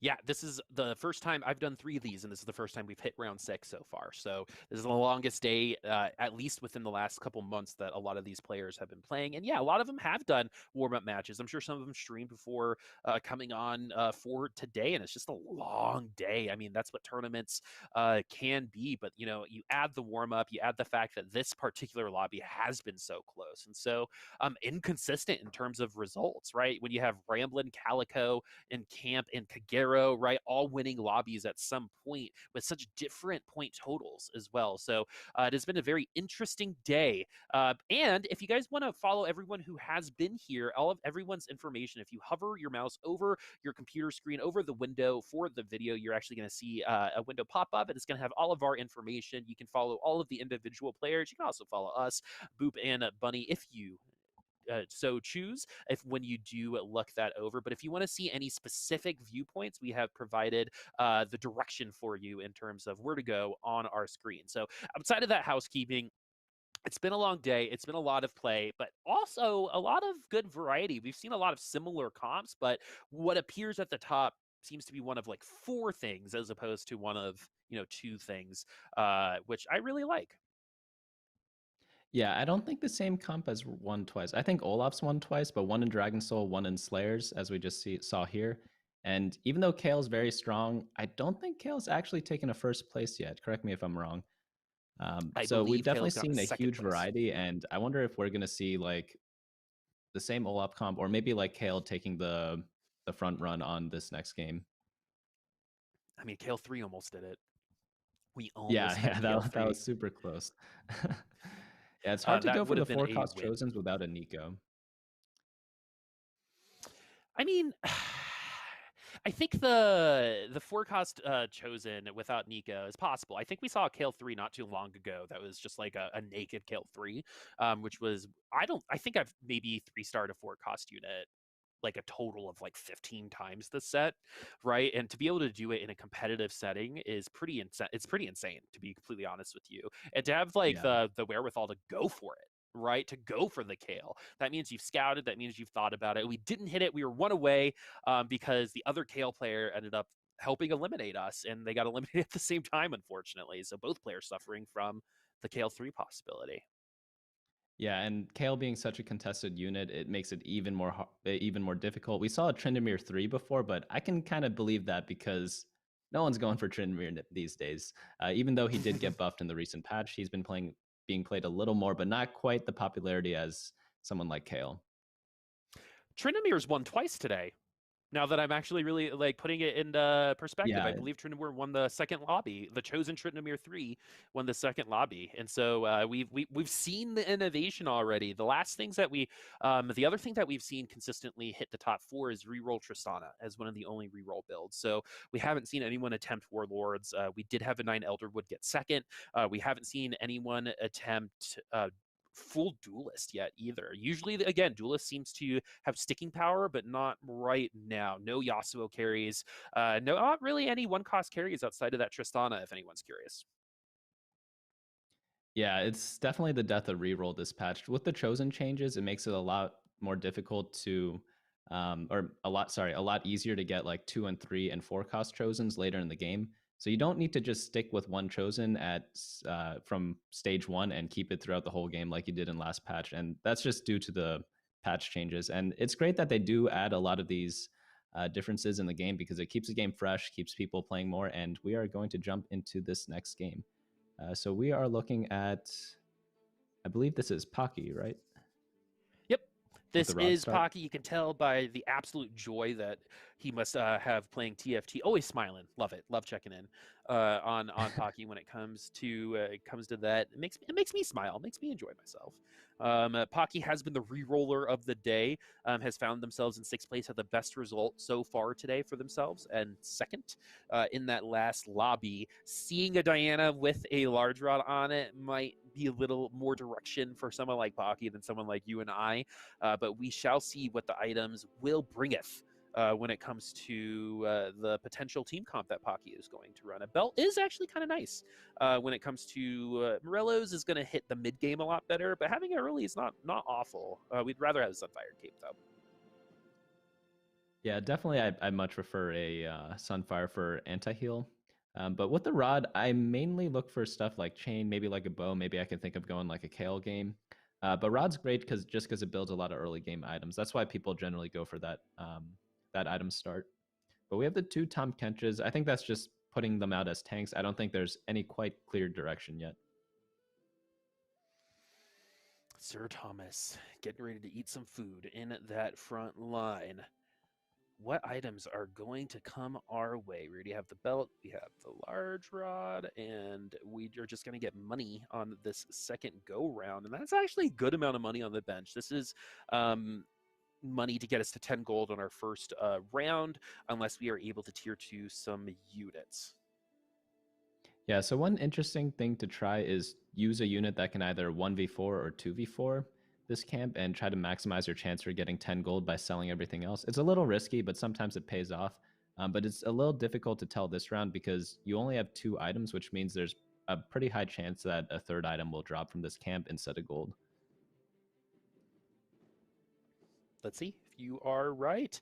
And it's going to be a Crick Club. So we could go Jeweled Gauntlet. This is Pocky likes running that Tristana. We haven't seen a single Tristana so far in the shop, and I can already tell you that if the Tristana was already here, we'd see that Jeweled Gauntlet pop on already, but we're going to have to go a different direction. We're going to go the Brawler way this time around. We're going to go ahead and put our Maokai in. We're going to stay at level 3, at least for now, but look at the choices happening right now. Not a lot of intent, but a lot of thinking. So I think what I would have done, I would have bought the Nidalee and played Teemo Nidalee and then play Jewel Gauntlet on someone. Because with the level up, I always like slamming items whenever I level up. And it's kind of difficult to build one of these items in using duelists as your damage dealers. It's enough to win for this round, but maybe against someone else, you might need to slam that item in order to guarantee the win. Again, Tom Kench is one of the strongest tanks in the early game just because no one does that much damage. So he might just win out here still. Unless that dragon Maybe soul that buff gets a hold of no, just lose, you're fine. Yep, you're good. You're good. I think that was a better idea, as your first round is going to tell you like where your initial power level is, and right now Pocky can assume that it's actually right around where everyone else is right now. And so with that information, what can we do with it? We don't have fortune, so we should be able to push for a win, or we can already just flip and just try to start winning from here on out. Losing that first round is going to suck in terms of, you know, getting your momentum going, getting that win streak going, but it's not the end of the world for Pocky.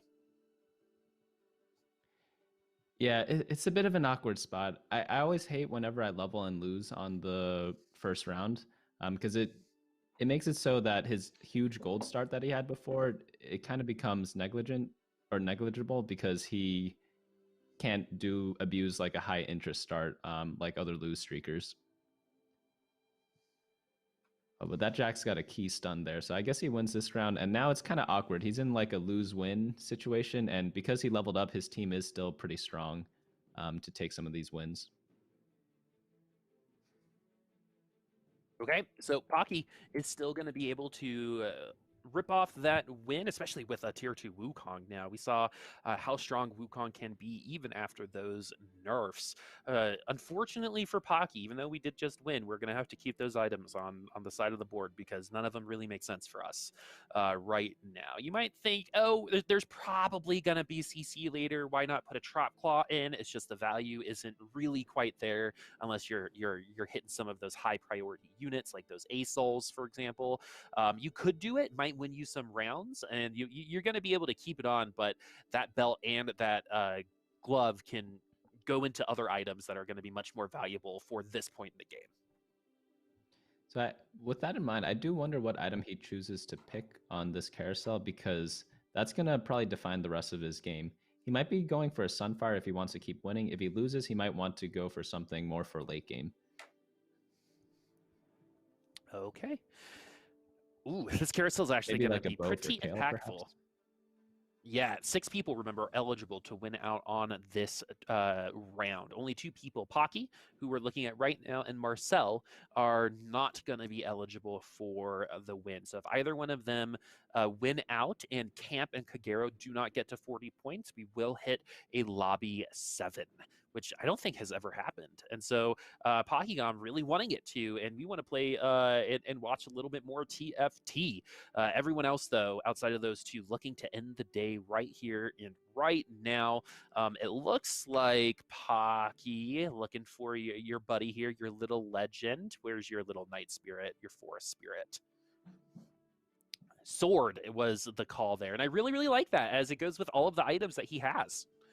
In terms of IE, Hextech Gunblade, with Zeke's, for example, and we get the Sunfire for it. So very good carousel round for Pocky, in my opinion. Yeah, that lucky lantern is definitely pretty lucky, because Sunfire is exactly what you're looking for if you want to keep winning, and that's an insta slam. I wonder if he would have built Zeke's with a sword, or if that was a sword just to keep more for late game. We don't have like a ton of direction right now. We haven't seen Talon at all, and maybe that's because Kale isn't as good as before. We actually haven't seen, like you said, that Kale win that lobby so far, and so the use for Talon just isn't as high, especially since he can be taken down by an Olaf, for example. I mean, one Dragon Soul proc on the Talon, it's pretty much it. But this, is that a Fiora in the front line? Another unit that, was nerfed, but just doesn't feel as heavy as that Nidalee nerf, right? I still think Fiora 1 can do some work for a couple rounds, especially from like 2-3 to 3-2. But it is going to lose power pretty quickly, but those items are just going to be held. Fiora, one of the most well-known item carriers in the entire game, as this is a very early Tryndamere, who we've seen do absolute carnage to a couple teams today. Yeah, I wonder if it's actually stronger than this Kench. You do want to kind of lose this round to get a 3 streak. You get 1 bonus gold. It's not the end of the world if you win, but it would be nice just to get that extra gold. And one thing I've noticed that you mentioned was, we haven't seen Talon even on like an 8th place team. And I think that's due to a Talon bug that's out there right now. So that might be why people aren't playing it. There's like a bug list that was posted somewhere. And yeah, Talon, if his affected his a lot because it affected his mana gain. That's right.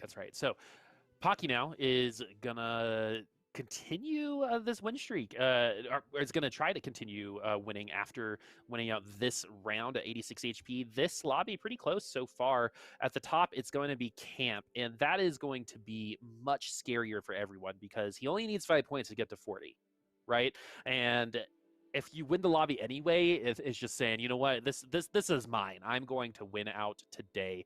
ramblinnn, someone who is eligible to take him down, is the one with the Rage Blade and the GA, already has the Kale in the back line with some Divine. I believe that Rage Blade is going to go onto that Kale. If we get 2 more bows, we can assume that Fiora is going to get sold pretty quickly.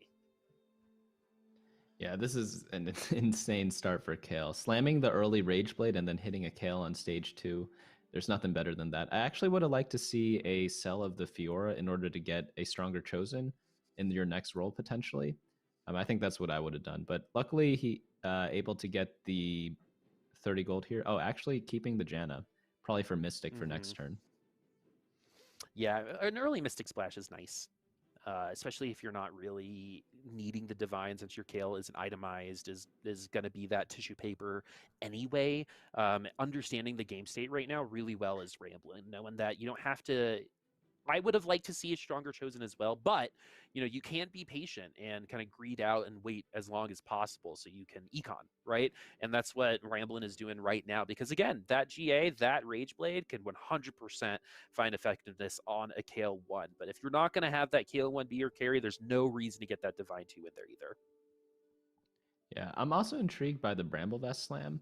I guess with 2 Chain Vests, there's not much else to build there, and maybe the Critical Strike on the bench might turn into a Jeweled Gauntlet for Kale or a Hand of Justice. So that leaves open the 3rd item for Kale, which could be like a GA, Rage Blade, and the crit item or glove item. Yo, this Fiora's top fragging is nuts, man. That riposte is one of the most frustrating things as an opponent because it always happens at the perfect time. is is what it feels like. Yeah, especially with the Rage Blade and Duelist buff, that Fiora is going to get a lot of stacks to just riposte people with the invulnerability. Yeah, and then Yeah, what you're Ambient going to Light be and able to buff from do, Jana. yeah, you can stun lock them at tier 3 with the correct kind of, damage taken plus damage given. You can stun lock someone. I've seen a Fiora 3 take down a Shyvana 3 because of that, and it's just one of those kind of hype moments. We actually will probably get to see exactly what that looks like here if this Fiora does end up getting into that stun lock kind of mode. We're getting pretty close to it, especially with a little bit of lifesteal or some healing from this Yuumi. I actually think this Fiora is going to take down this Shyvana pretty easily, actually. Yeah. Yeah, but that's pretty much exactly what you described. Shyvana just kept autoing. Fiora was just invulnerable the entire time. That is very surprising because you get a chosen Shyvana 2 on stage 3-2 with 3 very good items on her, and you just get a loss after that. It's just like it feels bad, you know? Especially against the Fiora, right? Which is like if you were to think of a one cost unit in TFT, it's Fiora. Right, like that's what she's been this entire time, right? And to go up against it, I've seen the Fiora take down Shyvana's a couple times. So I think again, if the rhythm is gonna get you, it is gonna be that Fiora in the end. Showing my age a little bit. All right, ramblin'.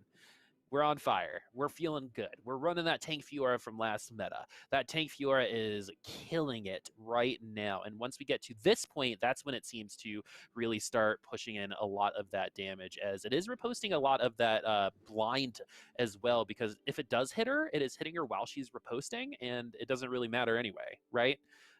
And so Yeah. we're getting a lot of damage in. Kale top frags. Fiora is going to be third, but the fact that you see that Fiora alive in the back line is saying something about this particular comp. Yeah, I guess even after the nerfs with items, Fiora is still very usable. I wonder what item I love it. Ramblinn's going to choose to go for here. Because Hand of Justice or Spell Crit, I guess last pick you don't have a choice. Never mind. You kind of go with what the rest of the lobby is doing for you. Were you around during the first, like the beta set, like the very first ever TFT set? Yeah, I was. Okay, were you one of those people like me who used to block people from carousel? Oh yeah, I always There did was a that, or like try to push them into other items. Yeah, that was really fun. yeah. I'm pretty sure I'm like 25% troll. If you looked at my like ancestry.com, 25% of it would be troll, specifically for TFT and League of Legends, unfortunately. I'm sorry, but you're welcome for all the LP I've donated. But yeah, you used to be able to like straight up block people from getting items, and if you got friends to do it with you, it was so funny. I don't know if it was good for the game, but I really enjoyed it. It Yeah, was, I do kind of miss it a little bit. yeah, carousel strats. You know what I mean? I talk about this all the time, but one of my friends literally doesn't have an idea whenever they go to carousel. They just whoever they come out with, they'll just go for whatever they go after, because even if they don't get it, it's like saying something. You know what I mean? It's like, yeah, you saw me, right? It's like in game like asserting your dominance, which I love. So it is I love that kind of stuff exists in this game, to be completely honest with you. As we actually do have a Jeweled Gauntlet, Rage Blade, Chalice Tristana, this time from someone that I don't think has run it so far, and that's Kurumx. Yeah, that is true. He hasn't run it yet, but this is just another Kale game. Yeah, Kurumx definitely playing the Kale more frequently than some other people. Pocky does find that Jax too. Right now, it's the Fiora that is running the show, along with whatever Camp is doing on the top end, because they both have a 20 HP lead over third place. Yeah, I actually don't mind Kurum's spot right now, though, because if he just finds one Kale, I don't even think he needs Kale to start to survive stage 4, just because he has Sejuani already and Shen and Yuumi. And Kindred on the bench. Those are all kind of the core units that you need for the comp. And most of the time in stage 4, Kale 1 definitely is enough to win a lot of rounds. Not my Kales. My Kales love losing, even with perfect items. I think it's my positioning. As you actually can see the crits happening, it's not like a ton of damage, 89, 140, but, that happens, 3 or 4 times, it's no longer just 89 damage, it's 240 damage on somebody. And at this point in the game, that's quite a bit. And that's why you're seeing this Jewel Gauntlet Tristana find so much success. It's like death by 1,000 paper cuts, right? As opposed to getting blasted by an Asol, for example. Yeah, yeah. Especially with all the bounces as well, it definitely does add up. Maybe Here we Kurum's go, going for NPC some round. sort of Dragon Soul build, because I just saw him sell the Kindred, which may point in the direction of not going for Kale. If he was going for Kale, he would have sold Shyvana instead.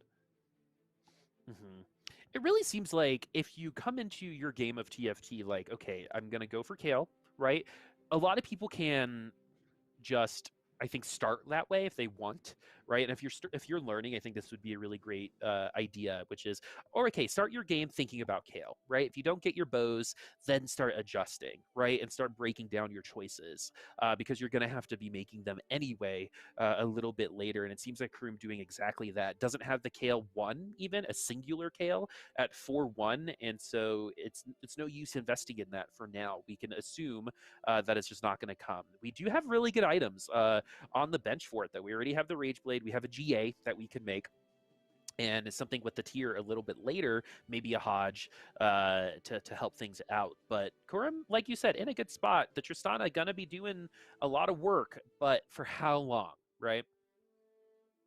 Yeah. Also, you may notice that he leveled up, but he didn't roll at all, which is a little strange because a lot of players that we've been seeing so far in the tournament, at least, they level up, roll down on 4-1 without any sort of questions about it.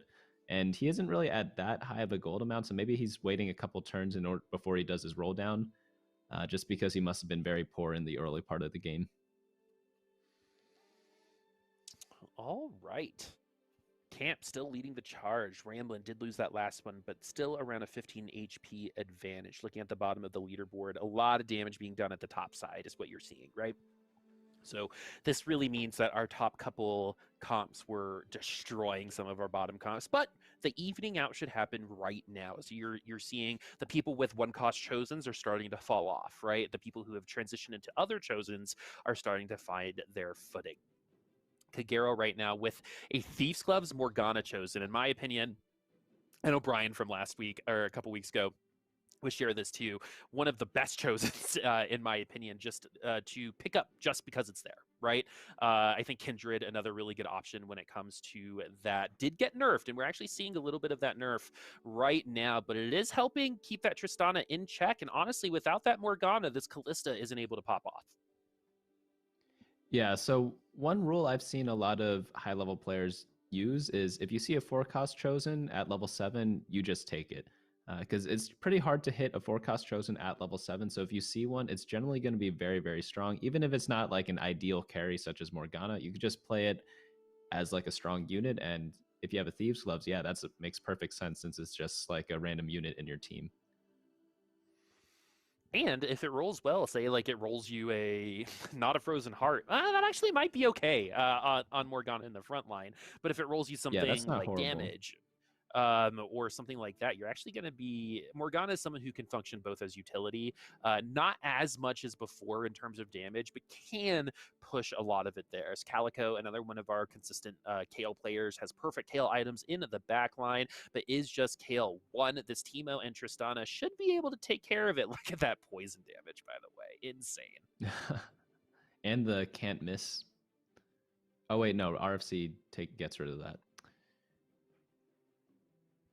Yep. And Kurumx now gonna win this round after losing the last one, losing out on that streak. Checking in on the leaderboard right now. Things, as expected, have evened up. Our top performers have lost a couple times, and that's Ramblinnn with that 1-cost chosen, right? Kagero, someone else that we should definitely be keeping an eye on in terms of potential winners here, does seem to play pretty flexibly themselves, but has played the Tristana a couple times. in terms of that reroll. Looking over at Kalico and the Jirachy, having a little bit of a tough time, but Kalico with the perfect Kale items, if they hit, should feel pretty confident about a top 4. But we have to hit that 40 points. It's not just winning anymore. It's keeping, Camp from winning. It's keeping Camp from 5 points. It's winning if you're already eligible, right? There's so many different permutations of what could happen after this lobby. Even the fact that no one could win after this lobby if Marcel and Pocky are going to win out and keep everyone else from 40 points. So we are far from understanding what the future holds, but the present right now holds a pretty close lobby, and the bottom of the lobby seems to be getting stronger. Yeah, that's very true. And even Kagero, who has 35 points, that's no guarantee of a win by just getting 5 points, just because so many people are eligible to just win the game and end the tournament. So it's as if the 35 points almost don't even matter. Yeah, I totally agree. Kalico, though, hits the Kale 2 1 round later. Look at the difference. Oh, D-Claw, though, actually made that really close. If we had 4 duelists there, or a Rage Blade, it could have been a little bit better. But yeah, that D-Claw shunning just a little bit of that damage. I think we were like 2 or 3 spears away from getting that rend off. Oh, there's a GA, though, so we're probably okay. But yeah, that Callista doing some good work in the corner. Has good Kale, that RFC, a lot of people will get that Callista to hold some Kale items themselves. But right now, Kagero has, I think we're the ones with the Morgana, and it's going to be RFC IE on the Morgana this time around. Yeah, that's definitely a funky looking Morgana. Interesting that there's 4 Fabled on Marcel's side. You don't actually get a bonus for running more Fabled, but all the units are so good with the bonus that it's sometimes just worth to run it just because the units are so good with that buff. Yeah, you're going to see this as more of like a tanky composition that is going to just survive through the damage until it can win against yours. It's like, slowly but surely, breaking through the concrete and eventually just breaks through onto the other side. And that's going to be what you're looking at here as you see a Blender-esque comp with a bunch of splashes. What this means is a lot of opportunity, but a lot of decisions to make. This is really what tests some of the greatest TFT players, is when you have so many options, so many directions to go, right?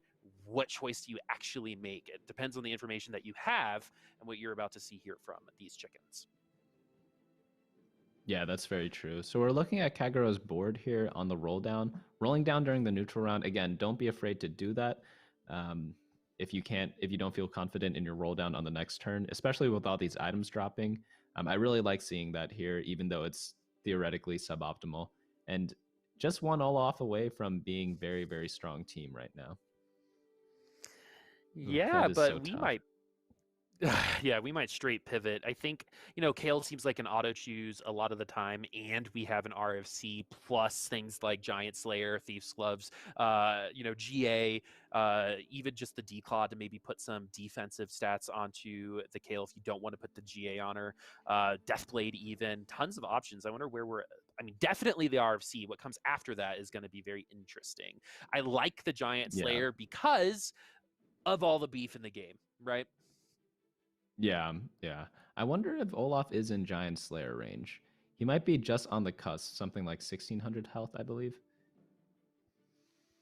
But yeah, once the late game comes where people are running all the 2-star legendaries, it's definitely going to have a huge effect there. And GA, great on just like a random tank.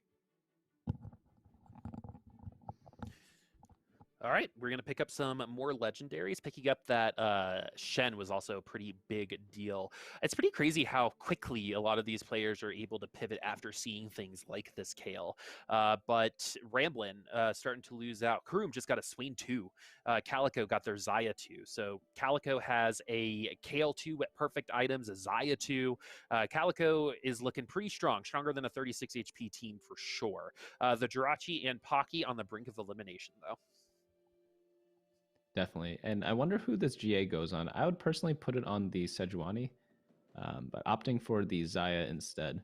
So one thing to note, last round, Kagero won without even having Executioners in there. And it just goes to show how powerful Kale actually is. She could pretty much do it without any synergies. Yeah, I mean, it's going to beat a Swain too, right? And with the divine chosen, you're not going to have to waste a spot for a random divine person. You can intentionally put your Lee Sin in a little bit later if you want, right? It opens up some late game options to put in some other units to open up Executioner 3, for example. Yeah, definitely, definitely.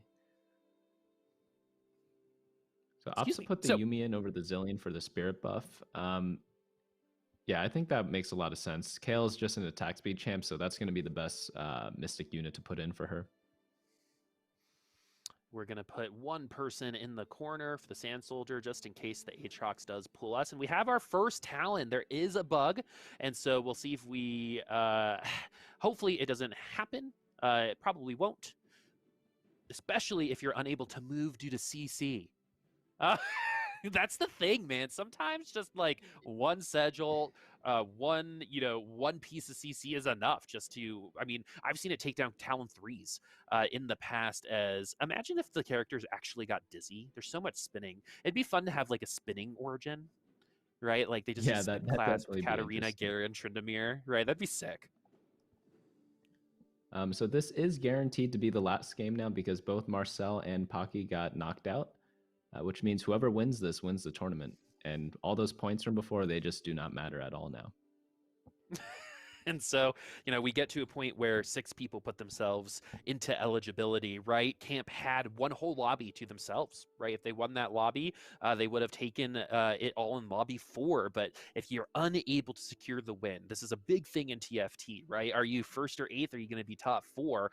Well, our top 4 players can find really good consistency, but you're kind of at the whim of our first or eighth players winning a lobby, right? And that's when I think of people like the Jirachy. They love being a top 4 player. They're not necessarily someone I would see winning an entire lobby many times, but I could see getting 6, 8, 7 points every so often and finishing in the top 3. And so what this does, you have to do both when it comes to this format, and I think that really shows how strong some of these players are.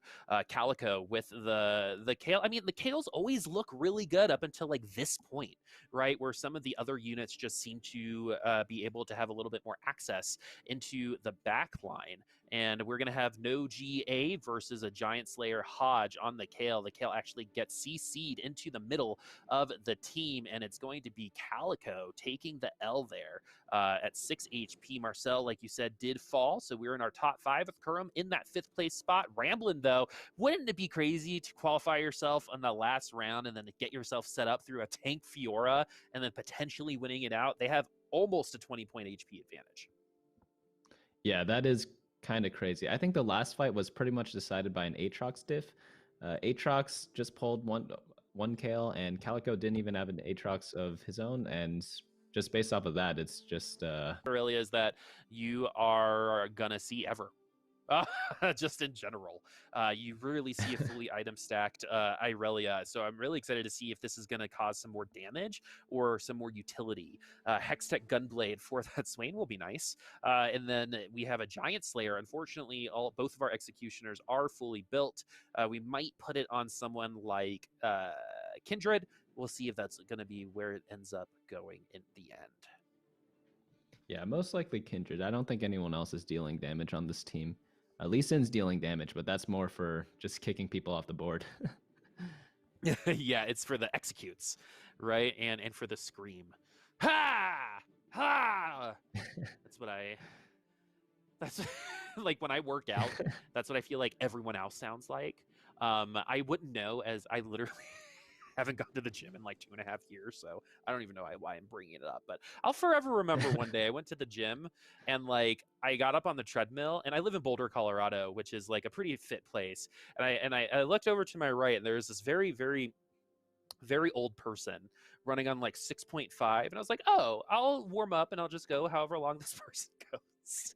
That was a bad decision, as they were still running after my workout, and then I asked them what was happening. They're like, oh, I'm training for a marathon. I'm like, that is gonna make me feel bad for the rest of my life, and it does. And that is story time with Booposaurus. Did you like your first story? Yeah, it's definitely a weird spot. A lot of gyms are closed, so yeah.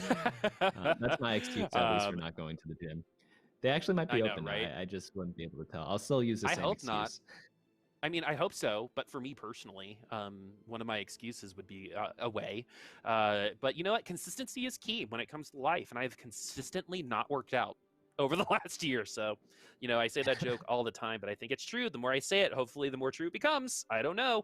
But we're in the top 5 right now on this lobby. Someone is going to win. Ramblin has a huge HP advantage. Kurumx and Kalico are now in an elimination round. So whoever loses here will not win out on terms of the lobby. The Swain's going to get pushed away from a lot of damage potential. It looks like this Kale is going to be doing a lot of work, isn't able to take down the Swain during the ultimate, and the Swain's just going to be too much, especially at tier 2. Ooh, that is really rough. I did like the positioning change up, playing around the Aatrox and the Aurelion Soul, just unfortunately a little too late. Morgana 2 for the Siphoner, I believe, for this Olaf. Wow, that Olaf is looking mighty strong right there. Mighty Olaf. We have 3 people left all of a sudden, right? Is that It's a RFC Kurumx. Rageblade Lee Sin? I am not the biggest fan of RFC on Lee Sin, just not consistent. And I've seen so many of those Lee Sins get bonked by, you know, they kick someone and they just walk forward and they just keep kicking them into the corner.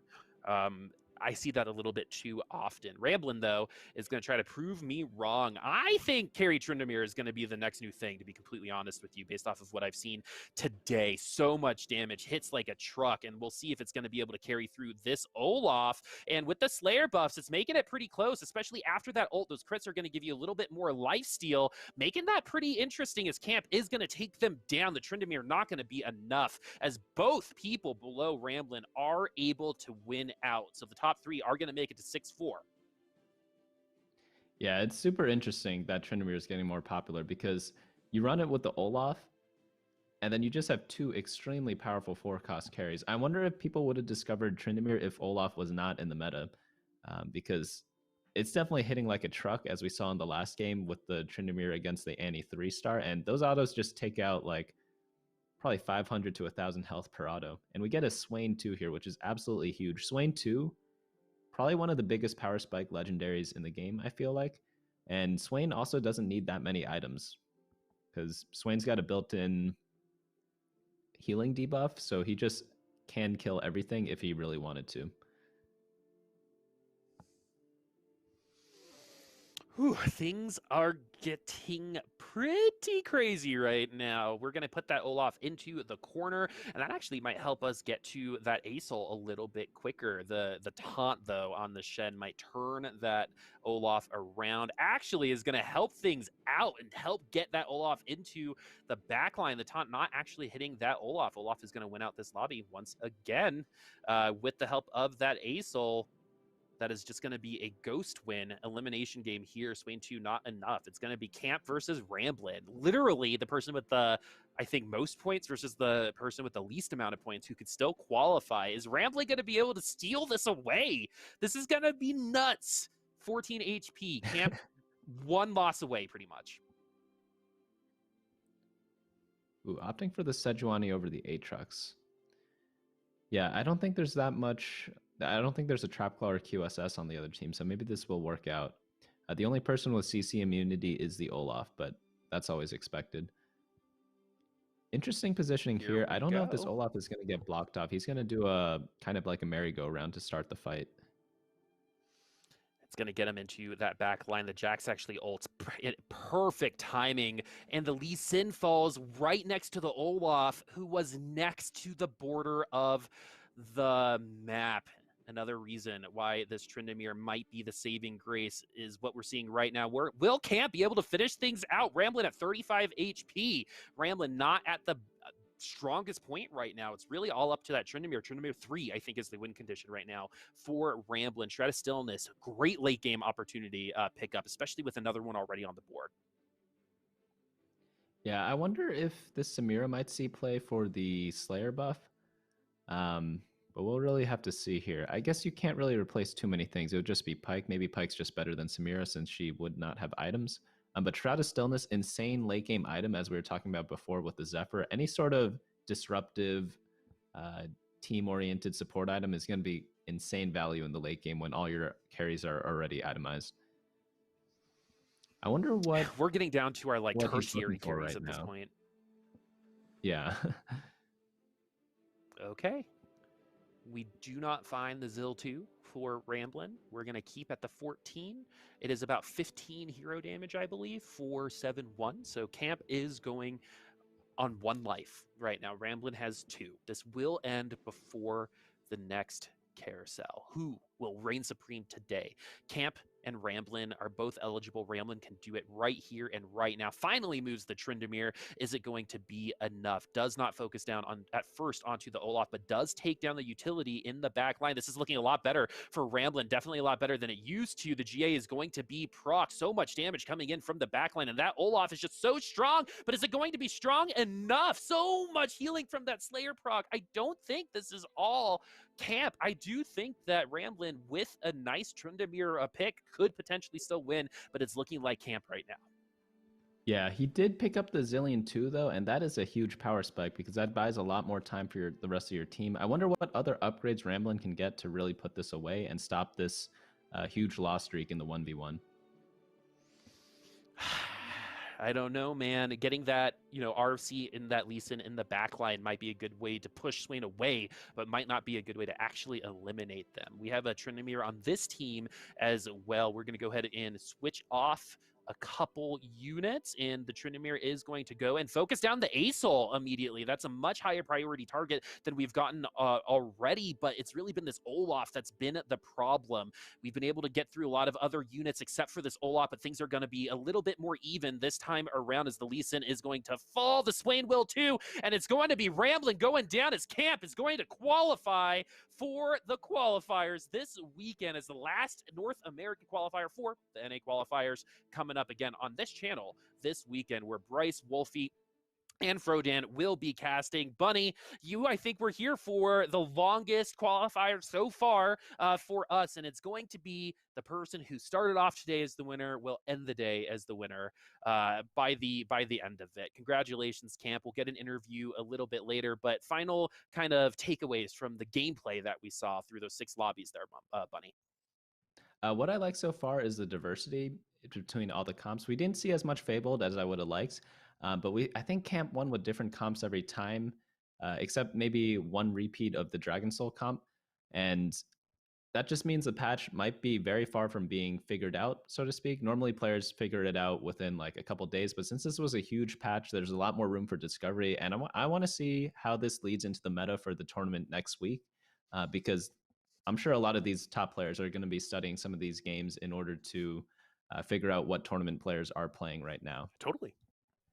I wonder if we might start moving away from Kale. Kale top forward a lot, but did not win a lot. And so maybe ever, actually, as with 3 lobby wins, is going to win it out both in points and also in lobby winning the last one. Kagero could have qualified if Camp finished under 40 points and did not win that lobby, but it's going to be Camp taking the dub, reigning supreme after 6 TFT lobbies, 3 wins. But we got there. Kagero, such a good day. Didn't finish anything below 4th place the whole day. The most consistent player that we had all day today, unfortunately, could not get the W in the end. 41 points. As I believe the interview is ready. Camp, are you there? Before we get that, if anyone in the Twitch chat wants to ask Camp anything, now is a really great time to put your question in Twitch chat so we could pass that information along. I know I'm definitely curious to kind of go through the mindset of winning for so long and then having to wait a little while. Camp, are you there? Yeah. Hello. Hey, we've been calling you Camp. How do you pronounce your name? I don't want to compandulate 9. It's called Companion Latte.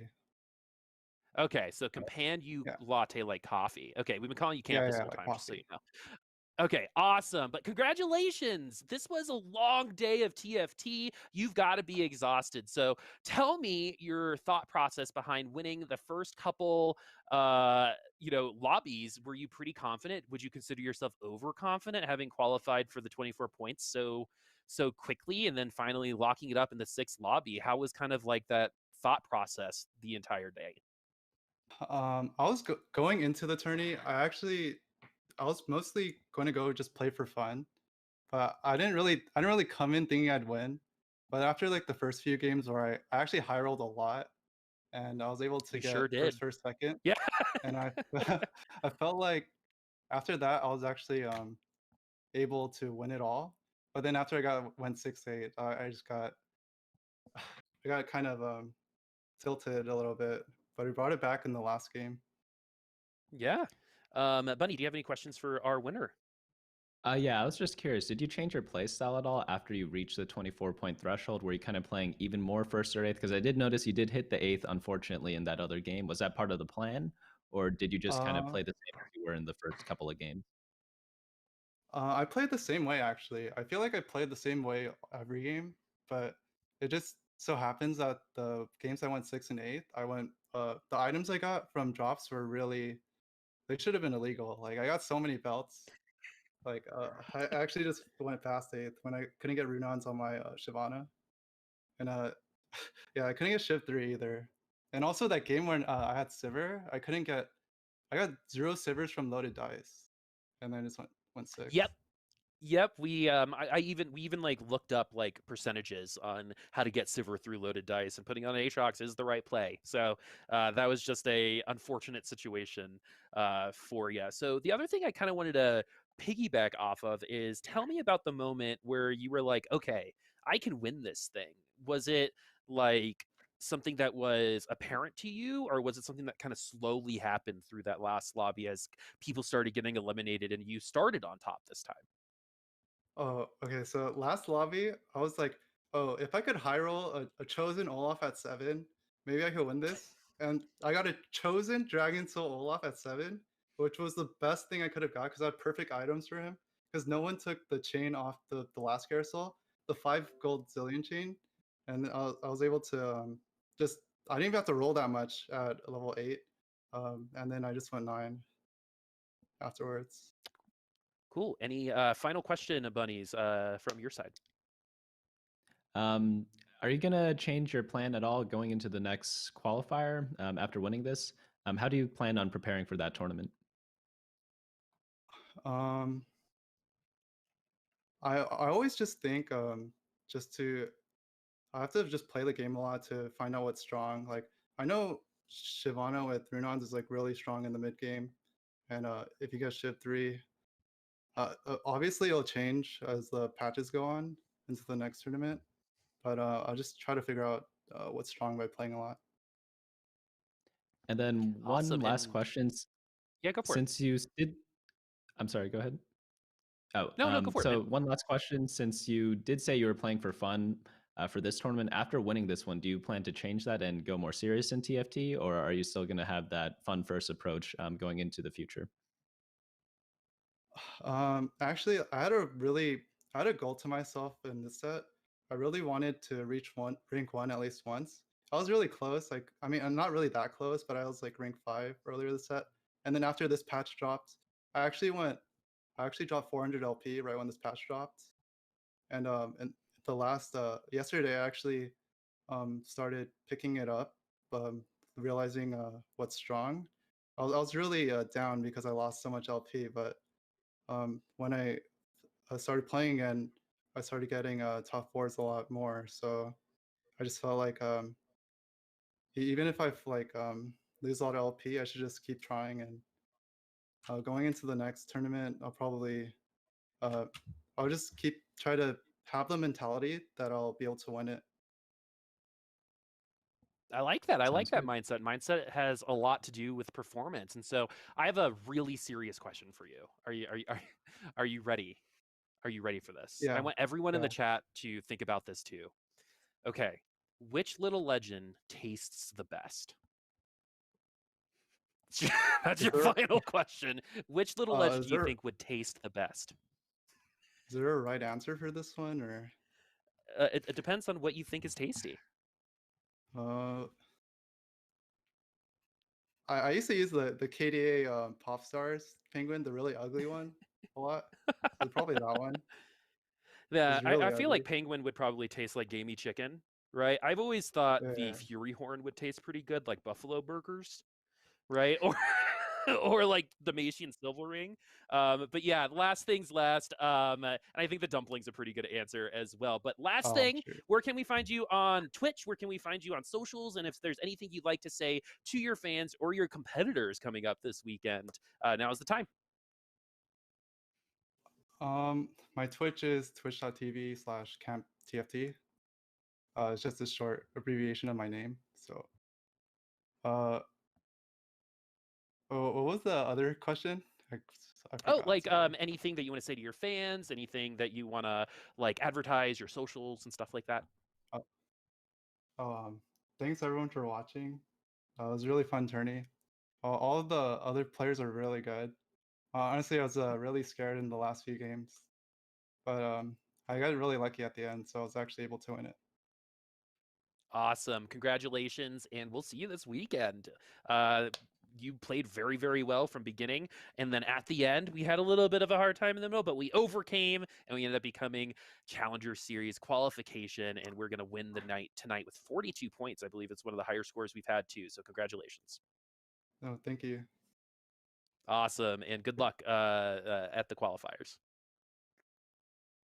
Thanks. I'll try my best. Good.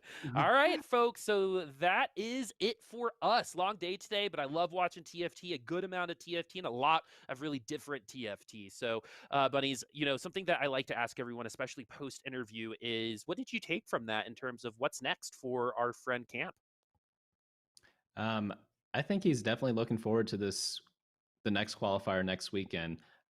This tournament structure right now is always like a qualifier for a qualifier, but I think with this tournament win, it brings a lot more momentum and confidence into the next set of tournaments, and all this experience is definitely going to help him in the long run if he wants to take TFT competitively.